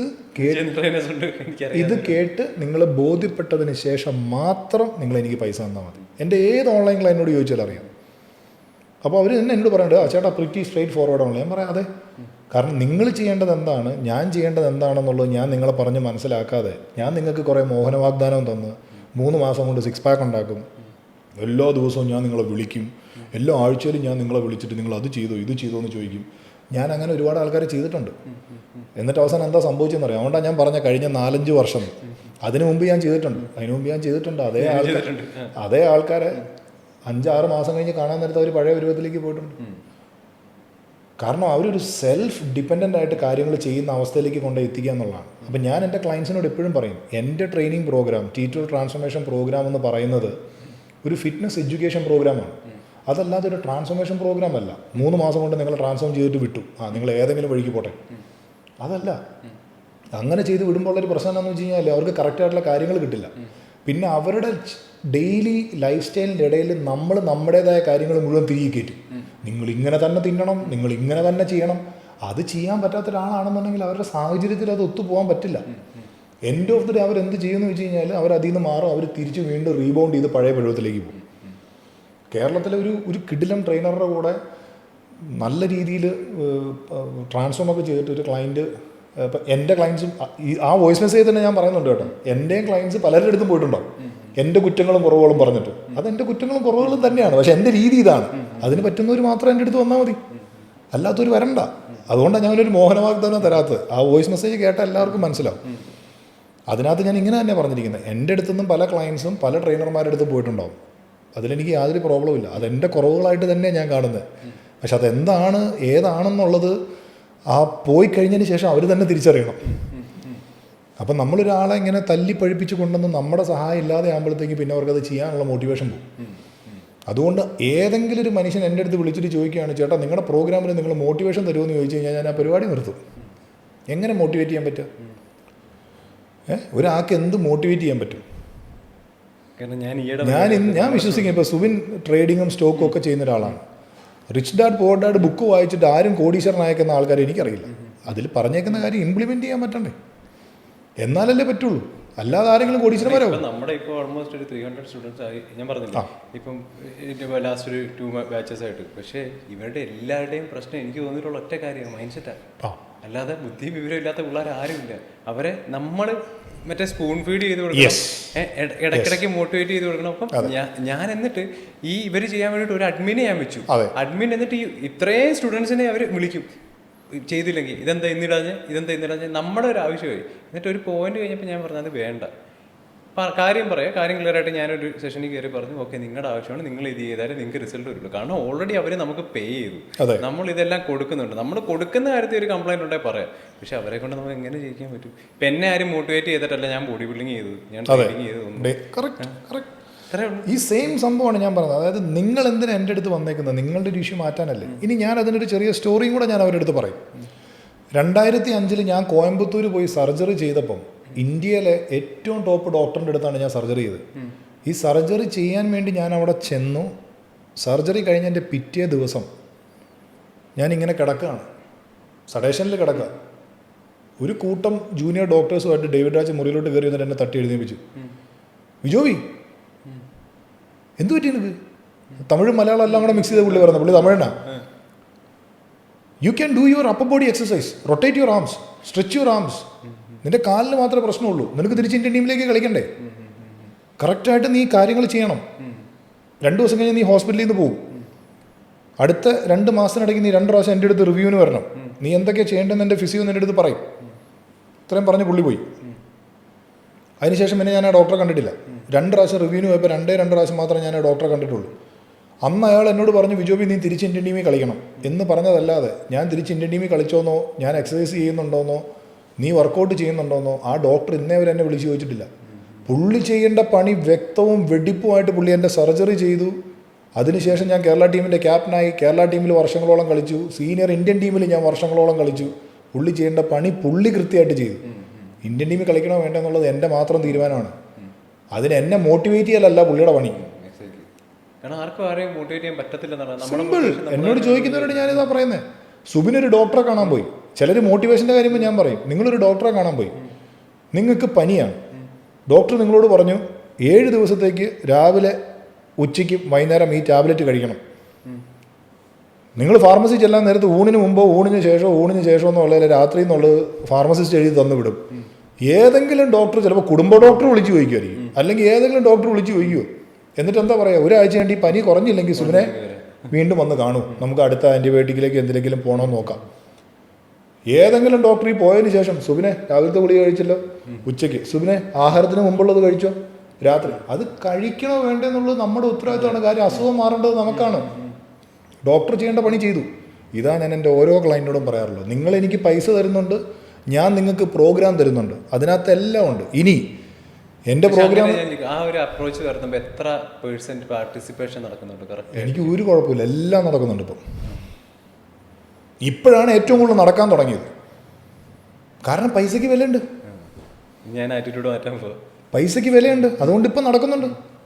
അതുകൊണ്ട് ഞാനിത് തുടക്കത്തിലേ പറയും. എന്നിട്ട് ചിലർ നമ്മൾ സ്പൂൺ ഫീഡിങ് കൊടുക്കുമ്പോഴത്തേക്ക് അവർ ഒരുപാട് എക്സ്പെക്ട് ചെയ്യുന്നത് മാത്രമല്ല സുബിനെ, ഇവരിങ്ങനെ മനസ്സിലാലോചിക്കും, ഓ ഈ ഞായറാഴ്ച ആകുമ്പോഴത്തേക്ക് ആ വിജോബി ഇനി വിളിക്കുമല്ലോ, വെയിറ്റ് കുറഞ്ഞോ വെയിറ്റ് കൂടിയോ, എന്ത് പറയണേ ഇങ്ങേരുടെ അടുത്ത്.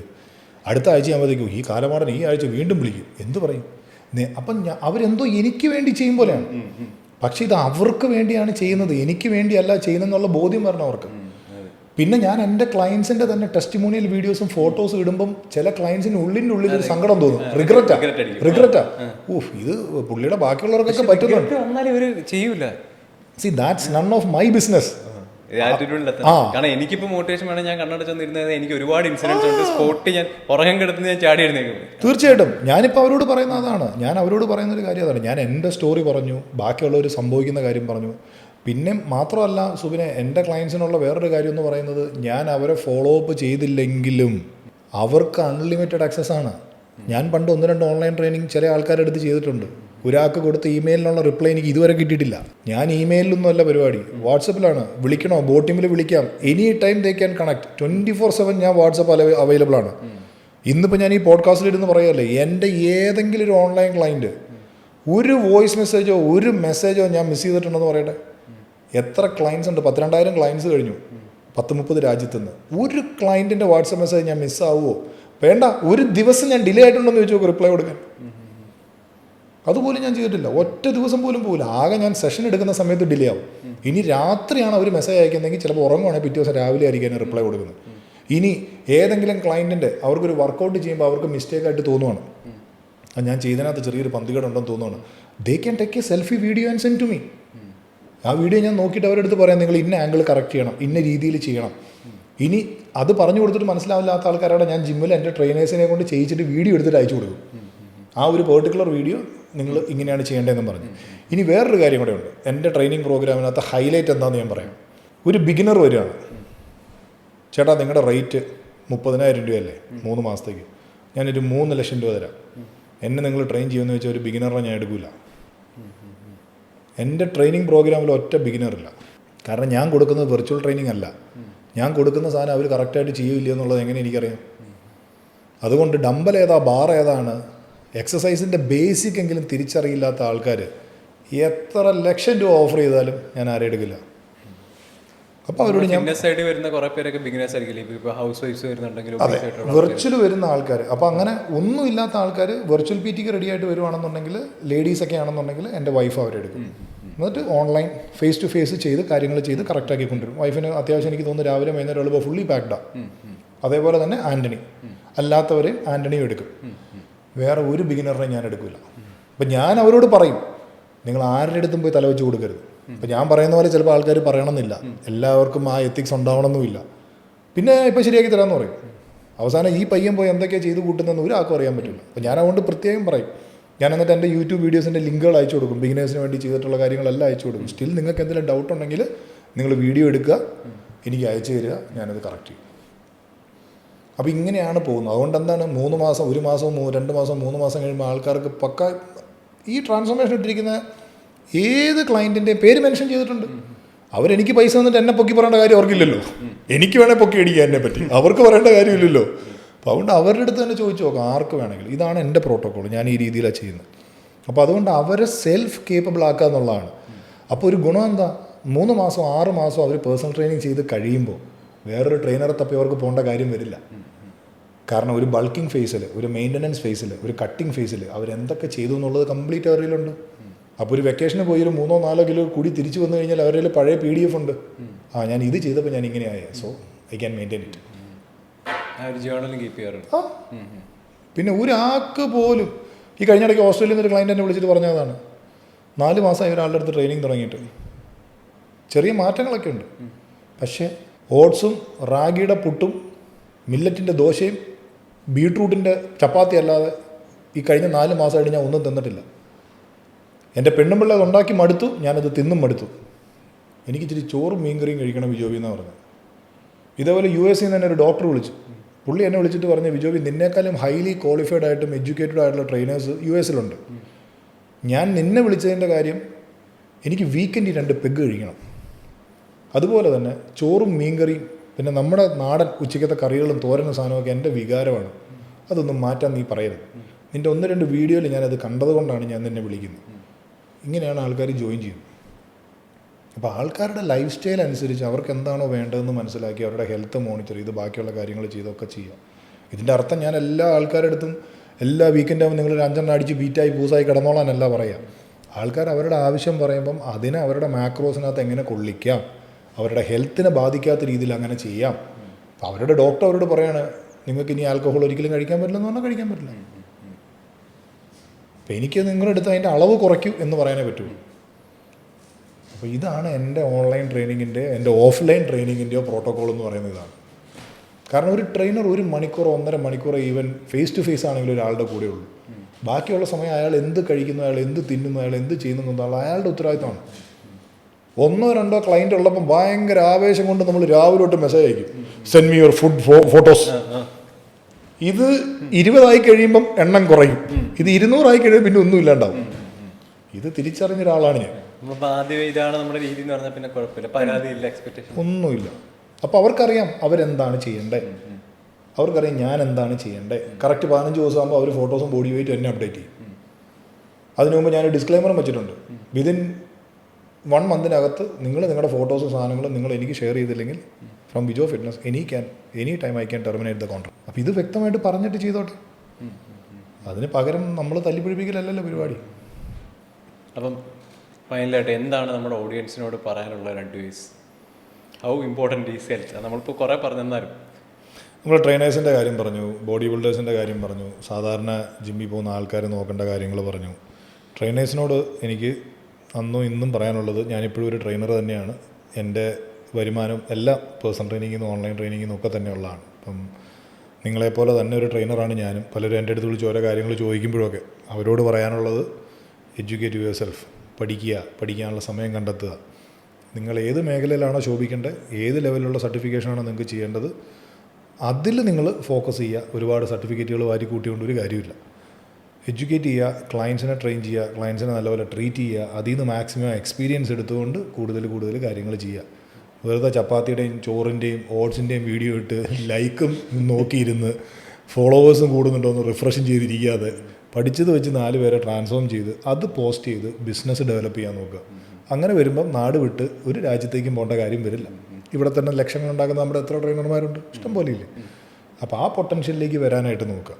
പിന്നെ കഴിവതും പുസ്തകത്തിൽ പഠിച്ചത് അതേപോലെ തന്നെ അപ്പുറത്ത് നോക്കിയിട്ട്, ചില ആൾക്കാർ വീഡിയോ ചെയ്യുന്നത് തന്നെ നമുക്ക് കാണാൻ പറ്റും. മുമ്പിലൊരു പുസ്തകം തുറന്നു വെച്ചിട്ടായിരിക്കും വീഡിയോ ചെയ്യുന്നത്, കണ്ണിങ്ങനെ മൂവ് ചെയ്യുന്നതാണ് നോക്കി വായിക്കുന്നത്, റീൽസ് നോക്കി കാണാൻ പറ്റും.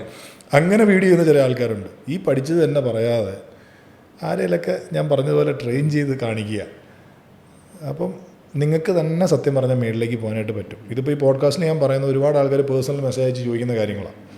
അപ്പം നേരിട്ട് തന്നെ അറിയാവുന്നവർക്കറിയാം. നമ്മൾ ഒരുപാട് പേരുടെ ഡൗട്ടുകളും മിത്തുകളും എല്ലാം തീർത്തിട്ടുണ്ട്. അപ്പം അതുകൊണ്ട് ഇതെനിക്ക് അവരോട് പറയാനുള്ളത്, ബോഡി ബിൽഡിംഗ് കരിയർ ആക്കിയെടുത്ത് ബോഡി ബിൽഡിങ്ങിലേക്ക് വരാനുള്ളവരടുത്ത് ആദ്യം പറയാനുള്ള കാര്യം, വീട്ടിലെന്തെങ്കിലും സാധനം വിറ്റിട്ടോ ഭാര്യയുടെ മാല പണയം വെച്ചിട്ടോ ഈ രീതിയിലൊക്കെ ഇതിലേക്ക് വരുമ്പം നിങ്ങൾക്ക് പറ്റിയതാണോ, നിങ്ങൾക്ക് അതിനുള്ള ജെനറ്റിക്സ് ഉണ്ടോ, നിങ്ങൾക്ക് അതിനുള്ള പൊട്ടൻഷ്യൽ ഉണ്ടോ എന്നുള്ളത് നല്ല ഒരു കോച്ചിനെ കൊണ്ട് നിങ്ങൾ ഒരു കോച്ചിൻ്റെ അടുത്തൊരു കൺസൾട്ടേഷൻ പോലെ നല്ല രീതിയിൽ സംസാരിച്ച് ഇതിൻ്റെ പൊട്ടൻഷ്യലും ഇതിൻ്റെ എല്ലാ വശങ്ങളും മനസ്സിലാക്കിയിട്ട് വരിക. ഇപ്പം നേരത്തെ സുബിൻ പറഞ്ഞ പോലെ ഒരുപാട് പേരുടെ കുടുംബം വരെ തകർന്നു പോകുന്നൊരവസ്ഥയിലേക്ക് പോകുന്ന കാര്യങ്ങളാണ്.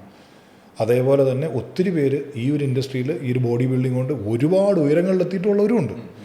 പക്ഷേ ആ ഉയരങ്ങളിലെത്താനായിട്ട് അവർക്ക് എന്തൊക്കെ ഉണ്ടായിരുന്നു എന്നുള്ളതിനെ പറ്റിയിട്ടൊക്കെ നിങ്ങളൊന്ന് പഠിക്കുക. ഇപ്പോൾ നമ്മൾ ബിസിനസ് ചെയ്യുമ്പോഴത്തേക്ക് മാർക്കറ്റ് എന്താണെന്ന് പഠിക്കണം എന്ന് പറയുന്നത് പോലെ, ഇപ്പം ഞാൻ കോമ്പീറ്റ് ചെയ്യുന്ന സമയത്ത് ഇപ്പോൾ ഞാൻ നോക്കുന്നത് എന്താണ്, എൻ്റെ ഹൈറ്റ് കാറ്റഗറിയിലുള്ള ഒരാൾ. അതുകൊണ്ടാണ് ഞാൻ നമ്മൾ പോഡ്കാസ്റ്റ് തുടങ്ങുന്നതിന് മുമ്പൊക്കെ പറഞ്ഞത് എനിക്ക് മിനിമം സ്റ്റേജ് വെയിറ്റ് 100 കിലോ. എനിക്ക് സ്റ്റേജ് വെയിറ്റ് മിനിമം 100 കിലോ വേണം, എന്നാലേ എനിക്ക് കോമ്പീറ്റ് ചെയ്യാൻ പറ്റുള്ളൂ. എന്നെക്കാളും 2 ഇഞ്ച് കുറവ് 6'1" ഹൈറ്റുള്ള മിസ്റ്റർ ഒളിമ്പിയ ടൈറ്റിൽ വിന്നറുടെ ബോഡി വെയിറ്റ് 102 കിലോ ആണ് സ്റ്റേജ് വെയിറ്റ്. ഞാൻ 6'3" ഉണ്ട്. അപ്പം ഞാൻ മിനിമം ഒരു 98-100 ഇല്ലെങ്കിൽ എനിക്കൊരു ഇൻ്റർനാഷണൽ സ്റ്റേജുകളിൽ എനിക്ക് പോകാനോ ഒരു പാർട്ടിസിപ്പേഷൻ വലിയ കാര്യമായിട്ട് ചെയ്യാൻ പറ്റില്ല. അപ്പോൾ അതിലേക്ക് എനിക്ക് എത്താൻ അടുത്തൊരു 1-2 കൊല്ലം കൊണ്ട് പറ്റിയില്ലെങ്കിൽ, കാര്യം എൻ്റെ ഏറ്റവും വലിയ പോരായ്മ ഡ്രോബാക്ക് എന്ന് പറയുന്നത് എൻ്റെ കൺസിസ്റ്റൻസി ഇല്ലായ്മയാണ്. ഒരു പ്രെപ്പ് കഴിഞ്ഞ് കഴിഞ്ഞാൽ ഒരു ചെറിയ ഗ്യാപ്പ് എടുത്ത് അടുത്തത് ചെയ്യാനായിട്ട് എനിക്ക് പറ്റാറില്ല. എന്തെങ്കിലുമൊക്കെ പറഞ്ഞ് മുടങ്ങിയും തിരിഞ്ഞും പോകും. പിന്നെ ഈ ഒരു ലീൻ മസിൽ ബിൽഡ് ചെയ്ത് കൊണ്ടുവരാനുള്ളതിൻ്റെ ടൈം പീരീഡ് വീണ്ടും പോകും. പിന്നെ ഔട്ട് ഓഫ് ഷേപ്പിൽ പോകും, പിന്നെ അവിടെ നിന്ന് വീണ്ടും തിരിച്ചു വരും, വീണ്ടും പോകും. അപ്പോൾ ഇനിയെങ്കിലും അത് കൺസിസ്റ്റൻ്റ് ആയിട്ടൊന്ന് കൊണ്ടുപോകണം എന്നുള്ളതാണ് എൻ്റെ ആഗ്രഹം. അപ്പം ബോഡി ബിൽഡിങ്ങിലേക്ക് വരുന്നവർ ഇത്തരത്തിലുള്ള കാര്യങ്ങളൊക്കെ തിരിച്ചറിഞ്ഞ് നമ്മുടെ ആ ഒരു ലെവലിൽ നിൽക്കുന്ന മറ്റുള്ള അത്ലറ്റ്സ് എങ്ങനെയാണ് ഏതാണെന്ന് മനസ്സിലാക്കി ഇതിലേക്ക് വരിക. അല്ലെ കയ്യിലുള്ള പണം വെറുതെ നഷ്ടപ്പെടാമെന്നുള്ളതേ ഉള്ളൂ. അതുപോലെ തന്നെ പറ്റുന്ന അത്രയും സേഫ്റ്റി പ്രോട്ടോക്കോൾസ്, നിങ്ങളുടെ സേഫ്റ്റിക്ക് മുൻതൂക്കം കൊടുക്കുന്ന ഒരു ട്രെയിനറിൻ്റെ അടുത്തായിരിക്കണം, അല്ലെങ്കിൽ ഒരു കോച്ചിൻ്റെ അടുത്തായിരിക്കണം ഒരു ബോഡി ബിൽഡർ ട്രെയിൻ ചെയ്യേണ്ടത്. അതെല്ലാ അർത്ഥത്തിലും മെൻ്റലി ഫിസിക്കലി നിങ്ങളുടെ ഹെൽത്ത് കണ്ടീഷൻ എല്ലാം നോക്കി നിങ്ങൾക്ക് ആ സപ്പോർട്ട് തന്ന് ട്രെയിൻ ചെയ്യാൻ പറ്റുന്ന ഒരാളുടെ അടുത്ത് ട്രെയിൻ ചെയ്യാവൂ. എൻ്റെ അടുത്ത് വരുന്ന എല്ലാവരോടും ഞാൻ പറയാറുണ്ട്, ചേട്ടാ ഒരു ചെറിയ സൈക്കിൾ ചെയ്യട്ടെ, വലിയ സൈക്കിൾ ചെയ്യട്ടെ എന്നൊരിടൊക്കെ ഞാൻ ചോദിക്കാറുണ്ട്. ആവശ്യം എന്താണെന്ന് മനസ്സിലാക്കി ചെയ്യുക എന്നുള്ളതാണ്. ചില ആൾക്കാരൊന്നും കോമ്പറ്റീഷന് പോകാനോ ഒന്നിനു വേണ്ടിയിട്ടല്ല, വെറുതെ. അവരോടൊക്കെ ഞാൻ പറയാറുണ്ട് എപ്പോഴും. പിന്നെ ചിലരുണ്ട് ഒരു സ്റ്റേജിൽ എങ്ങനെയെങ്കിലും കയറിയാൽ മതി, വേറൊന്നും വേണ്ട, ഒരു സ്റ്റേജിൽ എന്തെങ്കിലും കാണിച്ച് കയറണം. എന്നാൽ ഈ പ്രൊഫഷനിൽ നിൽക്കുന്നവർ പോലും അല്ല, മറ്റുള്ള ആരോടോ വാശി തീർക്കാൻ വേണ്ടി വന്നേക്കുന്നതാണ്. ആരോ കളിയാക്കി നിന്നെ കൊണ്ട് പറ്റില്ല എന്ന്, എന്നാൽ അവനെ കാണിച്ചു കൊടുത്തിട്ടേ കാര്യമുള്ളൂ എന്നും പറഞ്ഞ് വരുന്നവരാണ്. അപ്പോൾ അവരോടൊക്കെ ഞാൻ പറയാറുണ്ട്, life is more precious than trophy. ചിലരോട് നമ്മൾ വർക്ക്ഷോപ്പൊക്കെ, എൻ്റെ അടുത്ത് ഗേൾ ഫ്രണ്ടിനെ കാണിക്കാനെടുത്ത് വന്നിട്ടുണ്ട്, സൈക്കിൾ ചെയ്യണം 2 മാസം കൊണ്ട് 6 പാക്ക് ആക്കി കട്ട് ചെയ്ത് കാണിച്ചു കൊടുക്കണം, ഇതുപോലെ ഒരുത്തിയെ വളയ്ക്കാനാണ്. ഇവിടെ ഞാൻ പറയുന്നില്ല എങ്ങനെയുണ്ട്. അപ്പോൾ ഇതാ ഞാൻ പറഞ്ഞത്. അപ്പം അതുപോലെ തന്നെ ഞാൻ പലരോടും വർക്ക്ഷോപ്പ് എടുക്കുന്ന സമയത്തും ഒക്കെ, അല്ലെങ്കിൽ വളരെ തമാശ രൂപേണ ഞാൻ എല്ലാവരോടും പറയാറുണ്ട്, 6 പാക്കും വെച്ച് ട്രോഫിയും മേടിച്ച് ആ നിൽക്കുന്ന അതേ ഫോട്ടോയിൽ തന്നെ കുടുംബക്കാർ മാലയിട്ട് ചന്ദനത്തിൽ എത്തിച്ച് എങ്ങനെ ഇരിക്കും? അതിന് വേണ്ടിയിട്ടല്ലല്ലോ ഇത് ചെയ്യുന്നത്. അപ്പം ആ ഒരു ഇത്രയും ഒരു നഷ്ടം വരുന്ന അവസ്ഥയിലേക്ക് പോകരുത്. അപ്പം പലരും ഈ പറയുന്നത് പോലെ രണ്ടും കൽപ്പിച്ച് അങ്ങ് എന്തോ ചെയ്യാൻ വേണ്ടി അങ്ങനെ ചെയ്യേണ്ട ഒരു കാര്യമല്ല. അപ്പം നിങ്ങളുടെ സേഫ്റ്റിക്ക് വില കൊടുക്കുന്നൊരു സ്ഥലത്ത് കൃത്യമായിട്ട് പോയി അത് മനസ്സിലാക്കി ചെയ്യാന്നുള്ളതാണ്. ഇനി സാധാരണക്കാർ ജിമ്മിൽ പോകുന്ന ആൾക്കാരുടെ അടുത്ത് പറയാനുള്ളൊരു അഡ്വൈസ് എന്ന് പറയുന്നത്, ഒരു ട്രെയിനറെ ചൂസ് ചെയ്യുമ്പോൾ കറക്റ്റായിട്ട് അവരുടെ പ്രൊഫൈൽ ചെക്ക് ചെയ്ത് അവർ എത്ര പേരെ ട്രെയിൻ ചെയ്തിട്ടുണ്ട്, നിങ്ങളുടെ ആഗ്രഹത്തിനനുസരിച്ചുള്ളൊരു ട്രെയിനറാണോ എന്നുള്ളത് മനസ്സിലാക്കുക. നമ്മളൊരു ഡോക്ടറെ കാണാൻ പോകുമ്പോൾ തന്നെ അതിനനുസരിച്ച് മനസ്സിലാക്കിയിട്ട് വേണം നമ്മളൊരു ട്രെയിനറെ ചൂസ് ചെയ്യാനായിട്ട്. അല്ലാതെ വേറൊരാളുടെ അടുത്ത് എന്ന് പെടാൻ പാടില്ല. ഇപ്പോൾ ബോഡി ബിൽഡിംഗ് കോച്ചസിൻ്റെ അടുത്ത് നിങ്ങൾ പോരെന്ന് ചിലർ പറയും. എല്ലാ ബോഡി ബിൽഡിംഗ് കോച്ചസിനും നല്ല രീതിയിൽ ട്രെയിനിങ് ചെയ്യിക്കാൻ, സാധാരണ ട്രെയിനർ ക്ലയൻസിനെ ട്രെയിൻ ചെയ്യിക്കാൻ അറിയാവുന്നവരുണ്ട് ഇഷ്ടം പോലെ. എല്ലാ ബോഡി ബിൽഡിംഗ് കോച്ചസും ബോഡി ബിൽഡർമാരെ മാത്രമല്ല ട്രെയിൻ ചെയ്യുന്നത്. അപ്പോൾ അങ്ങനെ ഒരു തെറ്റിദ്ധാരണയുടെ ആവശ്യമില്ല. പക്ഷേ അവരുടെ പ്രൊഫൈലിൽ അതേപോലെ തന്നെ ബോഡി ബിൽഡർമാരും ഉണ്ടോ, സാധാരണ ആൾക്കാരെയും ട്രെയിൻ ചെയ്തിട്ടുണ്ടോ എന്നുള്ളത് നോക്കുക. അല്ലെങ്കിൽ അവർ ട്രെയിൻ ചെയ്തിട്ടുള്ള ആരുണ്ടെങ്കിൽ അവരോട് വിളിച്ച് ചോദിക്കുക ഏതൊക്കെ രീതിയിലാണോ ഇങ്ങനെയൊക്കെയാണോ എന്നുള്ളത് ചോദിക്കുക. അപ്പോൾ ഇതൊക്കെ മനസ്സിലാക്കി നിങ്ങൾക്ക് കൺസിസ്റ്റൻ്റായിട്ട് മെയിൻറ്റെയിൻ ചെയ്ത് കൊണ്ടുപോകാൻ പറ്റുന്ന ഒരു ഫുഡ് ഹാബിറ്റ്സ് ഒക്കെ പറഞ്ഞു തരുന്ന രീതിയിലാണോ അവർ ചെയ്യുന്നത്, അല്ലെങ്കിൽ ഏതെങ്കിലും ബോഡി ബിൽഡർമാർ തന്നെ കഴിക്കും പോലെ പുഴുങ്ങിയ ചിക്കനും പുഴുങ്ങിയ പച്ചക്കറിയും ഒക്കെ ആയിട്ടുള്ളൊരു ഡയറ്റാണ് അവർ കൊടുക്കുന്നത്, അങ്ങനെയാണെങ്കിൽ മുമ്പോട്ട് പോകാൻ പറ്റില്ല. അപ്പോൾ ഇതൊക്കെ തിരിച്ചറിയുക. ഇനി ജിമ്മിലൊന്നും പോകാത്തവരാണെന്നുണ്ടെങ്കിലും ഹെൽത്തിന് അത്രയും ഇമ്പോർട്ടൻസ് കൊടുക്കുക. Health is wealth. എന്തൊക്കെ ഉണ്ടെന്ന് പറഞ്ഞാലും, ഇപ്പോൾ ചിലർ പറയും പൈസ ഉണ്ടെങ്കിൽ എന്ത് നേടാം, എല്ലാം നേടാൻ പറ്റില്ല. ശരീരത്തിൻ്റെ കാര്യത്തിനകത്ത് ഒരു ക്രിയയും നടക്കില്ല, അത് കാശുണ്ടെങ്കിൽ നടക്കില്ല. ബാക്കിയൊക്കെ മേടിക്കാൻ പറ്റുമായിരിക്കും, അത് പറ്റില്ല. അപ്പോൾ ഹെൽത്താണ് മെയിൻ. അതിന് ഒരു ദിവസം 1 മണിക്കൂർ സമയമെങ്കിലും മാറ്റി വയ്ക്കുക. തുടക്കക്കാരാണെങ്കിൽ നേരത്തെ പറഞ്ഞൊരു 20 മിനിറ്റെങ്കിലും നടക്കാൻ പോകുക. എന്നിട്ട് പയ്യെ പയ്യെ പയ്യെ പയ്യെ ഗ്രാജുവലി പലതിലേക്കായിട്ട് മാറി വരും. ഇതൊക്കെ ഒരു 10-20 കൊല്ലത്തെ എൻ്റെ എക്സ്പീരിയൻസിൽ നിന്ന് ഞാൻ കണ്ടതും കേട്ടതും മനസ്സിലാക്കിയിട്ടുള്ള കാര്യങ്ങളാണ്. പിന്നെ ഇന്നത്തെ ഈ ഒരു സാഹചര്യത്തിൽ, ഇന്നത്തെ കാലഘട്ടത്തിൽ കഴിവതും ഒരു 6 മാസം കൂടുമ്പോഴെങ്കിലും ഒരു കംപ്ലീറ്റ് ബ്ലഡ് റൊട്ടീൻ ചെക്കപ്പ് ചെയ്യുക. പ്രായമൊന്നുമില്ല കേട്ടോ, ഒരു പ്രായമില്ല. 13 വയസ്സുള്ളൊരു പയ്യനെ ഒരു സംശയം തോന്നി എൻ്റെ അടുത്ത് കൺസൾട്ട് ചെയ്യാൻ വന്നത് ഫാമിലിയാണ്. അപ്പനും അമ്മയും കൺസൾട്ട് ചെയ്യാൻ വന്നപ്പോൾ ഒരു സംശയം തോന്നി പറഞ്ഞതാണ്, മോനൊരു ചെറിയ ഒബീസിറ്റി ലെവൽ ഉണ്ടല്ലോ, നിങ്ങൾ എന്തായാലും ബ്ലഡ് ടെസ്റ്റ് എടുക്കാൻ പോകല്ലേ, മോൻ്റെയും കൂടെ നോക്കാനായിട്ട് പറഞ്ഞു. ആ കൊച്ചിന് ഫാറ്റി ലിവറാണ്, 13 വയസ്സേ ഉള്ളൂ. അപ്പോൾ പ്രായഭേദം എന്നെ ഇന്നത്തെ കാലത്തെ ഒരു രീതി വെച്ചിട്ട് ഞാൻ പറഞ്ഞതാണ്. അപ്പം മക്കൾ ഓവർ വെയ്റ്റ് ആണ്, അവർക്ക് ഒബീസിറ്റി ലെവൽ കുറച്ച് കൂടുതലാണ്, അത്തരത്തിലുള്ള കാര്യങ്ങൾ കൊടുക്കുന്നുണ്ട്. പ്രത്യേകിച്ച് കിഡ്സ് പ്രോഗ്രാം, ഞങ്ങളൊരു കിഡ്സ് പ്രോഗ്രാം ഡെവലപ്പ് ചെയ്യുന്നുണ്ട് ഞാനും വൈഫും കൂടെ. അപ്പോൾ അവരുടെ ഫുഡ് ഹാബിറ്റ്സും കാര്യങ്ങളൊക്കെ വെച്ചിട്ട് അതാണ് നമ്മുടെ 3ാമത്തെ പ്രോഗ്രാം നമ്മുടെ പൈപ്പ് ലൈനിലുള്ള. കാരണം ഇന്നത്തെ പിള്ളേരിലുള്ള ഒബീസിറ്റി ലെവലും അതേപോലെ തന്നെ പിള്ളേരിലുള്ള ടൈപ്പ് 2 ഡയബറ്റീസിൻ്റെ ലെവലെന്ന് പറഞ്ഞു കഴിഞ്ഞാൽ അങ്ങേയറ്റമാണ്. സ്പെഷ്യലി UAE ഒരു രക്ഷയില്ല. ചേട്ടനപ്പോൾ പേഴ്സണലി എടുക്കുന്ന മെഷേഴ്സ് എന്താ? ഫാമിലിയിലേക്കായിട്ടാണെങ്കിലും അല്ലെങ്കിൽ ഫാമിലിയിൽ ഒരു റൊട്ടീൻ ആണെങ്കിലോ ഫുഡ് ഹാബിറ്റ്സ് ആണെങ്കിലോ എല്ലാം കംപ്ലീറ്റ് എല്ലാം അവരുടെ ആണെങ്കിലും കുട്ടികളുടെ അത് എല്ലാവരുടെയും. അപ്പോൾ അതുകൊണ്ടാണ് ഫോളോ ചെയ്യുന്ന ഒരു മെത്തേഡ് എന്താ? ഇപ്പം ഞാൻ എൻ്റെ വീട്ടിൽ ഫോളോ ചെയ്യുന്നു നോർമൽ ഫുഡ് എല്ലാം. പിള്ളേർക്കാണെന്നുണ്ടെങ്കിലും എനി ഔട്ട്സൈഡ് ഫുഡ് അല്ലെങ്കിൽ സ്വീറ്റ്സ്, ചോക്ലേറ്റ്സ് അല്ലെങ്കിൽ അങ്ങനത്തെ എന്തെങ്കിലും ഉണ്ടെങ്കിൽ വീക്കെൻഡിൽ ഒരു ദിവസം മാത്രം, അങ്ങനെയുള്ളൂ. ഇപ്പം നമ്മൾ വീക്കെൻഡിൽ എൻജോയ് ചെയ്യുന്ന ആ ഒരു ടൈം പീരീഡ് മാത്രമേ ഉള്ളൂ. ഈവൻ വീട്ടിൽ ചിപ്സ് ഉണ്ട്, സാധനങ്ങളുണ്ട്, എല്ലാം ഉണ്ടെങ്കിലും പിള്ളേർക്കറിയാം അത് വീക്കെൻഡിലേക്കുള്ളതാണ്, അല്ലാതെ എടുത്ത് കഴിക്കുക അങ്ങനത്തെ പരിപാടിയൊന്നുമില്ല. അപ്പം അതേപോലെ അപ്പോൾ ആ ഒരു ഫുഡ് ഹാബിറ്റ്സിലേക്ക് അവർ കൊണ്ടുവന്നവരെല്ലാവരും അവരുടെ ഓൺ ഹൈറ്റ് വെയ്റ്റിനനുസരിച്ച് അവർ നിന്ന് പോകും. പിള്ളേർ ഒരുപാട് എന്താ പറയുക മൂടിയായിട്ടിരിക്കുക, full time mobile, full time phone അല്ലെങ്കിൽ ഐപാഡ് ഇങ്ങനെയുള്ള കാര്യങ്ങളായിട്ടിരിക്കുക. അപ്പോൾ ഇങ്ങനെയുള്ള ഒരു സംഭവമൊക്കെ മാറ്റിയിട്ട് അവരെയും കൂടെ. അതുകൊണ്ടാണ് നമ്മളെപ്പോഴും നമ്മുടെ പ്രോഗ്രാമിൽ ജോയിൻ ചെയ്യുമ്പോൾ ചില ആൾക്കാരുടെ ഭാര്യമാരെനിക്ക് മെസ്സേജ് അയക്കും. എന്നിട്ട് ഹസ്ബൻഡ് പറയും ഇതാണിപ്പോൾ വീട്ടിലെ സന്തോഷം. അപ്പോൾ അവർ പറയും നേരത്തെ പുള്ളിക്കാരൻ ജിമ്മിൽ പോയായിരുന്നു, 2 അടുക്കളയാണ് ബ്രോ, പുള്ളിക്കാരൻ എണ്ണയില്ലാത്തത് വീട്ടിലേക്ക് എണ്ണയുള്ളത് വേറെ, ഇതാണ് ഇപ്പോൾ ആ പ്രശ്നമില്ല. ഒരു മേശപ്പുറത്ത് എല്ലാവർക്കും കൂടെ ഒന്നിച്ചെടുത്ത് കഴിക്കാൻ പറ്റുന്ന രീതിയിലുള്ള ഡയറ്റാണ് നമ്മുടെ എല്ലാ ക്ലയൻസിനും കൊടുക്കുന്നത്. അപ്പോൾ ഭാര്യമാർ ഹാപ്പിയാണ്, സെപ്പറേറ്റ് കുക്ക് ചെയ്യേണ്ട. ഒറ്റ കാര്യം എന്ന് പറയുന്നത് ഞാൻ പറയുന്ന എമൗണ്ട് ക്വാണ്ടിറ്റി വേണം നിങ്ങൾ മെഷർ ചെയ്തെടുക്കാൻ, അത്രേ ഉള്ളൂ. മേശപ്പുറത്ത് ഇപ്പോൾ തോരനിരിപ്പുണ്ട്, ചോറിരിപ്പുണ്ട്, ചിക്കൻ കറി ഇരിപ്പുണ്ട്, നിങ്ങൾക്ക് ഇത്ര ഗ്രാം ചിക്കൻ വേണം, ഇത്ര ഗ്രാം ചോറ് വേണം, അത് നിങ്ങളെടുക്കുക, അത്രേ ഉള്ളൂ. സെപ്പറേറ്റ് ഒരു കറിയില്ല. അപ്പം ഈസി ആയിട്ട് അവരുടെ കാര്യങ്ങൾ മാനേജ് ചെയ്ത് പോകാൻ പറ്റും. അപ്പം ഈ രീതിയിൽ കൊണ്ടുപോവുക എന്നുള്ളതാണ്. അപ്പോൾ കിഡ്സിനെയും കൂടെ നിങ്ങൾ പിള്ളേരെയും കൂടെ ശരിക്കും പറഞ്ഞാൽ നിങ്ങളുടെ എന്തെങ്കിലും ഒരു ഫിറ്റ്നസ് ആക്ടിവിറ്റിയിൽ പിള്ളേരെയും കൂടെ നിങ്ങൾ ഉൾപ്പെടുത്തണം എന്നുള്ള എല്ലാ എന്താ പറയുക പാരൻസിനോട് എനിക്ക് പറയാനുള്ളത്. കാരണം ഒരു ഐപാഡും ഒരു 4 ഭിത്തിക്കകത്ത് ആയിപ്പോയി കഴിഞ്ഞാൽ പിള്ളേരുടെ കാര്യം പോക്കാം. അപ്പോൾ അവരിൽ ഈ പറയുന്ന നേരത്തെയുള്ള പ്രശ്നങ്ങളെല്ലാം കൂടി വരുന്നുണ്ട്. അപ്പോൾ അത്തരത്തിലുള്ള പ്രശ്നങ്ങളിലേക്ക് പിള്ളേരും പോകരുത്. ചെറിയ രീതിയിൽ സ്റ്റാർട്ട് ചെയ്യുക, നിങ്ങൾ ചെയ്ത് കാണിക്കുന്നതാണ് അവർ കണ്ടു പഠിക്കുന്നത്. അപ്പോൾ അത് ആ ലെവലിലേക്ക് കൊണ്ടുവരിക എന്നുള്ളതാണ്. ഇതൊക്കെയാണ് എനിക്ക് സാധാരണ ആൾക്കാരോടും ട്രെയിനേഴ്സിനോടും ബോഡി ബിൽഡേഴ്സിനോടും ഒക്കെ പറയാനുള്ളത്. പിന്നെ എല്ലാവരോടും ഈ ഒരു പോഡ്കാസ്റ്റ് കണ്ട എല്ലാവരോടും പറയാനുള്ളൊരു കാര്യം എന്ന് പറയുന്നത്, ഞാൻ ഈ പറഞ്ഞ കാര്യങ്ങളെല്ലാം എൻ്റെ മാത്രം അഭിപ്രായങ്ങളാണ്. ഇതായിരിക്കില്ല മറ്റു പലർക്കും പറയാനുള്ളത്. കാരണം ചില ആൾക്കാർ തോന്നുന്നു അത് അവൻ അങ്ങനെ പറഞ്ഞതല്ലേ, ഞാൻ ഇങ്ങനെയല്ലല്ലോ എന്ന് തോന്നുന്നു. ഞാൻ എല്ലാ വീഡിയോയിലും പറയാറുള്ളത് പോലെ ഒരു സ്പോർട്സുകാരൻ എന്നുള്ള നിലയ്ക്കും ഞങ്ങളുടെ രണ്ടുപേരുടെയും വ്യക്തിപരമായ അതെ ഞാൻ പറഞ്ഞില്ല, അതുകൊണ്ട് ഒരു സ്പോർട്സുകാരൻ എന്നുള്ള നിലയ്ക്കും രണ്ടുപേരാണല്ലോ മിസ്റ്റർ കേരള ഷോ അറ്റൻഡ് ചെയ്തിട്ടുണ്ട്. ഞാൻ കേരള യൂണിവേഴ്സിറ്റി ആലപ്പി, അപ്പോൾ ഇത്രയും ഷോ അറ്റൻഡ് ചെയ്തിട്ടുള്ള എൻ്റെ എക്സ്പീരിയൻസ്. അതെ, അപ്പോൾ അത് കണക്ട് ചെയ്യാൻ പറ്റും. അപ്പോൾ നമുക്കത് കേൾക്കുമ്പോൾ വലിയ കാര്യങ്ങളായിട്ടും തോന്നില്ല. പക്ഷേ അല്ലാത്തവർക്ക് കേൾക്കുമ്പോഴും ഇപ്പം ഞാൻ ഈ പറഞ്ഞ ബോഡി ബിൽഡേഴ്സിൻ്റെ കാര്യം മറ്റുള്ള കാര്യങ്ങളൊക്കെ കേൾക്കുമ്പോൾ ചിലപ്പോൾ പലരും പെട്ടെന്ന് ഒഫൻഡഡ് ആവും. പക്ഷേ കുറച്ച് കാര്യം പക്ഷേ ഒരു 5 മിനിറ്റ് ഒന്ന് ഇരുന്ന് ആലോചിച്ചാൽ മനസ്സിലാവും നമ്മൾ പറഞ്ഞത് എന്താണെന്നുള്ളത്. കാരണം നമ്മളിത് കുറേ കാണുന്നതാണ്. കാരണം ആ ഒരു സ്റ്റേജിൽ നിൽക്കുമ്പോൾ നമുക്ക് ഇതൊന്നും ചിന്തിക്കാൻ പറ്റില്ല.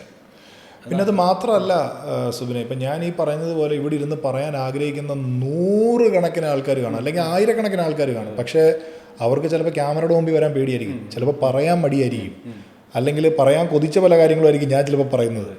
അപ്പം അതൊക്കെ ആയിട്ട് ഞാൻ കാണാറുള്ളൂ. പക്ഷേ എല്ലാം സുബിൻ്റെയും എൻ്റെയും വ്യക്തിപരമായിട്ടുള്ള കാര്യങ്ങളാണ് ഇന്നത്തെ ഈ വീഡിയോയിൽ നമ്മൾ പറഞ്ഞത്. ഇതിപ്പോൾ ആരെയും പ്രൊവോക്ക് ചെയ്യാനോ അല്ലെങ്കിൽ ഒന്നിനും വേണ്ടിയിട്ടല്ല. എൻ്റെ പേഴ്സണൽ എക്സ്പീരിയൻസ്, അതെ, എൻ്റെ പേഴ്സണൽ എക്സ്പീരിയൻസ് ഞാൻ പറഞ്ഞു. കാരണം ഞാനിത് എല്ലായിടത്തും പറഞ്ഞിട്ടുള്ളതാണ്. കുറേ കൂടെ ഡീറ്റെയിൽഡായിട്ട് ഏതാണ്ട് 3-4 മണിക്കൂർ വരുന്ന പോഡ്കാസ്റ്റാണ് ഇപ്പോൾ നമ്മൾ ചെയ്തത്.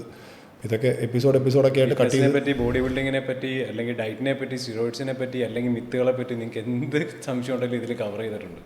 അതുപോലെ തന്നെ ബ്ലഡ് വർക്കിനെ പറ്റിയിട്ട് ഞാൻ ഇടയ്ക്ക് വെച്ച് പറഞ്ഞ അതാണ്. സാധാരണക്കാരാണെങ്കിലും എനിക്ക് തോന്നുന്നു ഇപ്പം ഈ DDRC ഒക്കെ പെട്ടെന്ന് വന്നൊരു പേര് പറയുന്നത് കേട്ടോ, ഞാൻ അവരുടെ ബ്രാൻഡ് അംബാസഡറൊന്നും അല്ല.